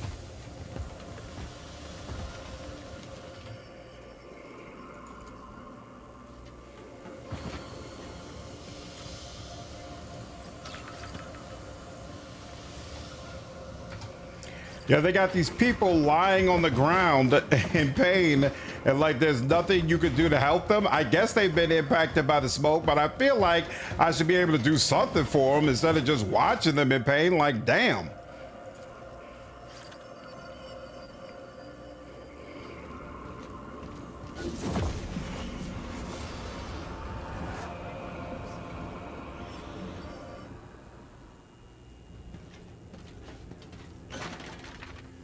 Larthier twitches his hand as if shaking off drops of water. Are you imagining it, or are the Xenos' slender fingers trembling? What's wrong with your hands? Residual sensations. Sometimes the Empyrean affects the bodily senses and makes one feel something that is not there. What was the song about? The modulations beyond the veil, the call of the Empyrean, endlessly reflected in the confines of one's own awareness. I cannot explain it to you any better, small creature. What do you mean you can't explain it better?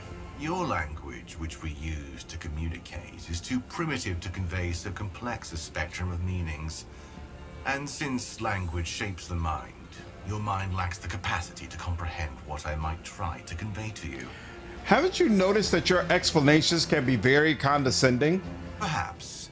Or perhaps you are interpreting my statements of fact as injuries to your own vanity. And that will do for questions. And you have the ability to heal, so you totally should. Exactly. Exactly. Hey, here's a medikit. You look like you could use it. Can we move on? It is time to return to the place where we first spoke. Crap. The excavation site. That is where I will perform the final ritual. And find my answers. Later, I need to attend to other matters right now.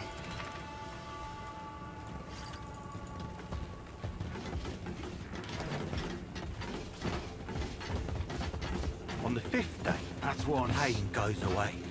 It becomes so easy. Nice. So even the people walking around randomly will have voices. Cool. Mayor Sportum has fallen beneath the heel of humanity's greatest foe, indolence. Having spurned his covenants, the despicable worms have grown weak as they wallow in filth. Only fervent penance will grant you salvation. Blessed pain will cleanse your souls, washing away the filth of depravity in a torrent of blood.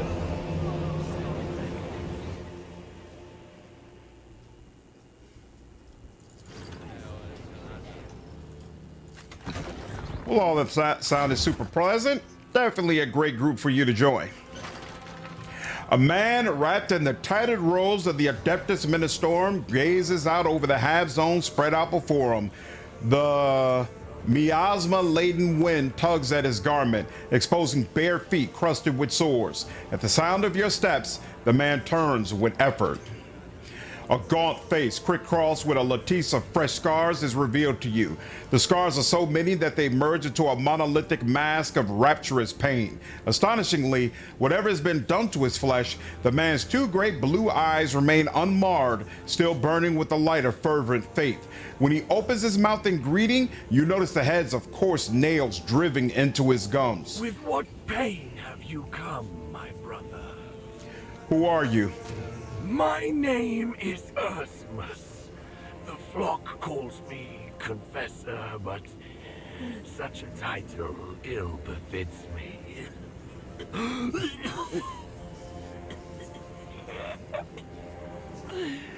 Good Lord. I am but a penitent malefactor, like the rest of the flock of repentance. I simply saw the truth before they did. I'm looking for a man named Dursus. They say he's been seen among the flock. Brother Durkus wandered long in the darkness of vanity and weakness. I opened his eyes to the true nature of service. Brother Durkus now sees the light of repentance with fervor. Though I fear at times he is too zealous in his preaching. He is in the lower town now, intending to preach to the people. You will know Durkis by his hairless head seared in the sacramental fire, and by his robe of a servant of the flock. His brow is set with the plate bearing the Aquila.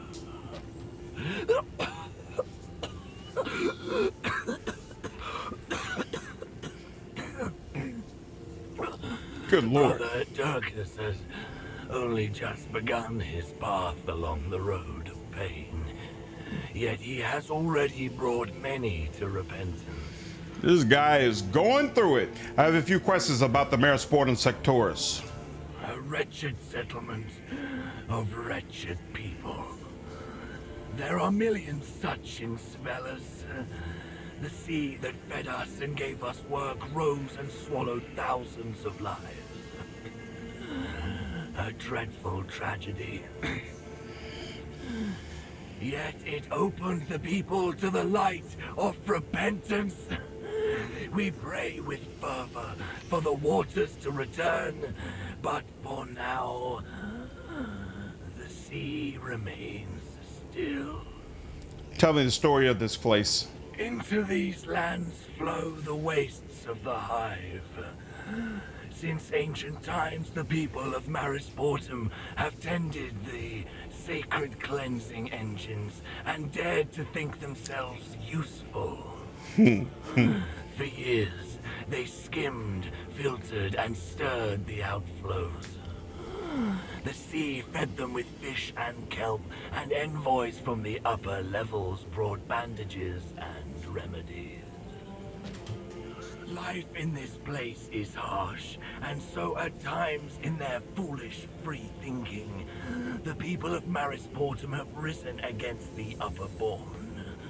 On such days, the Punishers would come. In recent years, the pride of the townsfolk grew beyond all bounds, and the God Emperor himself would suffer it no longer.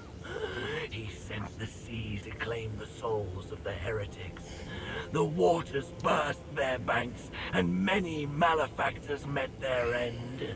The fish rotted, and the current swept away the weeds. The survivors cling to their pitiful lives. They cherish small hopes of a better fate, while scorning his will. Heretical faith in salvation blinds their sight. The sooner they realize they are doomed, the more time they will have for deliverance. We bear the light of contrition, yet many refuse to see it.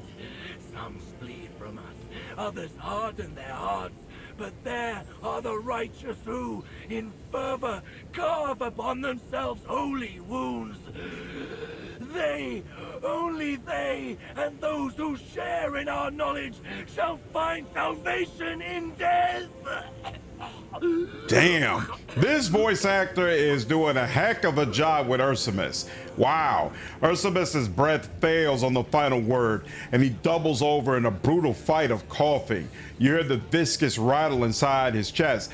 The voice actor is conveying all the things that I knew about the character very well, that he's close to death, that he's in a brutal amount of pain, but at the same time, he's completely cracked and strongly believes in what he's doing. This is a really, really good job.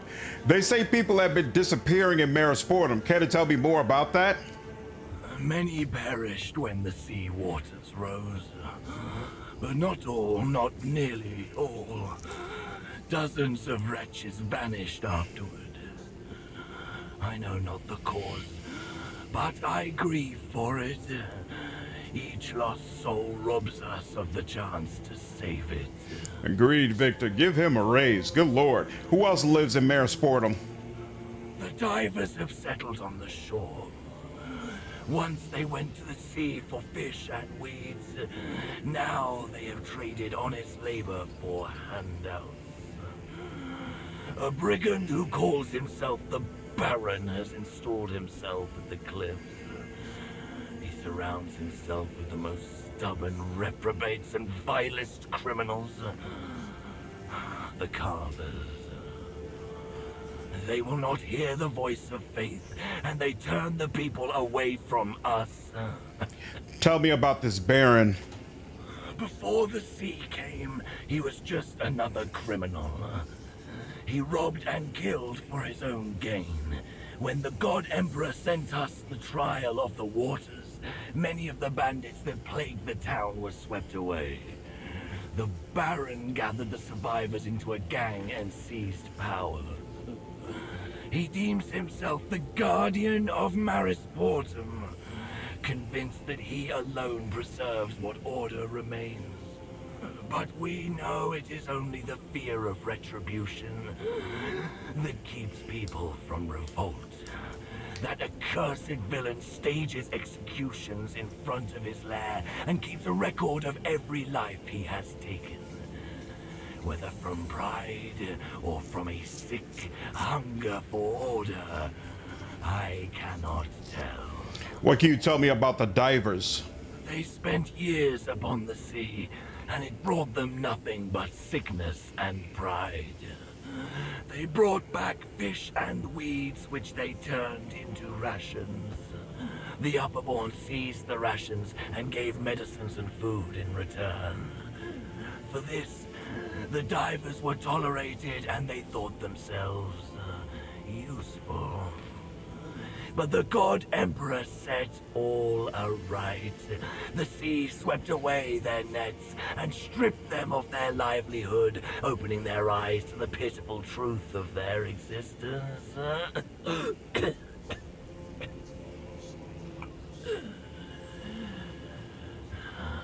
After the flood, the Baron took the divers under his protection. They dredge the vile black sludge up from the depths for him. The flock seeks to bring them the sacrament of bloody atonement, but all in vain. Their hearts are black, seeping with hatred for the pure, the ones untainted by the sea. Very well, I still have a few more questions. Confessor Ursamus inclines his head to you, making the sign of the Aquila before himself. Tell me about the flock. To bear the light of righteous repentance is my purpose and my mission. Ask, brother. What is the essence of your teachings? Pride blinds the eyes of his servants. We are filled with arrogance and folly. We think ourselves able to draw near to His Majesty and His word, but it is a lie, a sweet poison for those who cannot accept their place. Look about you, brother. This place is cursed. It crumbles, yet its people cradle themselves with illusions of salvation. We are damned by the God Emperor for our deeds and the deeds of our fathers. Darkness, stench, and ash. This is our lot. We are not worthy of his light. All that remains for us, who live and crawl in filth, is to repent. Repent gladly embracing every torment. Repent taking pain and our own worthlessness as the only ways to live. Repent casting away all hope of pardon. Good Lord, this dude is amazing. This guy is freaking amazing. The preacher doubles over in a coughing fit. Drops of dark blood fall from his lips.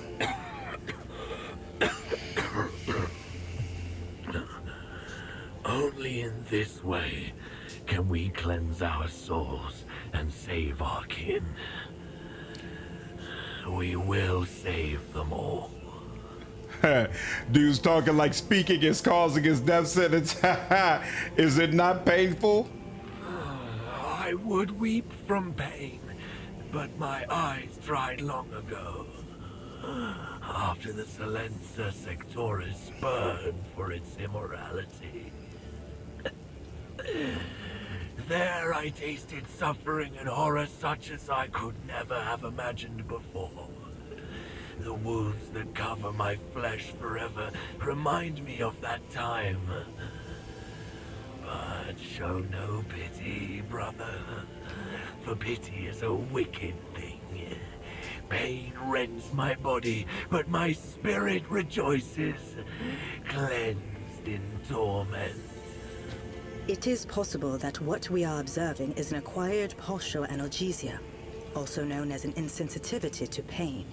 The complex method for achieving and sustaining such a state is of particular research interest.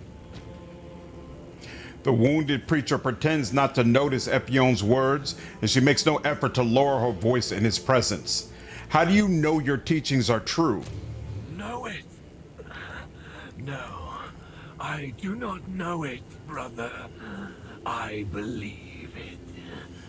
Each night, the God Emperor sends me visions and troubling dreams. I only interpret them as best I can, and I believe I act rightly. Look upon the flock. Would it be so vast if the teachings were false? What practices do you use in your worship?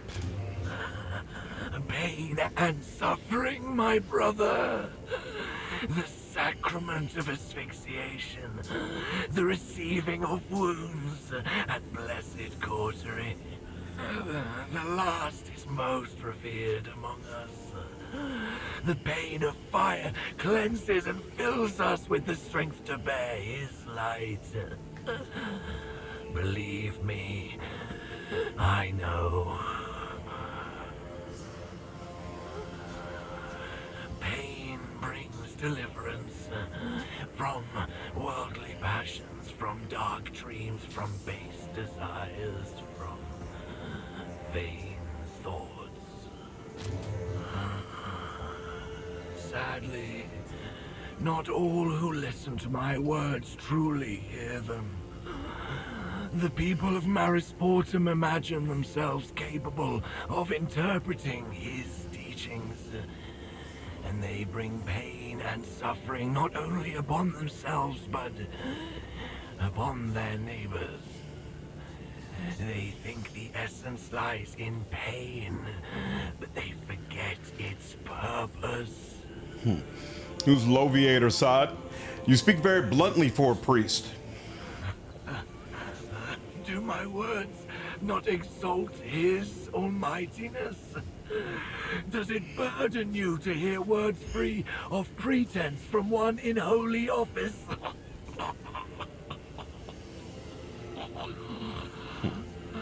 I live among simple folk, brother.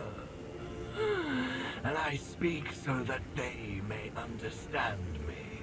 What's up, Master Bill? I want to join the flock, Confessor. Lowering his voice so as not to be overheard, Sorrel says, I realize you are merely trying to get close to this man and do not sincerely wish to join his cult, and yet it still makes my heart heavy. Forgive me, brother, but I do not see the mark of despair upon your face. Too much hope lingers in you, too strong a hunger for life. And do not grieve, for those who live above us, that too is a bond. Forgotten Realms, Goddess of Pain. Oh, got you. I believe with fervor and long to share his light with you. How can I prove my desire? You must embrace the frailty of your life with all your heart, brother. Receive the sacrament of injury, and you will take the first step toward the truths of the flock. I'm ready to endure torment in his name. A flat... And choose your sacrament. Carve the sign of repentance upon your chest, or drive the needles beneath your nails, or take this. It is rock salt. Strike it through your thigh, and you will never again forget him. Whisper to Epion, give me something for the pain. She nods and reloads the injector on her arm. A moment later, you feel the needle pierce your back and numbness spreads through your body. I feel like that should make the checks smaller, right? But all right. Finally got my grades by final. Oh, you got a 96. That's awesome, dude. Just played Diablo 4 to celebrate. That's super awesome, man. Congratulations. Happy for you. What up, Kuma? Appreciate you, Slater. You're doing a great job giving our genre CRPGs some publicity. Yep, no problem, man. It's my pleasure. I love this genre. I want to see more people playing these type of games. So 110%, it's my pleasure to play these type of games and give them more exposure. Drive the needles beneath your nails. Each time I take something in my hands, it will remind me of repentance. You set the first needle beneath the nail of your thumb and begin to press on its base. The metal slowly sinks into your hand, lancing your mind with bursts of pain. At last, you hammer the steel spike in with a single motion. You did the same thing with the other 9. Quick, decisive, with a wet crack. The bases of the needles vanish beneath nails, blossoming into blood-red flowers. Embrace the pain and desire it. Feel your own nothingness before his gaze. This is the price we pay for our transgressions and for all humanity. From this moment, you are part of the flock of repentance. How can I help the flock, Confessor? Your soul reaches for his light. That much I see clearly. If you are ready to aid us, I will not stand against your impulse. To become part of the flock and step into the light of his truths, you must help the people of the town hear us. Everyone in this dark place must let sorrow into their heart and cast aside wicked hope. Once I preached to the fallen through foxhalers, but the Baron's men broke them. Repair the Halers, and I can once again deliver sermons to the damned and the forgotten. Very well, Confessor. I hope you spread the word across Marisportum. Foxhalers hang across the whole of Marisportum. Here, in the upper town, there are 2. By the houses on the cliff and at the Baron's lair. In the lower town, there are more foxhalers by the tower, on the shore, and beside the scaffold raised by our congregation. Go now, brother. Bring his word to the wretched. The flock symbols were found at the looted excavation site near Marisportum. What can you tell me about that? Look upon us, brother. We endure and run toward pain. We have no need of the comforts of those people. Whoever left our symbols in that cursed place, they were not my brothers and sisters. I'm looking into the missing people in Marisportum. Will you answer a few questions? Ask, brother. I will gladly seek the lost and bring them the word of repentance. Show the instruments of torment. I found these devices at the excavation site. They appear to belong to the flock. A fine tool, but too well kept for our practices. No serrations, less pain. Most likely someone at the excavation heard our word and took it for truth, but gave no thought to learning our ways. A sorrow yet all too common in Marisportum. The preacher yanks the needle from his flesh and, as though nothing had happened, hands the bundle back to you. What are your thoughts on these disappearances? Any lost soul is a gift to the enemy. Every servant of the God Emperor must live, toil, and suffer in his name. And so I mourn the lost and long for them to return home. When did people start disappearing? Here there are always those who vanish. The sea quake sent to us swept away hundreds of lives, and then came the dreams sent to us by the God Emperor, and people began to leave. Some fled into the swamps, some chose to end their lives, and others simply disappeared. That will be all for now. Confessor Ursamus inclines his head to you, making the sign of the Aquila before himself. That is all I need to know for now.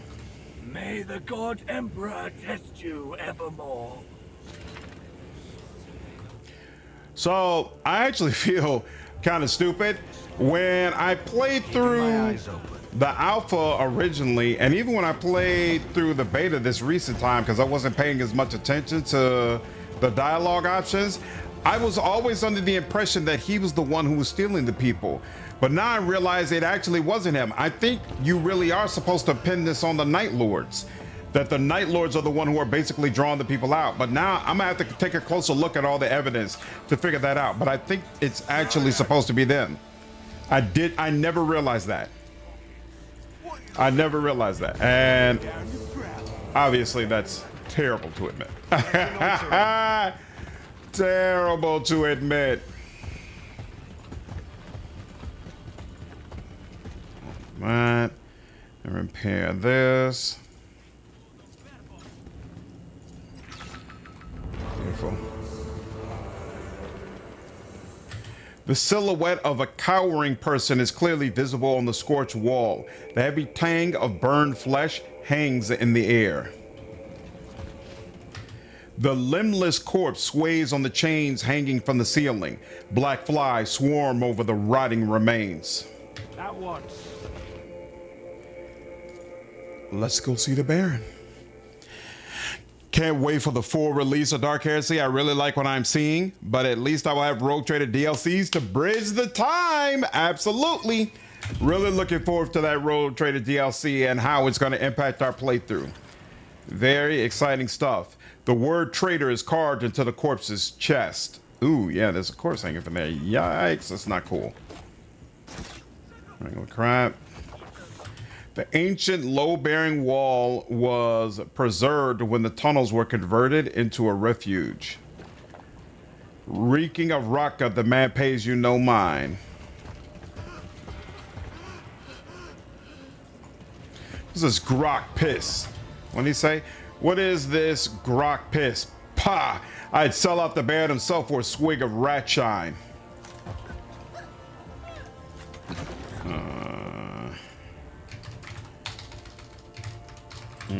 Baron. Let's go ahead and save here. No. Jug face. I thought I bought some liquor, but maybe it's not the specific liquor he wants. Fine.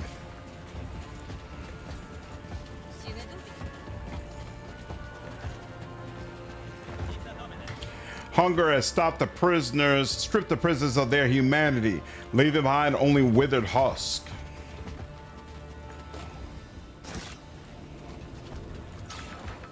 The entire den is built upon compressed rubbish. These tunnels could collapse at any moment, burying everyone inside. Reconnoitering.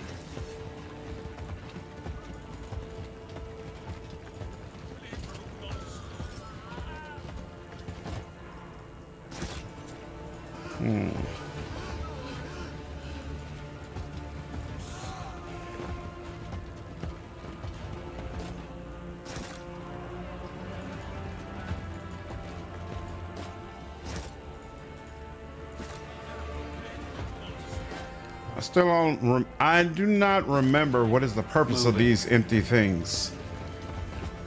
I know there's something you could do with them, but there's another way around it. An unmarked crate is filled to the brim with canisters, their lids screwed on tightly. I hope they added tech priests. They said no more archetypes or no more origins. They said no more archetypes, might be a couple more origins. And I would love a tech priest as well, for sure. The pipes growl and gurgle like the guts of some wild beast. And 100% disarm, I'll take that. There we go. Boots of Masochism. I'm pretty sure we already have that, but it gives us a bunch of medikits as well. Let's check this again. And yeah, you already got Boots of Masochism, and yep, it does the exact same thing, so. Keeping my eyes open. No point in that. All right, and that's the Cogitator.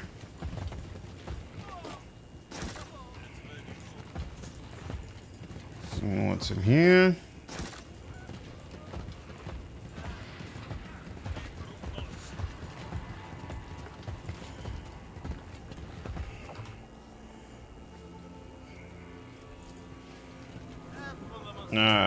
Failed that course. They do have a tech priest companion though, a biologist. Boom, boom, boom, boom, boom, boom, boom. Hate failing skill checks in this game. Damn near all the skill checks feel vitally important.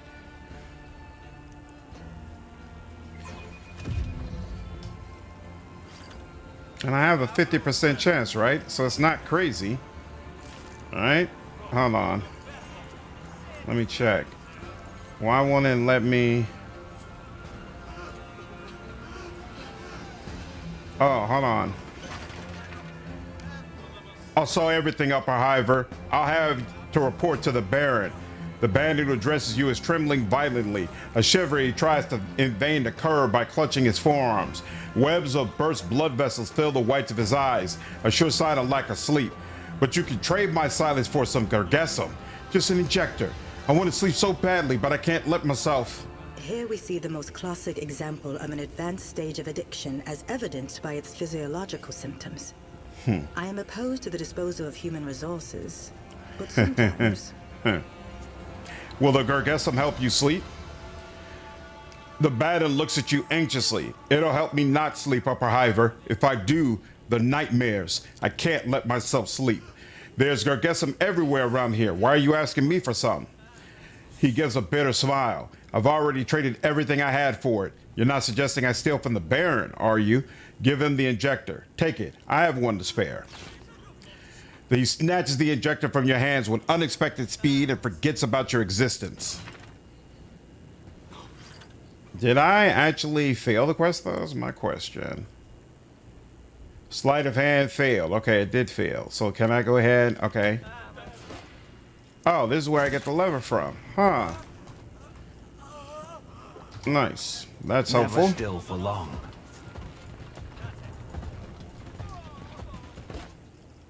Aha, rat shine. Beautiful. Let's talk to you now. The giant, bored-looking abhuman blocks your path. His clothes, stitched together from bandit rags, can barely contain his massive belly. As you approach, he gets the words out lazily. No goings up. Won't let you. Orders. The bandit next to the Ogren interrupts impatiently.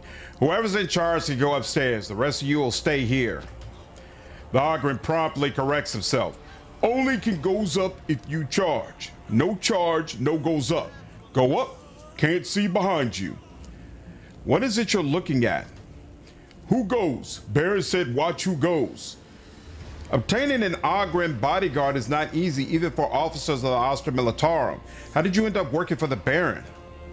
The Ogren eyes bored to you. After an uncomfortably long pause, he says morosely, I'm not like riddles. Why can't all of us go upstairs? The Ogren shrugs. A pharaoh man gave Baron a big wound. You attacks, Baron loses. But Baron's smart. He said not let anybody goes up. The bandit eyes widen in horror and he quickly clears his throat to get your attention. The Baron will only speak to the leader. The rest of you don't deserve to meet him. What orders did the Baron give you? The Ogryn thinks for a moment, ignoring the bandit's warning, grimaces. He said, not go to the swamp. There's feral peoples and angry mutants. I want to hit them hard, but I got orders. The bandit shakes his head so fiercely it looks like he might snap his own neck. There was no order like that. The Ogryn turns to the bandit, his bushy eyebrows furrowing. There was, and they says more stupid.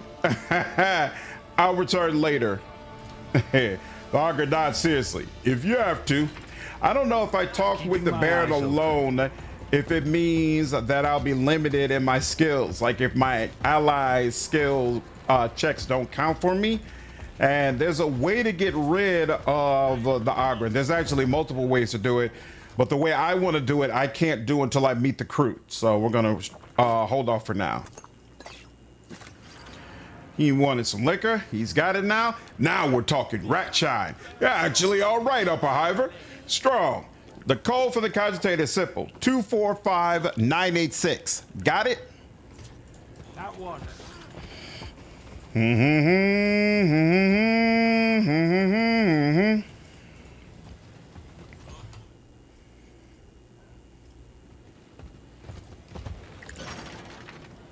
Two, 4, 5, 9, 8, 6. For a few moments, nothing happens, but the combination seems to flicker on the vid screen. 245986. Finally, the machine spirit kindly accepts your input, and the code is replaced by the words, access granted. Ah, the magic words. Always on the move. All right.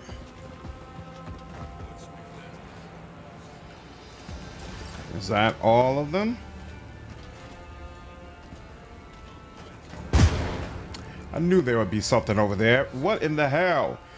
He's got awareness out. Oh, you know what we should do? I forgot about this. Hold up. That's part of the problem. That's part of the problem right there. Hold up.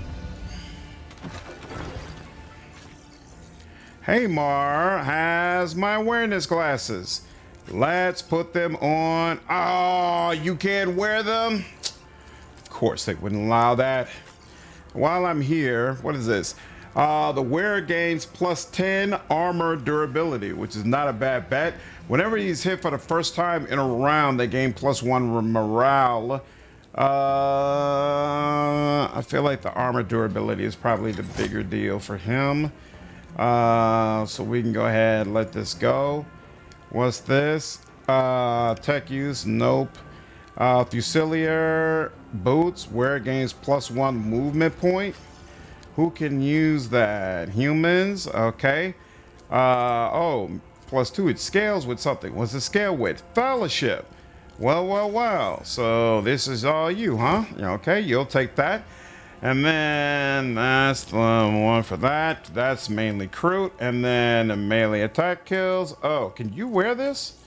Nope, you can't. So, oh well, that's it. Power kindness doing favors for personal gain. Man, this is awesome. But I want to wait for full release. Hey, I don't blame you, man.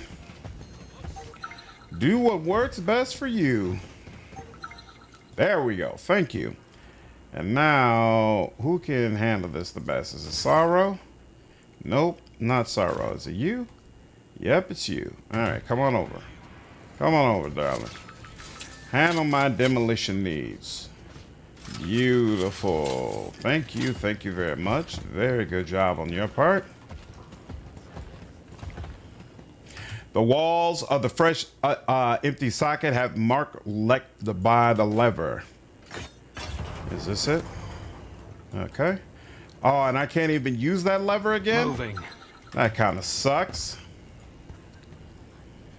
None of your man's boots. UFC is a fan of the Akatsuki? Might be. Hey, it's a power sword, Claymore. Two-handed, and a gilded low kit. I don't know what that's for, but okay.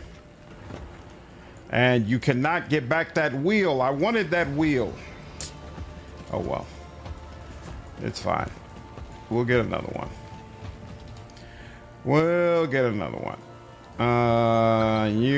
Hey, there's something hidden over there. Wait, no, here. 489, I like that. And then Gargessum, lots of it. And then try that. Booyah. And Heavy Stoppered, along with something else. Let's see what's that's the deal. What's up, Flakes? How are you, man? Looking for the smoking ambassadors? Can you use it at the palace? Is that it?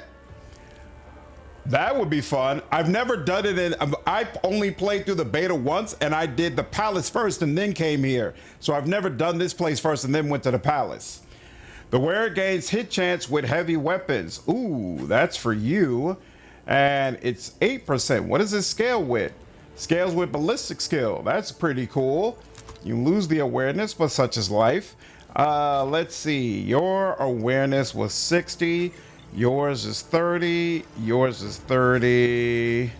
Yours is 45. And yours is 30 as well. All right. So, and you can't even wear those glasses. So, look. I'll go ahead and throw them on you. It's all good. And then, what's up with this heavy weapon? Can you make use of this? So you're holding a heavy stubborn, and then you could get a sweeping heavy stubborn. The wielder gains 10% hit chance when their morale is above 0, which would happen all the time. So we will take this. And lovely. Executioner's bolter. I don't think any of us really use that. Hamar, this is a regular knife. We're going to keep that around because there actually is a character who can make use of a knife. We'll add that to junk.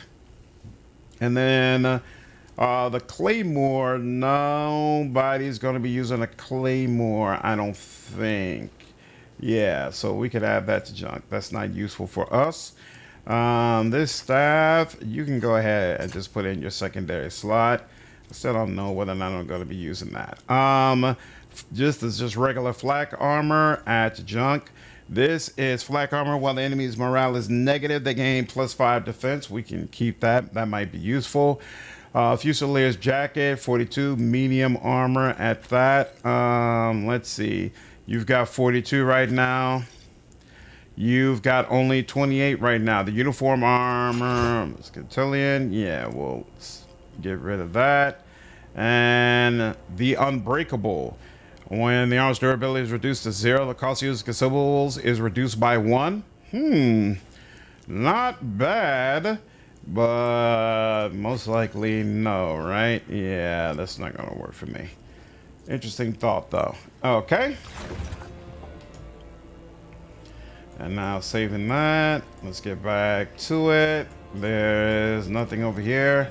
Let me just check a little bit more over there. Yep, nothing over there either. And we are finished in this area.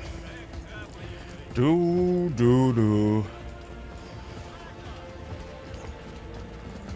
right, now we need to go back to Lower Town, I would say.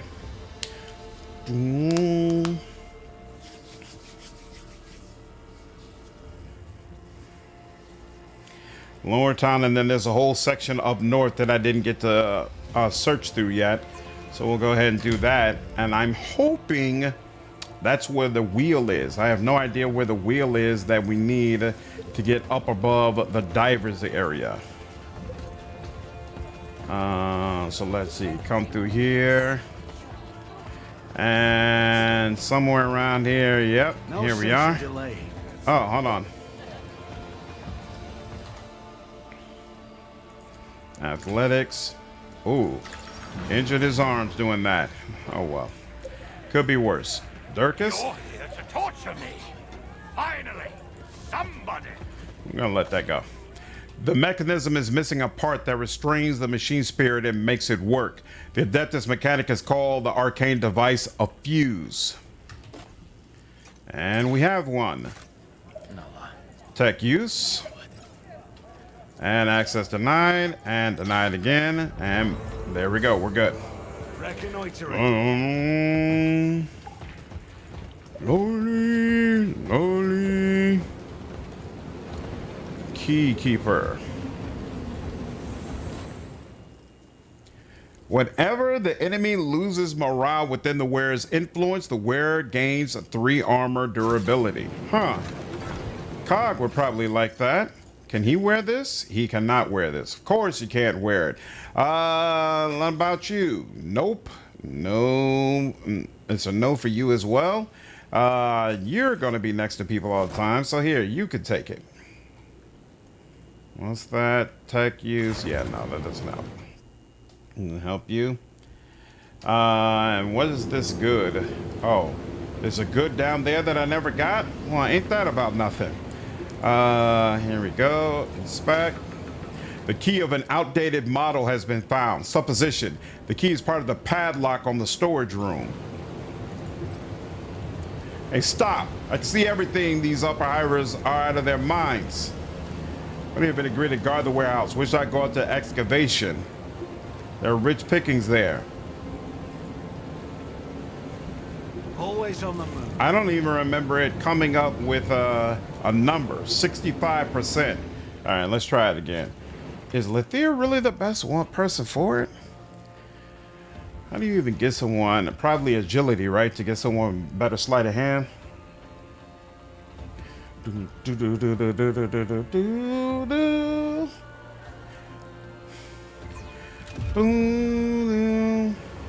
Let's try this again. Spec. There we go. And then steal the key. Yeah, it doesn't give a number. Nope. All right, let's try it one more time. There's an alternative way to get into the room, but it just feels wrong to have this check in front of me and not be able to get it.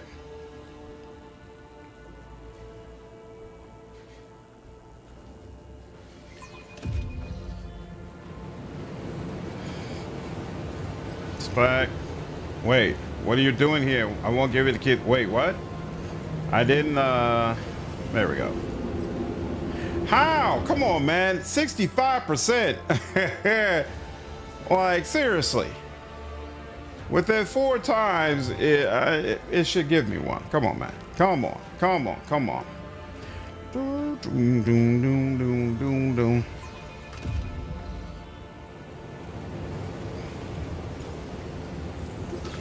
Spec. Okay. And let's save that so we don't have to keep doing that over and over. There we go.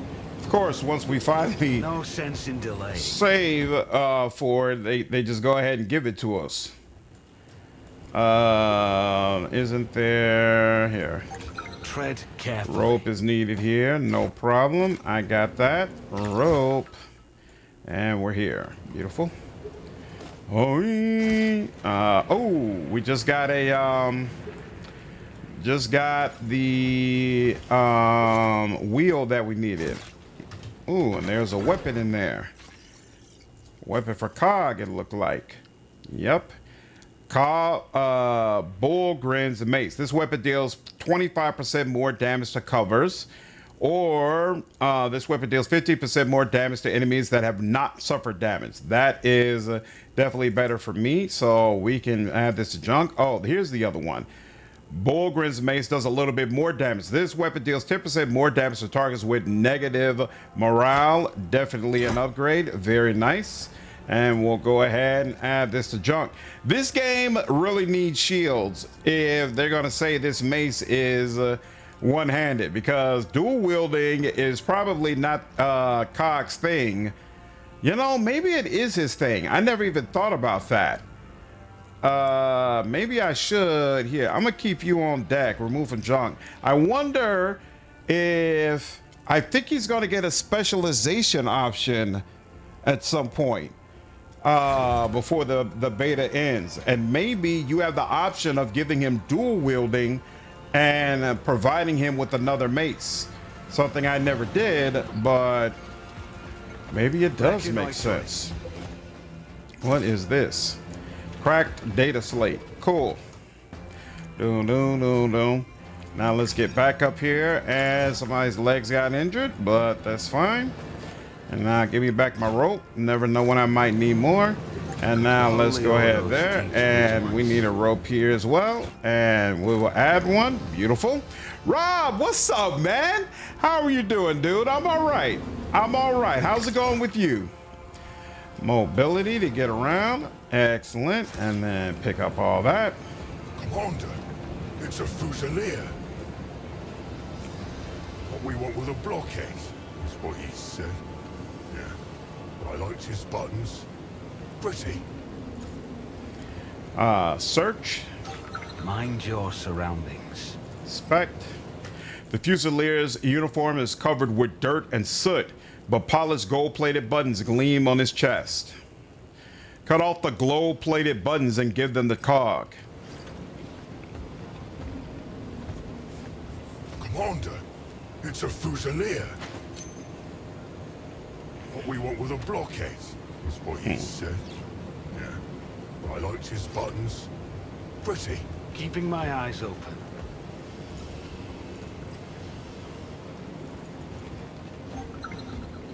Okay, here we go.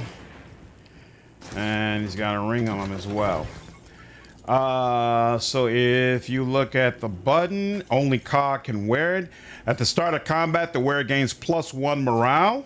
Hey, more morale the better. And then there's a ring, Exorcist ring. The wearer's damage over time effects are going to deal more damage to demons and Xenos. And this amount is going to scale with willpower. Bam, you already know. Then there were also, I thought there was also boots or something, right? But nope. Oh, force of will. The wearer, no, that's what he already saw. A Katacon combat boots. The wearer's burst shots gain 10% hit chance. So there you go. Slowly but surely, more and more of this getting filled out. Excellent. Download the beta. Looking forward to playing this weekend. Nice, Rob. I hope you enjoy it, man. I'm having a great time with it for sure. I'm really impressed thus far with what Owlcat has done. It's a Fusilier. I think it's going to be very highly regarded once this game finally comes out. It's a Fusilier. The huge gear converted into a water wheel is supposed to power the generator, but actually only comprises compromises its integrity. All right, we'll keep the rope here because I know we're going to need to come back here at some point. So we won't worry about that for now. But now we have the wheel. Ooh, what did we just notice that we didn't notice before? What is this? Whoa, the Ripper, two-handed light. That does nothing for us, but glad I found it and was able to pick it up. So can't be mad about that. Oh, yep. We still got to repair more of these things. Can't forget about that. What is this? The smell of sweat in the crowd mixes with a strange, sour chemical tang. All eyes are fixed on the improvised platform and the man in a work coverall standing there. The God Emperor delights in the suffering of transgressors, and this pitiful son of a heretic deserves torment above all others. Based on the nature of the wounds and the behavior of the accused, I am certain that further contact with this liquid would be fatal. A momentary flash of disgust shows on Epion's features, which she swiftly conceals beneath a mask of detachment. Behind the ringleader, a figure dressed in a flock of repentance robe crouches in a roughly assembled cage. You notice the heavy augmentation plate on the forehead protruding from beneath the crudely stitched mask that flock members wear. Point at the prisoner behind the ringleader. What did that one in the far cage do? Members of the flock who bear the word of the God Emperor must be judged with particular severity, and if any have stained themselves with pity for their neighbor, they shall be washed in a caustic water. What is this man accused of? This scoundrel dared to doubt the glory of the God Emperor and his will. The miserable worm dared to crave more than was allotted to him. He meant to. The ringleader freezes, holding an awkward theatrical pause. Flee through the gateway. A whisper of terror runs through the crowd. It seems the locals regard the world beyond the gateway as a strange, lofty place beyond mortal reach. Your ideas about proportional justice are painfully rudimentary. Come to your senses. This man has done nothing wrong. Dreaming of a better lot is not a crime. Sora clears his throat very softly before he speaks. You are mistaken, Slandered, but now is neither the time nor the place for preaching. Whispers course through the crowd. The people trade looks and drop their eyes as though awakened from a disgraceful delirium. But how? We're doing this for his soul.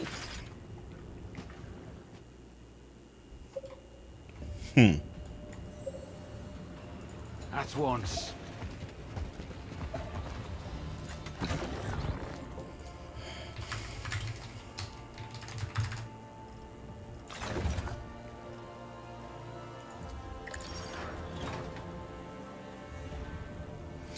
Underneath the preacher's roughly crafted mask, you can clearly see the protruding forehead augmatic. As you approach, the preacher mutters something indistinct, yet seemingly appreciative.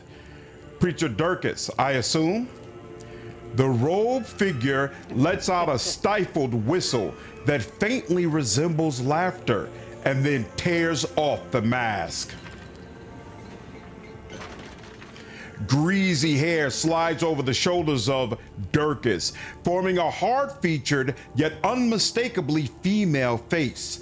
The sister of the flock of repentance stares heavily at you and then slowly opens her mouth. Inside, you see the wobbling stub of a tongue. She clearly cannot be Preacher Durkis. Sister of Silence! Ha ha ha ha! Be interested to see how they end up playing in the game. So you level up earlier. It looks easier to understand than Rogue Trader. Yep, they've definitely taken some of the feedback people had about Rogue Trader and implemented it here in Dark Heresy to make the game better. Super, super cool. What's up, Amon? Hey, thank you, dude. I appreciate it, man. I hope you're having a good day, leading into a good weekend.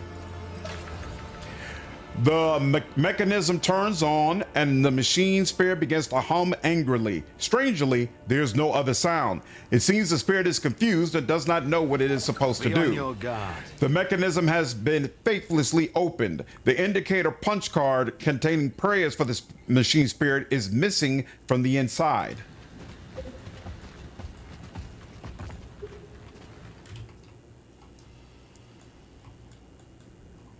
At once.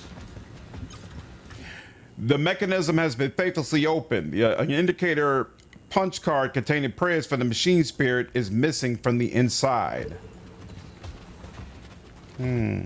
Oh, wait. Here we go.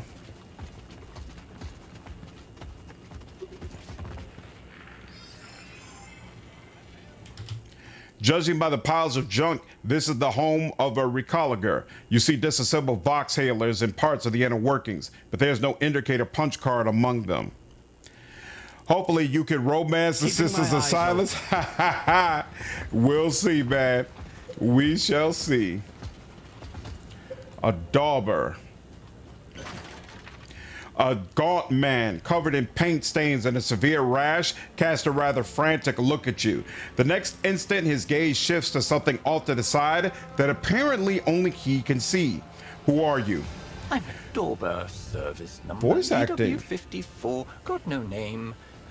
Throw them names into the sea. They're just like numbers. I likes names. Cog. More good than a number. Or short, too. Our names are the reflection of our souls, aspirations, and purpose. Yours are merely a substitute for serial numbers. Your masters must be thrilled by how eagerly you acquaint your selfhood with your given function. What do you do here? I paint the missing so they can be identified. Their families come bringing food and rot gut. I paint. But that's all nonsense. They believe these portraits on the wall will help find the missing.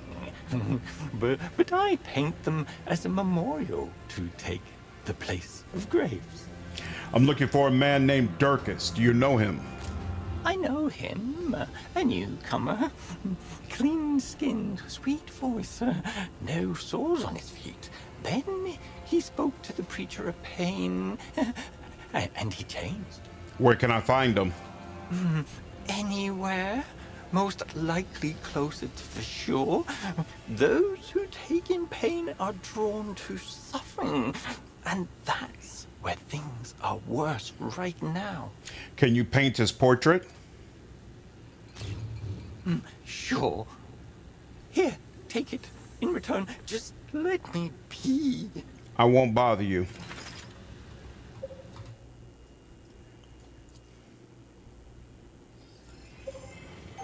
Mind your surroundings. Reconnoitering.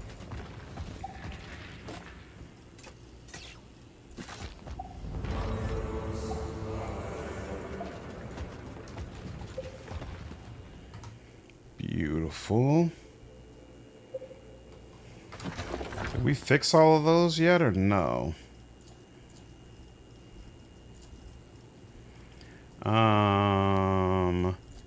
What is it? Return. Oh yeah, we gotta return there. Forgot about that.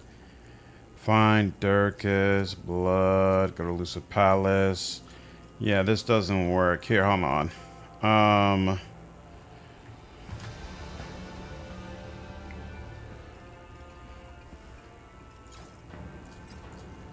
When unchecking show completed quest, sometimes completed quests are still in the list. Hope that you can romance a cattle girl as in Outcat tradition. Well, you know, there's the Kroot, and they eat flesh to try to improve their tribe. And a lot of people are hoping we can romance the Kroot. So we'll see if that's the way it turns out. Okay. How's the such passion and repentance? Is this it? Oh, fix the voxtail on the shore. I haven't been back by the shore. That's true. So that makes sense. All right. Now we come back over here. And if we come back over here and over here, we should be able to mess around with these now. What's up, Travis? How are you? I'm doing good, man. Playing some Alias Fireteam Elite with your friend. Oh, nice. I hope you had a good time, dude. Yep, you. All right, turn on. And that. Boom. Excellent. And then take that off, accept. And then you take that on, accept, and turn it on. Beautiful. Take that off just in case we need it again. And moving.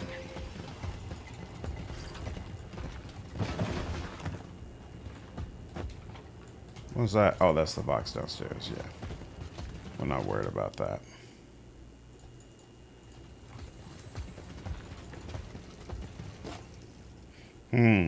Guardian Helm. Whenever the wearer's attacks of opportunity hits an enemy, the enemy must pass a strength tenacity test with a modifier or suffer immobilized for 1 round.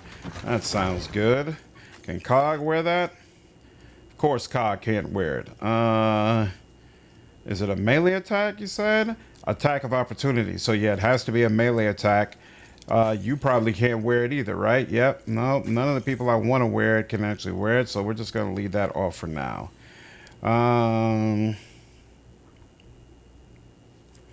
Interesting. That's probably for hours. One of those, well, you know what episode? And I was like, dude, sometimes I just want to play the game. Heretic Cave. Reconnoitering.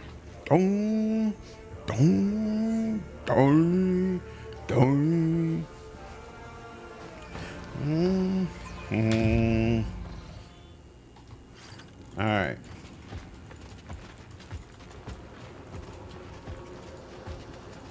Lost in darkness.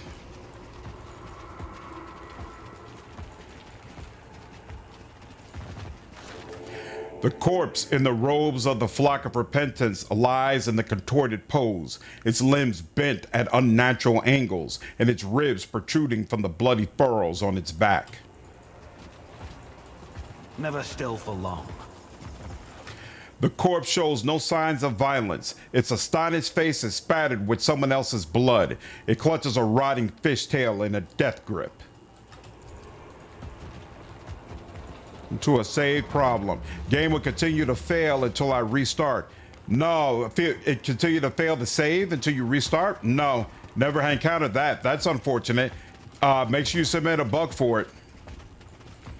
But no, I've never seen that. Or never experienced that, rather. Moving.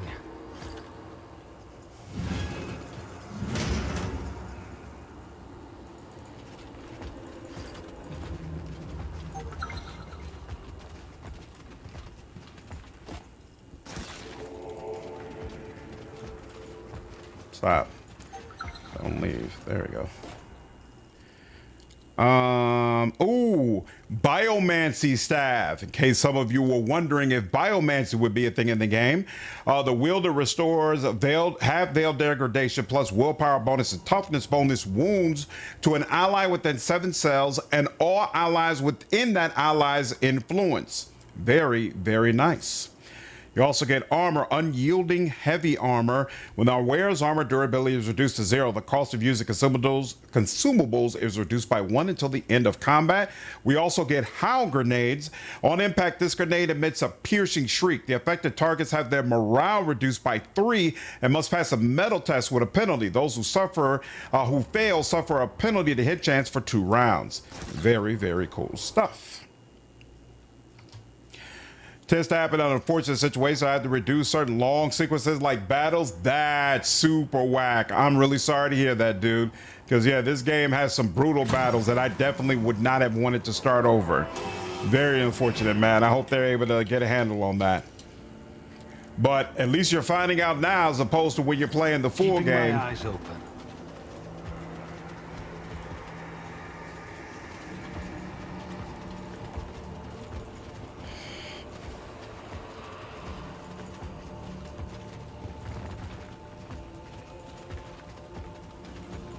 I read that an owl grenade. I thought it exploded into a storm of howls. Nice. Hey, that would be kind of cool.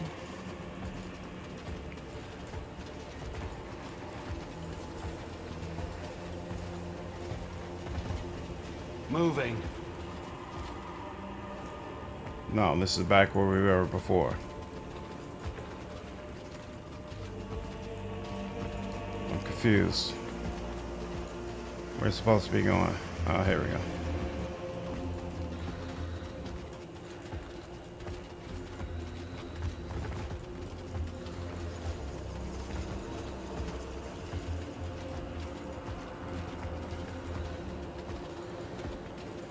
Nope, this is again where we were before. What did I miss? Never still for long. Can't go that way. We can go this way.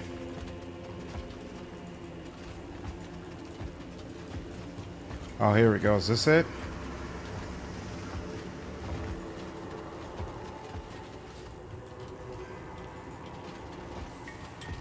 Oh, wait.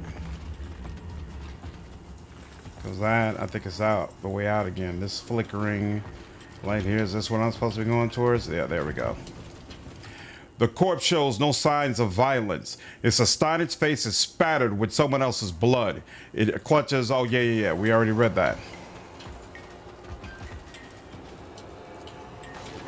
An unnaturally straight groove in the cave floor emits a faint smell of ozone. I don't know if you know the special Exodus space stream on June 6th. Yeah, I saw that, and I do care. I plan to definitely cover it. Do you think that will ever... energy? Whatever sorcerous evil took place here, its power was so immense that traces of it still linger. Wow, it's rare that we hear Cyro's voice. That's actually kind of cool. I doubt we get a Rogue Trader 2. It would just be too difficult to follow up on that game considering all the different ways it could potentially end. So I think they do other Warhammer stories, but I doubt they do like a direct sequel. I love that the bug report menu is in-game rather than external. Yep, makes it very easy to report on specific bugs. Yep, very consistent with Outcat. Take care, Travis. Have a good night, dude.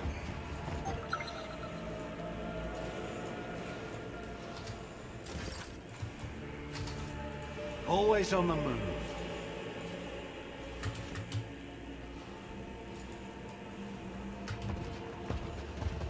All right. So let's go with you first. Excellent. Excellent. And then now let's go with you.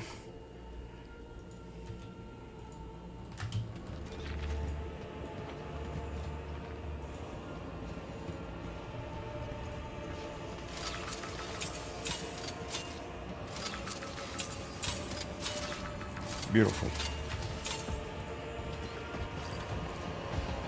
A collection of literature on the idle pastimes of highborn lords with detailed descriptions of their palace interiors.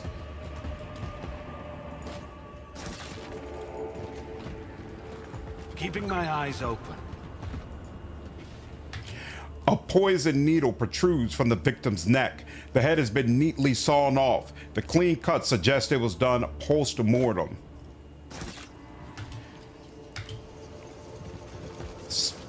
In my yesterday's stream, somebody asked about a needle pistol. So looks like they will be available in the game. Tormental's needle pistol. This weapon deals 3% more damage for each stage of a critical effect on the target. Cool stuff.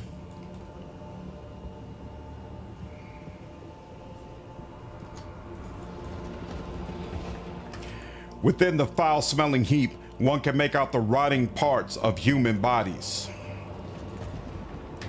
Grease-stained pages and a filthy binding contain numerous blueprints for installations made from bodies. A gunshot wound to the thigh prematurely ended the career of the installation artist. Sense in delaying. And another lead. And looks like that's all that there is for this area. So now let's first get up out of here.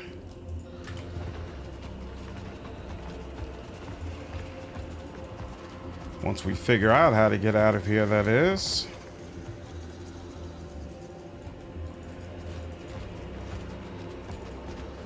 And that's not it. Is this it? Never still for long. Is this it? This it? This it? This it? This it? This it? There we go.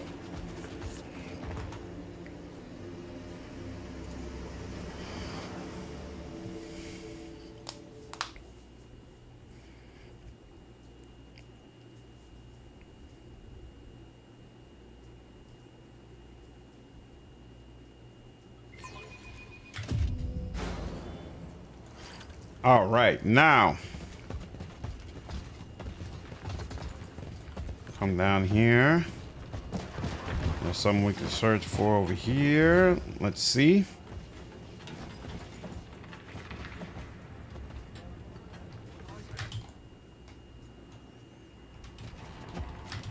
Oh, crap. Oh, can you not? I thought you could come across here. Oh, you can't come across here. So it looks, that's interesting. So a lot of this environment changes if you come to this area second, after the palace instead of first. And one of the things appears to be that this is a traversable area that you can walk into and loot stuff in.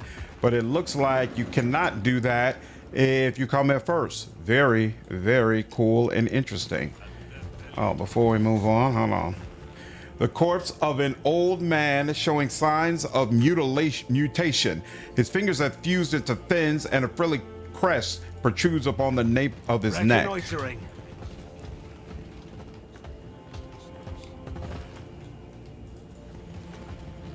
All right.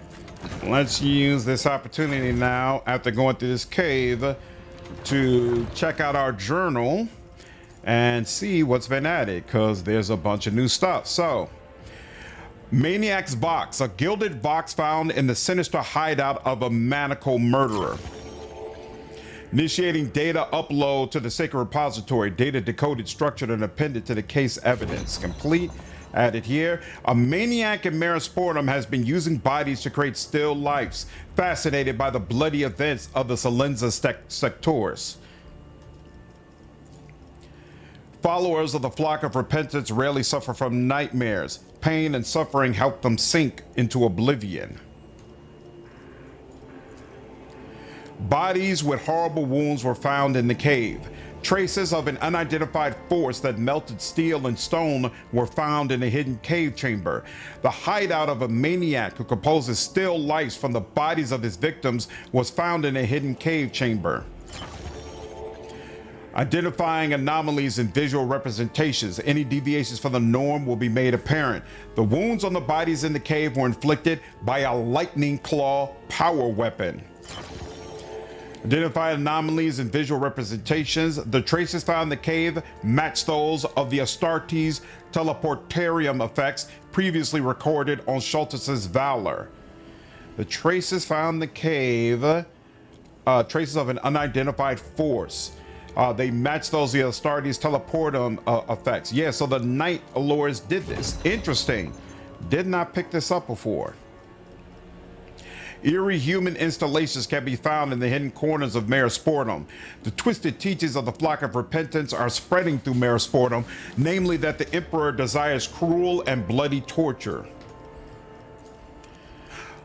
Features shaved head, plate on a forehead, Baron and Aquila, dressed in a flock of repentance herald's robe. A local artist helped produce an accurate portrait of Durkis. Claims that the God Emperor himself sent him religious visions, meaning Ursamus. Records of the deceased adepts of the flock of repentance found in dire condition in the depths of a cave. Inspired by Confessor Ursamus' sermons, the followers of the flock sought an encounter with certain punishers of wickedness sent by the Emperor. Ooh, Astartes, but maybe they didn't realize that they were they had given themselves over to chaos. The clues found in the cave point to the presence of the traitor Astartes in the lower half zones of Hive Sibelius. Key tactics of the traitor Astartes in the lower half zones of Hive Sibelius: violent pacification of civilians, terror, and population suppression by broadcasting box recordings of torture.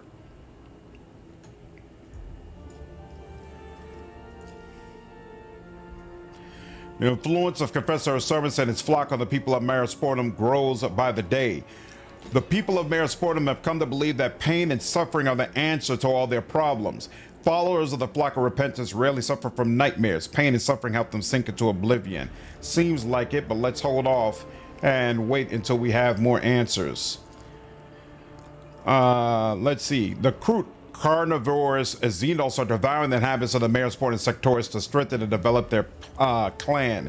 The people from the excavation site were abducted by the clan of swamp mutants who have been terrorizing the settlement. Nah. And then what's this? Yeah, no, we don't have anything good, any good answers for that either. And then let's see. This is about what happened with the tragedy.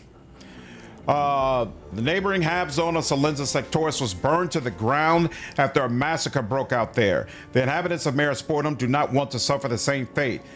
The burning of Salenza Sectoris half zone was a consequence of the traitor Astartes' campaign of terror. Key tactics of the traitor Astartes in the lower half zones of Hive Sibelius: violent pacification of civilians, terror, and population suppression by broadcasting torture. I believe that's it, but we only have one of them, so again, we're going to hold off. Let's see. A few months ago, Confessor Ursamus embarked on an outreach mission to the neighboring Salenza Sectoris half zone, where he suffered wounds that never healed. The Confessor, after the tragedy, Confessor Ursamus renounced Saint Sibelius and began preaching repentance of transgression through suffering. Confessor Ursamus suffered unhealing wounds, resulting in his being elevated to the status of a holy martyr spoken to by the God Emperor himself. Claims that the God Emperor himself says religious villains. After the tragedy, Confessor renounced Saint Sibelius and began preaching repentance of transgression through suffering. That sounds more correct, but still, I'm going to hold off and wait until we have more information. All right, you all, it's been a little over 5 hours. I think that's long enough, but we made very, very good progress, and I have thoroughly enjoyed jumping back into Dark Heresy. I will be back on tomorrow, probably sometime in the afternoon, like around 2 or 3 p.m. Central Standard Time. So I hope all of you enjoyed this stream, and I hope to see you all in the next one. Take care.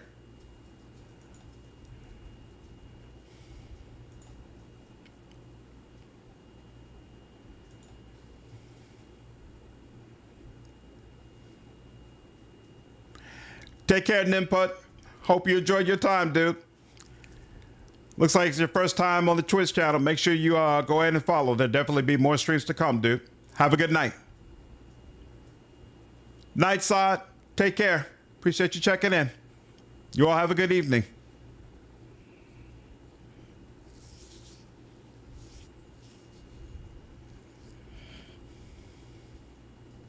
Thanks, Rob. Glad you enjoyed it, dude. Take care.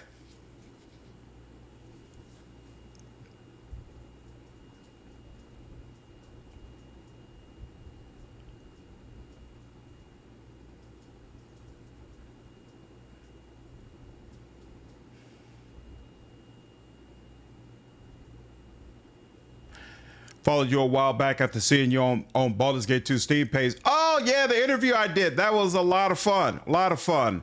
Really appreciate all the RPG stuff. Yes, my pleasure. Glad you've been enjoying it, Ninput. Appreciate you. You have a great night, man.